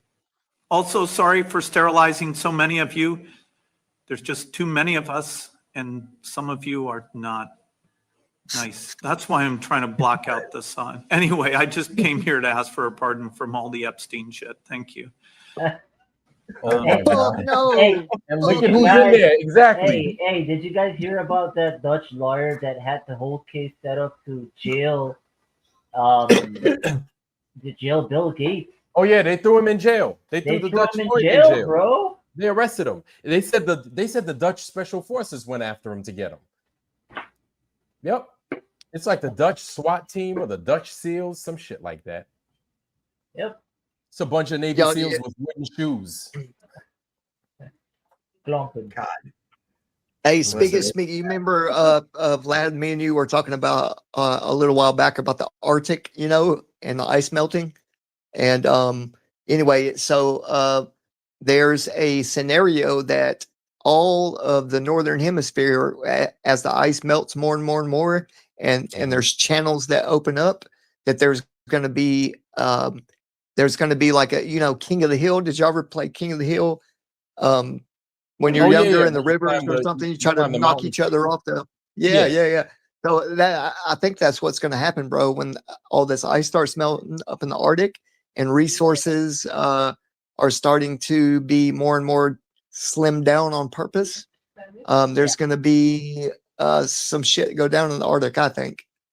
Speaking of, I don't really think though that the ice are constantly melting, because the sun is going to the north, getting closer to the Arctic, and then going back far away, and it has a chance to they're rebuild. doing it with these aerosols. Oh and, yeah, and there's the salinity. Yeah. So the salinity layers usually pretty deep. Well, they're starting to come up to the top layers, and that's what's really accelerating with these aerosols and shit too. You know, because when they say they're trying to block out the sun, really all it's doing is all these particulates, these nanoparticulates in the atmosphere, and these HARP stations. Really, all they're doing is heating up the ionosphere, and they're melting it quicker. People think that they're just trying to block out the sun. No. It's really heating up the atmosphere, and it's fucking up the ecosystems. And I think that's why, yeah. The actual experiment is called SCOPEX. That's SCOPEX. Wait, spell that again. SCOPEX. This was in like, they launched this research in universities and stuff like that like 3 years ago. This is all Bill Gates. Yeah, they've been doing it in the Roth team. I thought that was some shit ladies use to get, you know, over their periods and stuff. Scopex. No. It's so weird that they. It's so weird that that was they a joke even somewhere in there, guys. It's really Kotex. Yo, it's so weird that it's even called Scopex. You know what I'm saying? Scope. Tell us a little more about it. Like what's going on with that? Well, when they initiated all the experimentations, well, of course he had it already done, and the scientists were looking at what was going to happen. They never did a long-term exposure like experiment, and everybody was not like on the same page on saying that what's going to happen on the long term. Like nobody's like like scientists were saying, like people were saying that we believe that something bad is going to happen, and other scientists were saying that we believe that on the long term, right? It's going to be okay. It's gonna work. Like there wasn't a consensus. It was like different opinions that these people had, and it's I don't know. They're saying that they're not doing it anymore, supposedly, but what the fuck do we know? Like, you know what I'm saying? Yeah, I think a lot of the things they were doing in the South, I was looking at for quite a while. I was looking into it, but around the Ross Ice Shelf down there, yeah. So that was where they were mainly focusing in the South was for some reason. I think that's where you can maybe possibly get out of this little portion of. I don't know, just my opinion, but I think they have been melting it a lot down there to where it was affecting the streams of the currents, underwater currents in the oceans, and I think it was carrying a lot of that up to the north and between Greenland and what would that be? Where Iceland and Finland and all that are that stretch of opening between Greenland and there. Supposedly it was melting more there is what I guess I'm getting around to. But, between Greenland and Iceland, you said? Yeah, because that was where the one of the strongest, most warmest currents would flow, and it's kind of reversed. Like when they talk about magnetic reversals and all that, I don't know a lot about how it's done or achieved. But I think it's a lot to do with the currents. I don't think it actually happens, I don't think it actually happens. I think they just say, oh, yeah, this is happening and that's going to happen. And also there's an asteroid the size of 33 giraffes about to hit the Earth, Did you just hear? Did you just see? 44 Eiffel Towers. Did you see that they said the core of the Earth stopped rotating in one direction and started moving in another direction? Yeah. You see that one? So how does that happen? Now let's apply that to the conservation of energy law. Let's just go ahead and do what Mr. Newton came up with. How in the fuck what slowed it down and what started it going the other way? Where did this energy come from? Where does this energy for gravity come from? Hey, Saul, it's just a stupid test. Man. Well, they try to. I think they try to put this picture. It's like, hey guys, are you gonna accept our bullshit? Here it is. Are you gonna accept it? Oh, you are. Okay. Yeah. You guys are still dumb. That's how I see it. I think the repetition thing with the Prussian school system. I think they try to put these visuals first in your mind through studies and books. And then they try to reinforce that through just repetition of, and it makes you visualize something in your mind's eye, right? And I think that's the whole goal for them is to get you to think one way, but the complete opposite is true. Programming, bro. Yeah. Well, that's how the underwater currents are pretty real. Like how they frame anarchy. They frame anarchy as chaos. And it doesn't mean no rules. It means no rulers. You understand? It's the ability to govern yourself. Can you behave yourself without some uniformed gun threatening you with violence if you don't behave yourself? Can you go the rest of your life without creating a victim? In other words, causing loss, injury, and harm against another? Of course you can. Hopefully, if not, you're an animal. If you have to be threatened with violence to behave yourself, you're just a fucking animal on a leash. That's all.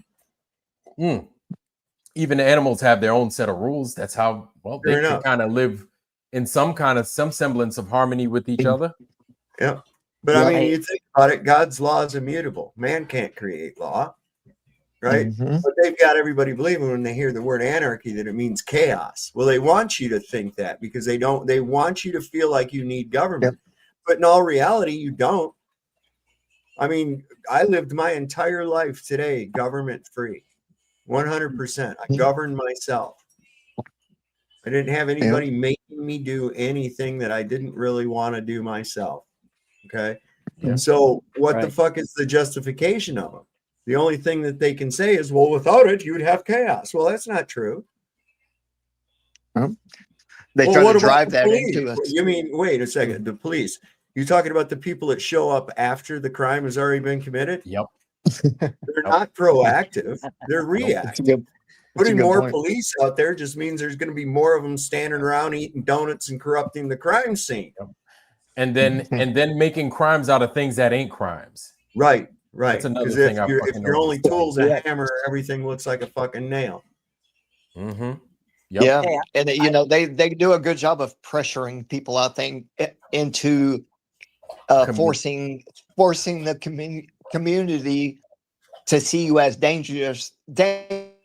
Therefore, we need more laws for these dangerous people. It's crazy, man. It's crazy. Man. Hey, So it would be nice if those same cops could be used on the leadership, quote unquote leadership. Right. But like they're so fucking useless. Go ahead. We often say that power corrupts, right? But I believe it's not just that. I believe that power attracts the corrupt and corruptible. True. That's why I think it's a good adage that anyone that seeks power should be barred from having it. Right. Yep. They love to try and get people to perjure themselves. That's something they really like to do.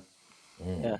Hey, I just dropped a link in the chat. It's a channel that's the guy's named Pyrock. I don't even know how to say it. Yeah. Go ahead, open it up, man. Rock that thing. It's PIROC. It's one of the biggest like flat Earth videos compilation archive that you will ever see, and it's all like about like experiments and the good videos. I've been wanting to do that with AI, like scour the internet, make a big database. That'd be cool. Yeah, he has really good. I mean, just videos. like personal. Don't feed the AI. Yeah, I'm looking for one video. I'm looking for a Portuguese guy that talked about him sailing in the southern hemisphere and how they lie about the distance in the southern hemisphere. He did like a 1 hour video, and I really want to rewatch that thing. And I haven't seen it anywhere. I can't find it anywhere. Is it the guy that does it every year? Like he does it annual. Okay. No. He was doing like sailing for like somewhat around 15 years or something like that in the south. Of course, Brazil going down south, they're closer to that. So it was a really good video, but I can't find it, man. Can't find it. The problem is that this guy has too much videos. That's the problem. So much videos, bro. Vlad, you cool if we play it's an optional kind of framework of how it could work with the stars and yes. Yeah, go ahead. Which one is that? Okay. I really wanted to see that one. Yeah, it's the very first one. That is up top in grab it. Private chat. It's at 1019. Grab it and it's a really cool. I mean, it's a great way to look at it. If the stars are a projection, it could be from the top down on something flat, or it could be from what people think is Mount Meru in the middle going up. Right. So it's kind of I know most people probably haven't seen this one, and it's really cool. It shows order, like equidistant star, the amount of stars would be balanced with from the outer ring going to the middle of where Polaris would be. So it's about symmetry and all that. But yeah, it's on the private chat. I'm not good at it. I'd probably mess it up if I try to do it. Oh, anybody got that? Let me see. I'm gonna grab that. Okay, I got that. Hold on. Okay, distribution of stars in the upper firmament. Is that correct? Oh, here's that thing. Yes, sir. And this would be from the top down. Oh, wait, Saab, you got it? No, I was just saying to Geocentric, I found that thing about those. It said that they were American veterans that got taken out. Hold on. I'm gonna run this one first. It's a 2.5 minute clip. Yeah, Oh, it's 2.5 minutes long? Yeah. Oh, let's watch that real quick. It's faster.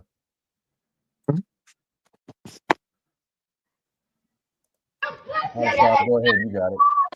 You're complicit in a genocide! It's an honor to be here. All right. Hey, That way I don't mess.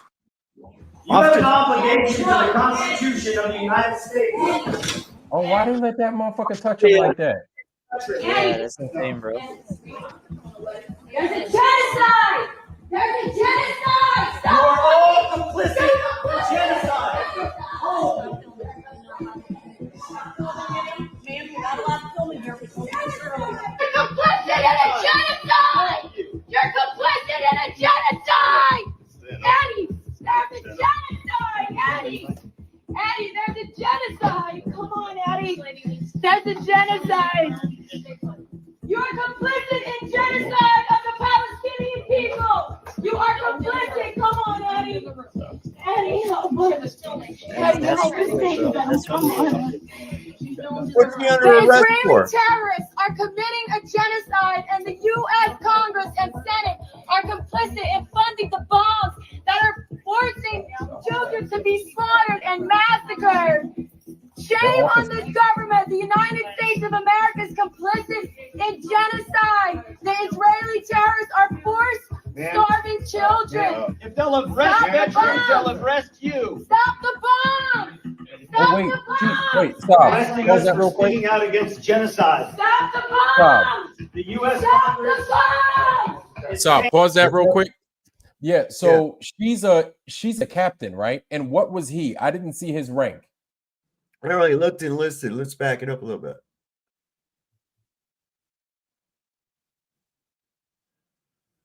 Yeah, he looks like he's a Lieutenant Colonel. Yeah, he looks like it looks like a silver oak leaf up there. Yeah, he's And a lieutenant colonel. He's got a ranger patch. yeah, that's what I thought I saw. Yep, he's an officer, man, big time. So wait, yeah, he's a silver oak leaf. So what was that gold? Those were jump wings on his other side on the other side of his chest. This here? No, the other one. It was on the other side, the side that we don't see. Oh, I was gonna say those are his marching badges. You see it? What Yeah. I think that's For flight jump, wing. right? I think he's no, because that'd be over. That's right there. You think is he a helo pilot? Right there. Yeah, I think he's a pilot. I think he might be a chopper pilot. Yeah. Oh my God. And he's got this dude. He's got This dude is highly decorated. Yeah, I told you, bro. I told you he had all his fucking decorations right there, bro. And he's got. He's a ranger. He ain't fucking around. That's a ranger. Yeah, and he's airborne. That ain't no nothing to sneeze at there. Anyway, let's take it back up to where we was at. Now, see, what I'm wondering is what are they actually arresting her for? Man, escorting her out would be one thing for being disruptive. Yes, but putting her in cuffs and shit and arresting her, what the fuck is that? Yeah, I don't think they got arrested because she made another video walking outside of the White House where she didn't have the cuffs on, and she was making a statement, walking away or something like that. I didn't see it, but you can try to find it. Yeah, it would probably be in this thread. Yeah, maybe the whole arrest was intimidation. You know what I mean? Yeah, looks like it. It sounds crazy. When the United States Congress comes after veterans, they will come after you. Every American sitting at home right now needs to realize that you are paying for a genocide. Yep. You know what I fucking hate? You know what I fucking hate? Yep.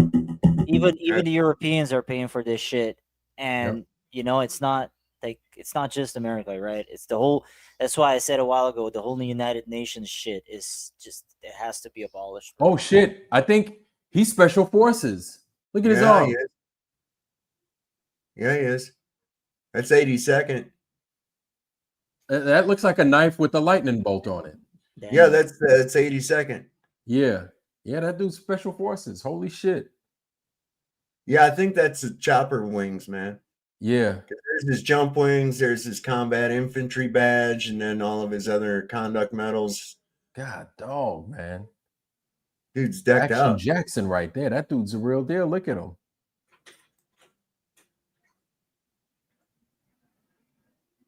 Let's see what she's got. She's not Army, is she? Those are dress blues. Yeah, those are dress blues. Those are blues. She is not in the Navy.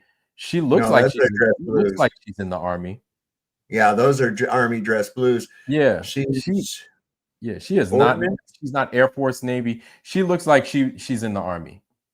Yeah, and I'm trying to look at. Looks like it might. It looks like gold. She could be a lieutenant colonel. No, or a major. She could be a major, but it looks like up there she's a captain. That's what I was looking at. Well, that on the lapel, that's what I'm saying. I think that's her division. I think that's ordnance. Right. I think that's ordnance. I can't really tell what the symbol is. Yeah. See if it looks like it almost looks like a coxswain's wheel. Yeah. It's not a combat MOS, I can tell you that. To take back this country. Let me say back that up. Maybe that was a little better, closer. It's fucking. Yeah, I think that's ordnance, but yeah. Let's see. Yeah, it looks like a ship's wheel, but that's me in Navy talk. She is not. I think it's ordnance, but I could be wrong. Yeah, it does look like it. Yeah, see, you Army guys know that weird Army stuff, so. To take back this country from these corrupt politicians. It is time. It is beyond time. Well, you want to know something? You can't blame them. That's their job. So you know, Saab, real quick, I was thinking about that. Being in the military, right? Doesn't it say that you support the Constitution before you support and defend the Constitution of the United States before anything else? Yes, and you're supposed to obey the orders of the officers and non-commissioned officers appointed above you, over you. Yes, unless they go against regulation or they are immoral. Yes. Like if they tell you go in there and burn that nursery full of kids down, you say fuck off, and if you rightfully, you know, you'd have to fight back from turning around and burning that motherfucker to the ground for issuing such an order. That's why I can't believe these stories that you get of these a lot of these atrocities, because it's like, man, who would really want to do that? Like during World War II, they said that the Japanese were using babies for bayonet practice, tossing them up in the air and catching them on their bayonets. And I'm like, no, they're not. One guy might try to do that shit, and the rest of the guys are going to go, what the fuck is wrong with you, man? They're going to come around.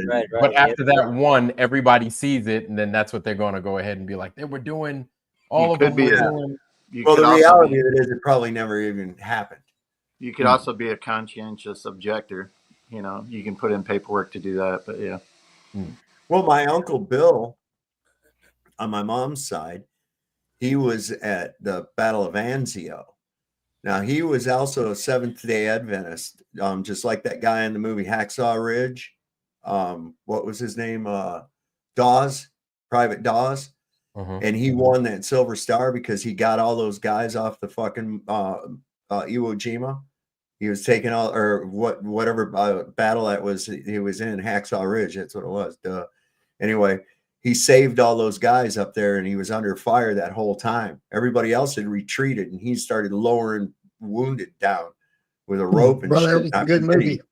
And that's a true story. Okay, so he was a non-combatant. He almost got in a lot of trouble because he wouldn't even fire a rifle, not even in basic training. They were going to lock him up.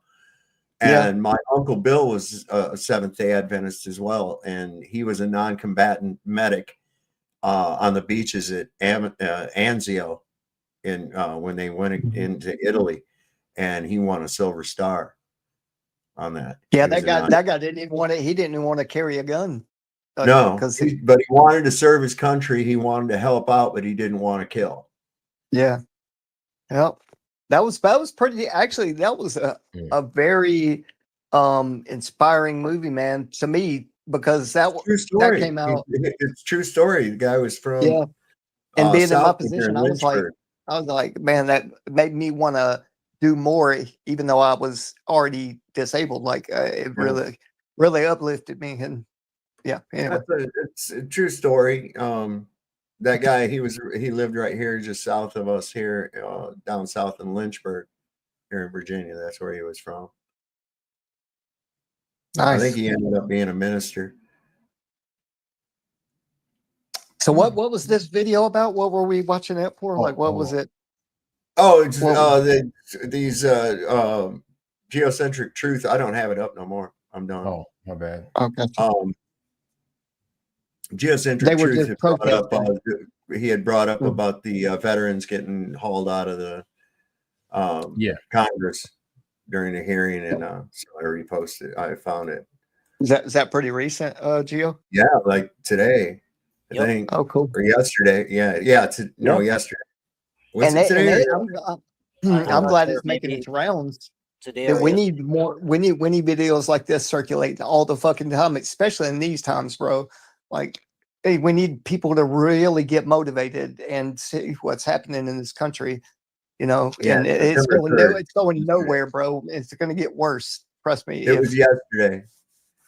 Yeah. Oh yeah. Listen, you want to see some shit? Let me show you something here real quick. I'll pass those to you in the shit, but I'll watch your video. Listen to this real quick. This is some crazy shit. You tell me who runs the United States. You tell me who runs. The lobbyist, Israel. Did you know that you could spend 5 years in jail for disrespecting Israel in America? Yeah, well, fuck Israel. Now, starting in August, if you burn the Israeli flag, spit on the Israeli flag, say anything bad about Israel online, or even tell a friend to boycott Israel, you could spend up to 5 years in jail and pay a $20 million fine. And this is all because of the U.S. government's contract with the Israeli AI company Palantir. A part of the One Big Beautiful Bill is allocating $250 billion to Palantir that will collect an AI database of everything you do online, also scanning our license plates while we drive in the United States. They will then collect all of this data and determine before you commit a crime if you're a high-risk individual. And in doing so, if you say anything negative about Israel, they're going to put you in a category, even if you just repost a video. And once you're in this high watch category, if you do something like post too much about hating Israel, this now qualifies as a hate crime, which will be a felony. Share and like this video so we can spread the word and take our country back. Yep. Hey, before everybody's been saying this when they start talking about weaponizing definitions of words. Yep. And everybody, I don't know if y'all heard what I heard, like, it was like 4 or 5 years ago. Well, all of this shit, when COVID started, bro, this is where it's coming from, right? They passed these real quietly, but hate speech. If you call a girl a cat or a cat a girl, like this fucking wordplay, bro. It's all bullshit. Yeah, all bullshit.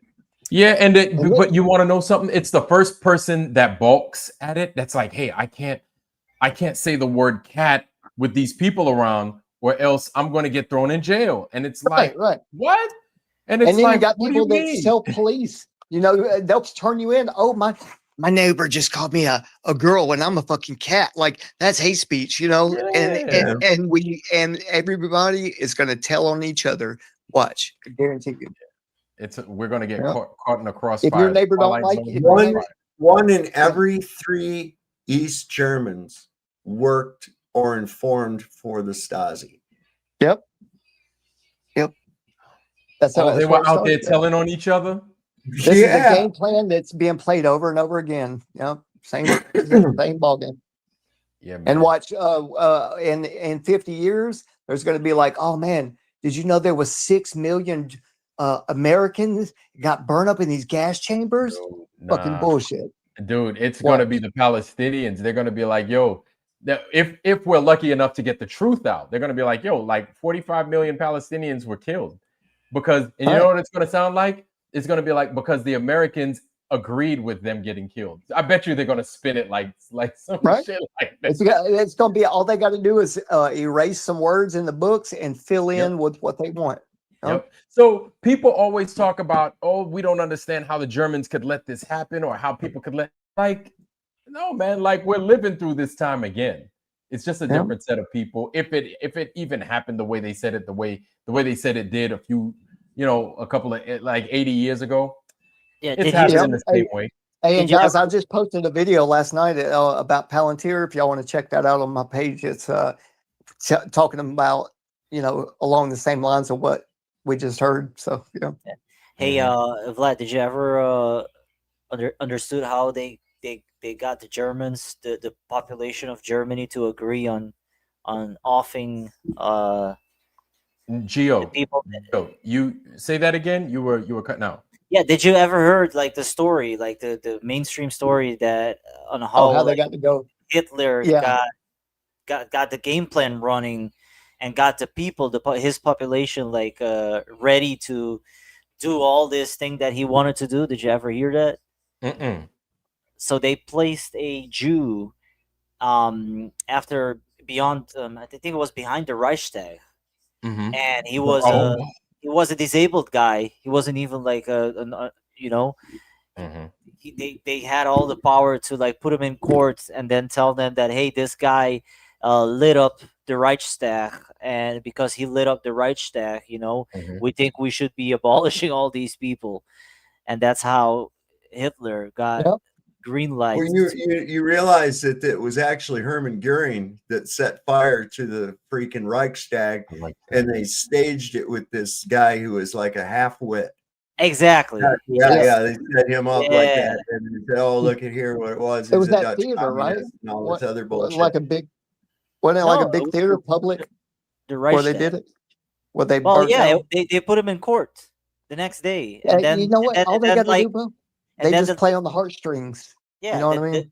The next day, like they put him in court, and then a couple of days later, they were like shoving the newspapers around everywhere, saying that, oh, this is what we should do, and everybody was indoctrinated, and everybody was angry because he burned the Reichstag, and now we gotta, right?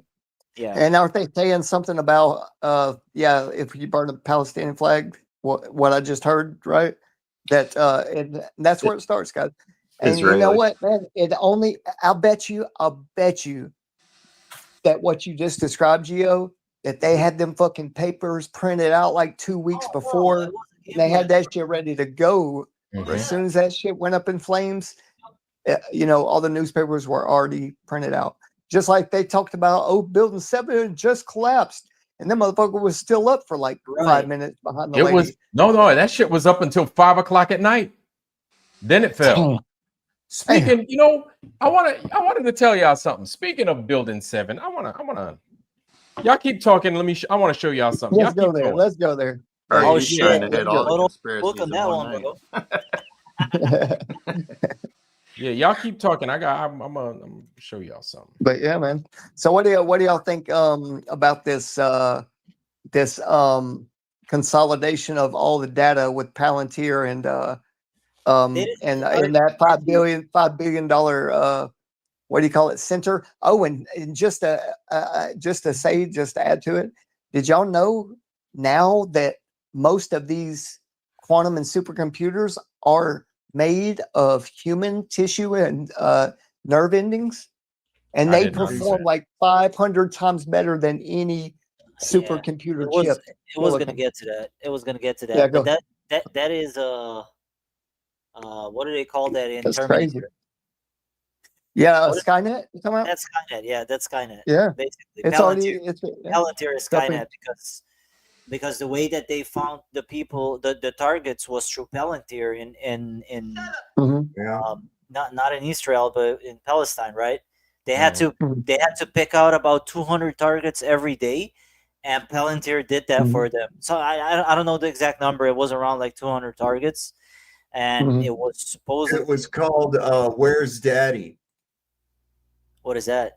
That was the name of the program that they used to fucking.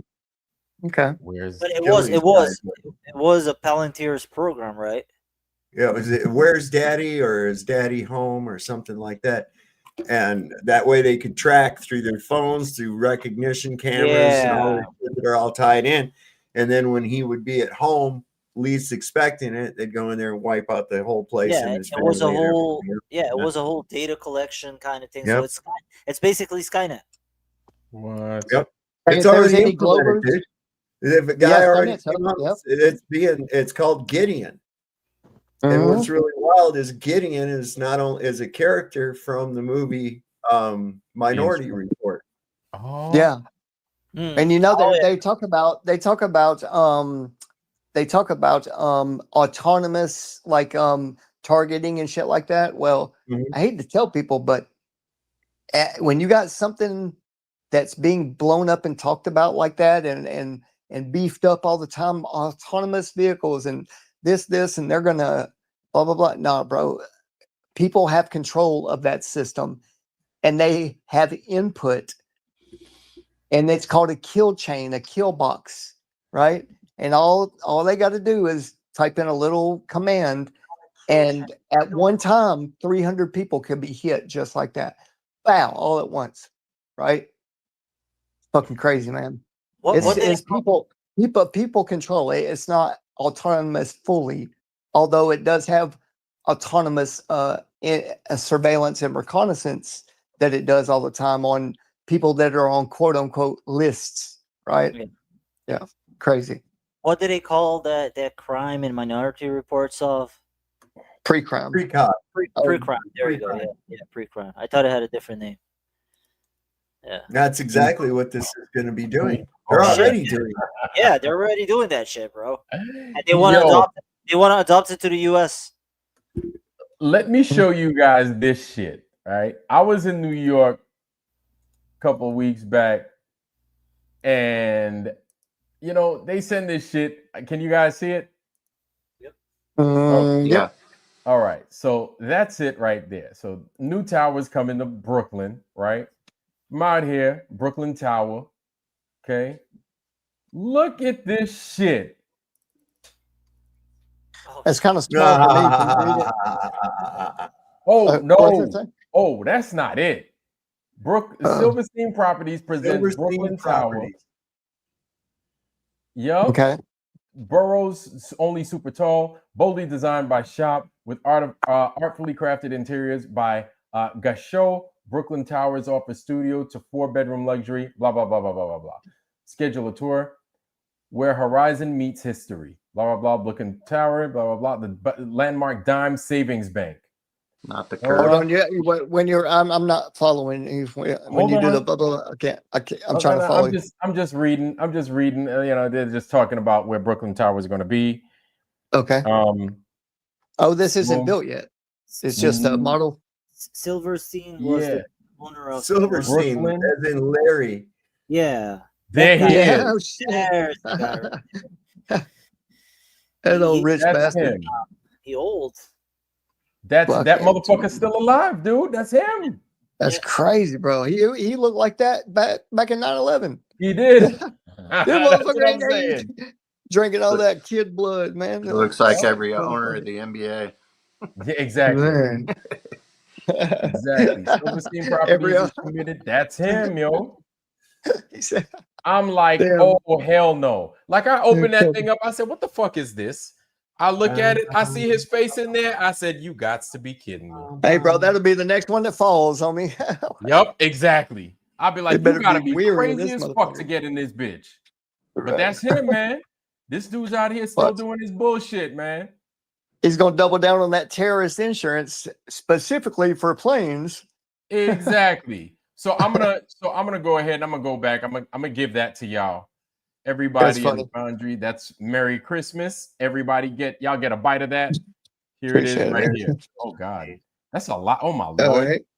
Jeez. Hey, I'm gonna drop this video here if you're cool with it. Just right quick, because I'm gonna watch this and get off. I got a long day tomorrow.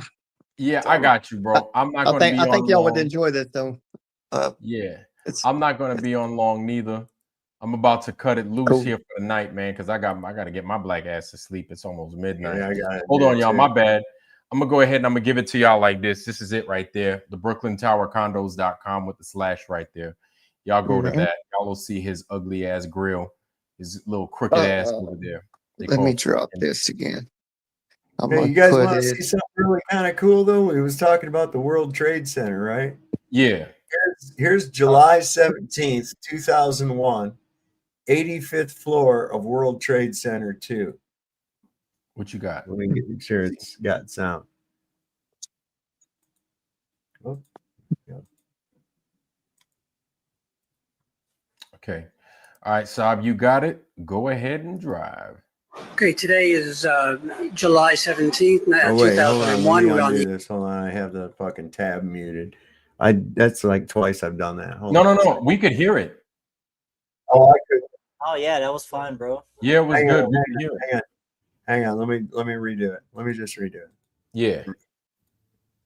There it is. You got to take this one down. There you go. Let me make it All right, big. go ahead. You got it. All right. I think everything's cool. I couldn't hear it though. See? Okay, today is July 17th, 2001. We're on the 85th floor of the World Trade Center, currently at the northwest corner of the building, showing columns 101 on the right and 460 on the left. We are going to proceed to show the fire protection in the fourth phase of the renovation.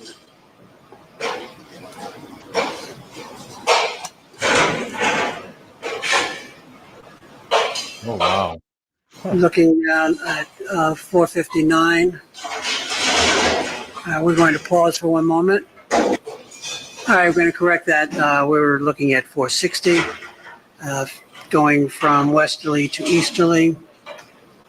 And before that, we're going to introduce you to what we're looking at. These are the columns on the north side of the building. Inside the partition was 101, proceeding easterly.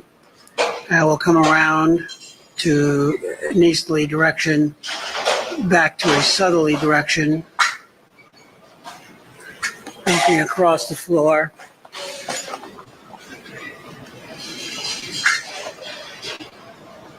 And showing the west side of the building and the columns from 460 down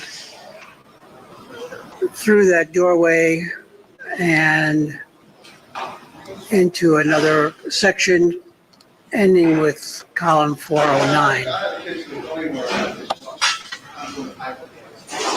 Okay, again, we're going back to column 460. So this looks like it was not even occupied. They were just, it looked like they were tearing everything out of this fucking place, don't it? Mm-hmm. Right. It looked like they were gutting it. Absolutely. Yeah. Yeah. And this is what we'd heard. We'd heard that they were basically prepping the building to be destroyed. Yeah. Well, one of the big problems of that towers were the fireproofing, which you cannot just scrape it off. Where they was it asbestos? You mean asbestos? Yes, correct. Yeah. So they had a problem with that, and that's one of the reasons why they needed to remove that shit. So they were like, "Hey, you want to target, and you want to." But you get the gist of that whole thing right there. But you know what I'm saying? So what gets, and you're right about that with the asbestos, is that with and he knew this when he got the buildings. Okay, it was the whole thing was because it was going to cost a tremendous amount of money to bring the buildings up to code, but it would also cost a tremendous amount of money to demo them. Mm-hmm. Okay, it's worked out perfectly because it talk about Jewish lightning. Mm-hmm. You know what I'm saying? Yeah, he not only got paid for one, he took 2 claims. For both towers, north and south tower. He got paid twice on that shit. He didn't own 7th? Yeah, but he didn't bother taking nothing out on that, I don't believe. Yeah. Okay. It was on the he was 2 like, big go ahead. towers. Those are the ones that needed to come down.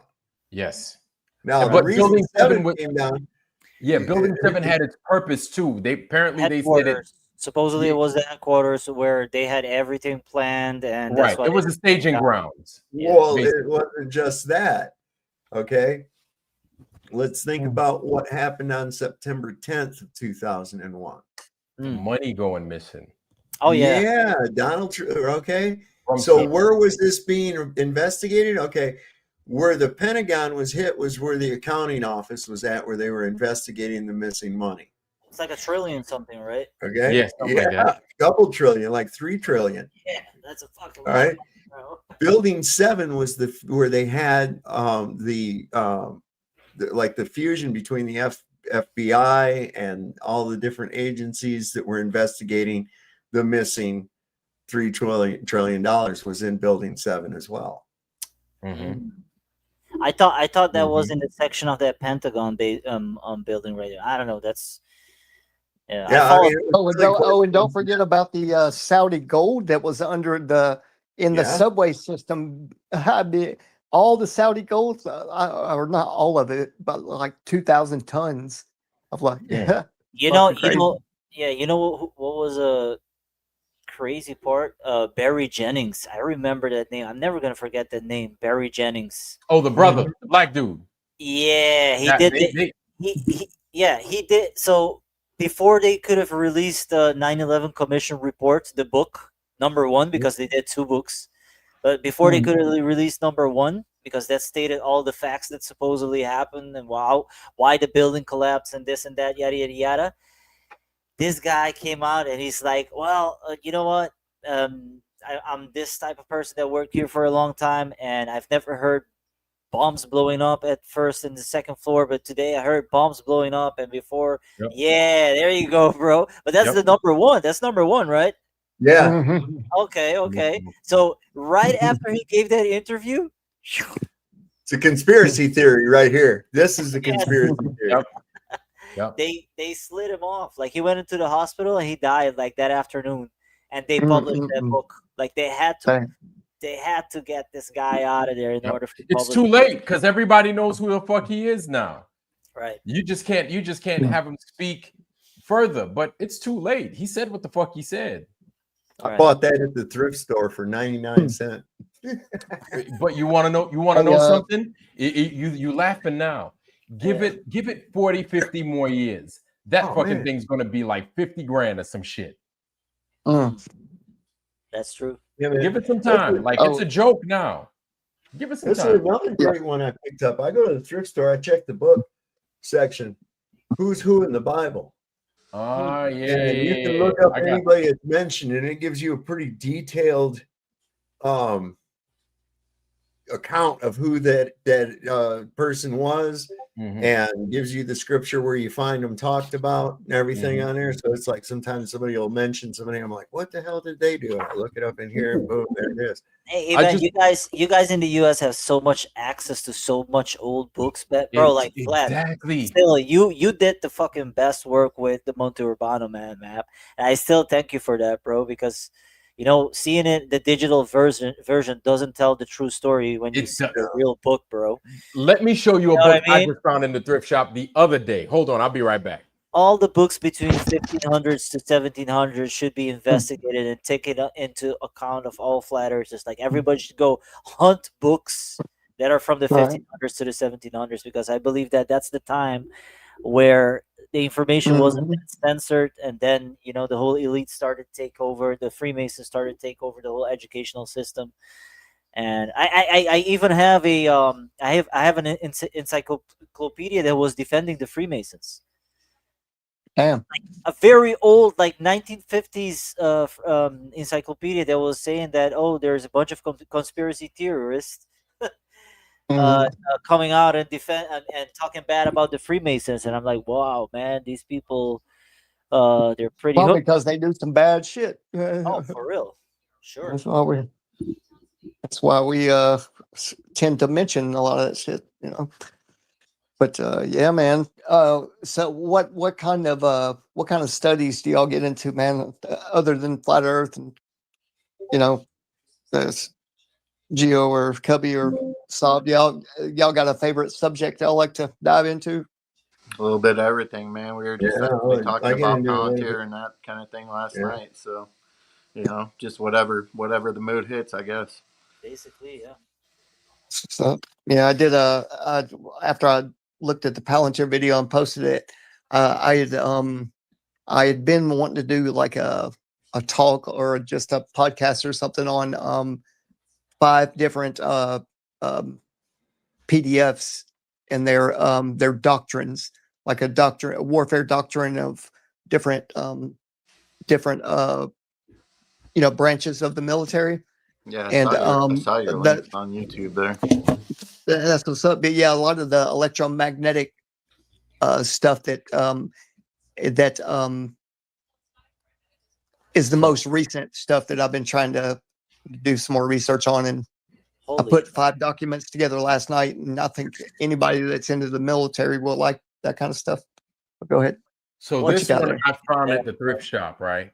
Daughter and I were combing through the place, and it's called the Vinland Map and the Tartar Relation. Oh, wow. From 1966. It's just got an ass ton of these old ass fucking maps from in and around this region. Right? Oh, cool. And yeah, it's and it's got everything. It's even got the Northern Pole, the full Northern Pole. All these old fucking maps. What, the 4 continents? Yes. What the fuck? Do they have the rock in the middle? I think so. Let me go back. Yeah, I think they might. And they talk about it in detail. This book is from 1966. It goes over Piri Reis's map and a whole bunch of other maps before that one. That's gold. Yeah, this thing $5, man. $5. Hey, did you ever get a chance to go ahead? I feel like I made off like cool a books bandit. You can get some cool books on Goodwill online. It's kind of like eBay, but they've got a lot of cool things. Yeah, but Goodwill. I know. I mean, I get it. Yeah, I know. Yeah, I kind of lost favor with them. I'll tell you what. You're better off with So there are a couple of things, right? Local people. There are dumpsters, not dumpsters, but like where people like. It's like I guess you could say a sanitation place where they collect trash. A lot of times people's estates will wind up making it to those places. And inside those places, they have like an ass ton of books just stacked up on top of each other. They don't just throw the books away. Yeah. You know what I'm saying? So a lot of these places, like I've got one actually near my house here. And I'm looking at visiting it here in the next week or so. They just have books from these people that just die off, man. These old estates. And one of the things that I noticed in a lot of the thrift shops around here have a lot of German Bibles. German Bibles from the mid 1800s. Big around here. Wow. German Bibles. So you're better off at a mom and pop thrift shop. And I would go to a place like a Virginia, Boston, Massachusetts. You know what I'm saying? Certain places probably in Texas. Places. From somebody that's old too, like a veteran or something like that. Yes. Or somebody, you know what I mean? Yes. Hey, I gotta go, guys. I'm sorry man. To cut it off, man, but yes, oh wow. Oh yeah, y'all wanna I want to show you guys something real quick. Yeah, let me show you all something real quick. Remember what I was talking about? How metals and stuff will amalgamate with mercury? Mm-hmm. Watch this shit. This is crazy, man. This is different metals that you don't even think about. I'll watch it in the chat, bro. Take care, guys. Have a good night. All right. Hey, good night, Gio. Put that up for a second. There's there you go. Watch this. Here's cobalt. Put cobalt and mercury. Watch. Oh, whoa! Jesus Christ! Check that out. That's fucking cool. If that ain't magic, bro. Something, man. That's so cool looking. Is that real time or is that just No, that's not real time. Okay. Oh my god. That's so cool. Oh, it's AI to me. It does almost, yeah. Time lapse. It's so cool. Wow. Damn. Germanium. Oh wow. Oh. What? Wow. That would be like a cool ass gift, you know, some kind of gift for a woman or something like, you know. Yeah, if you want to kill her. Wow. Wow. Oh my god. Yeah, that's really cool. Oh yeah, that would be kind of explosive. Oh. Wait a minute. chromium. Woo. Like a firework. The Earth couldn't be this spinning ball right here because That's crazy, isn't it, man? What the hell? That's neat. Appreciate you showing me that, man. Crazy. That is crazy. Well, family shit, man. I'm gonna give you guys y'all's last words. Me, I have got to get my behind going. So yes, sir. We'll watch that video another time. But I appreciate you having me up on the panel, brother. And no Cubby doubt, no doubt. Love y'all as well. Yeah, and I'm tired too, man. I gotta take my black ass to bed too. Yeah, I gotta take my black ass to bed.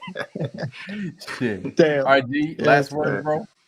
No, I just want to say thank you, man, and we'll catch up another time. And hey, I talked to JJ as well. I'm gonna try to start now that I'm healing up a little bit better from this pressure wound. I'm gonna be up a little bit more and try to do some live or recorded interviews. Right. And if any of y'all ever were curious about me or have questions, man, I'd like to try to do a show. So yeah, man. you know, if you guys want to catch up at any point the next few weeks or a few months, and I'm game for that. Yeah, man, no doubt. Totally. I'm down.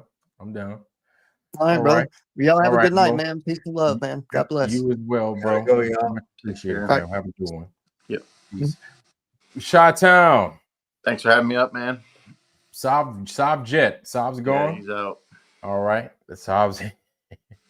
Chi-Town, man. Yeah, it's good to have you up on here, man. Yeah, they're coming up. It's a good time. Hell yeah. Hell yeah. Oh, buddy. All right. Well, I will see you on the other side. All right. All right, homie. You have a good night, fam. You too. All right. So, family, that's Saab. That's I was gonna say JJ. That's RG. That's Gio. Hey, bro. Did you see Duffy? Hey, Duffy. And that's Saab. Everybody, man. It was good to have everybody up on the panel tonight. You know what I'm saying? It's always a pleasure to have everybody up there. Always a pleasure. Man, I miss having everybody up there and just rocking it. You know what I'm saying? I'd be forgetting how good it feels to have everybody up there and then us just going over everything and kind of losing ourselves in the craziness. I enjoy it a lot. So I don't know about y'all. I know I do. So anyway, family, that's all we got for tonight. We're going to go ahead and we're going to let this thing roll into another one in the books. And with that being said, fam, I'm going to leave y'all with my blessing. I wish you guys nothing but the best health, wealth, love, joy, prosperity. Most of all, wisdom, wisdom, wisdom, family. Let's be wise. Crazy days coming, crazy days. Anyway, as long as we've got each other, I think we'll be fine. And as long as we've got the truth on our side, we'll definitely be fine. And with that, family, I love you. I'm out. Probably see you tomorrow. If not, maybe on Sunday. Who knows? Peace, fam. Peace, peace. See y'all. Jefferson's time.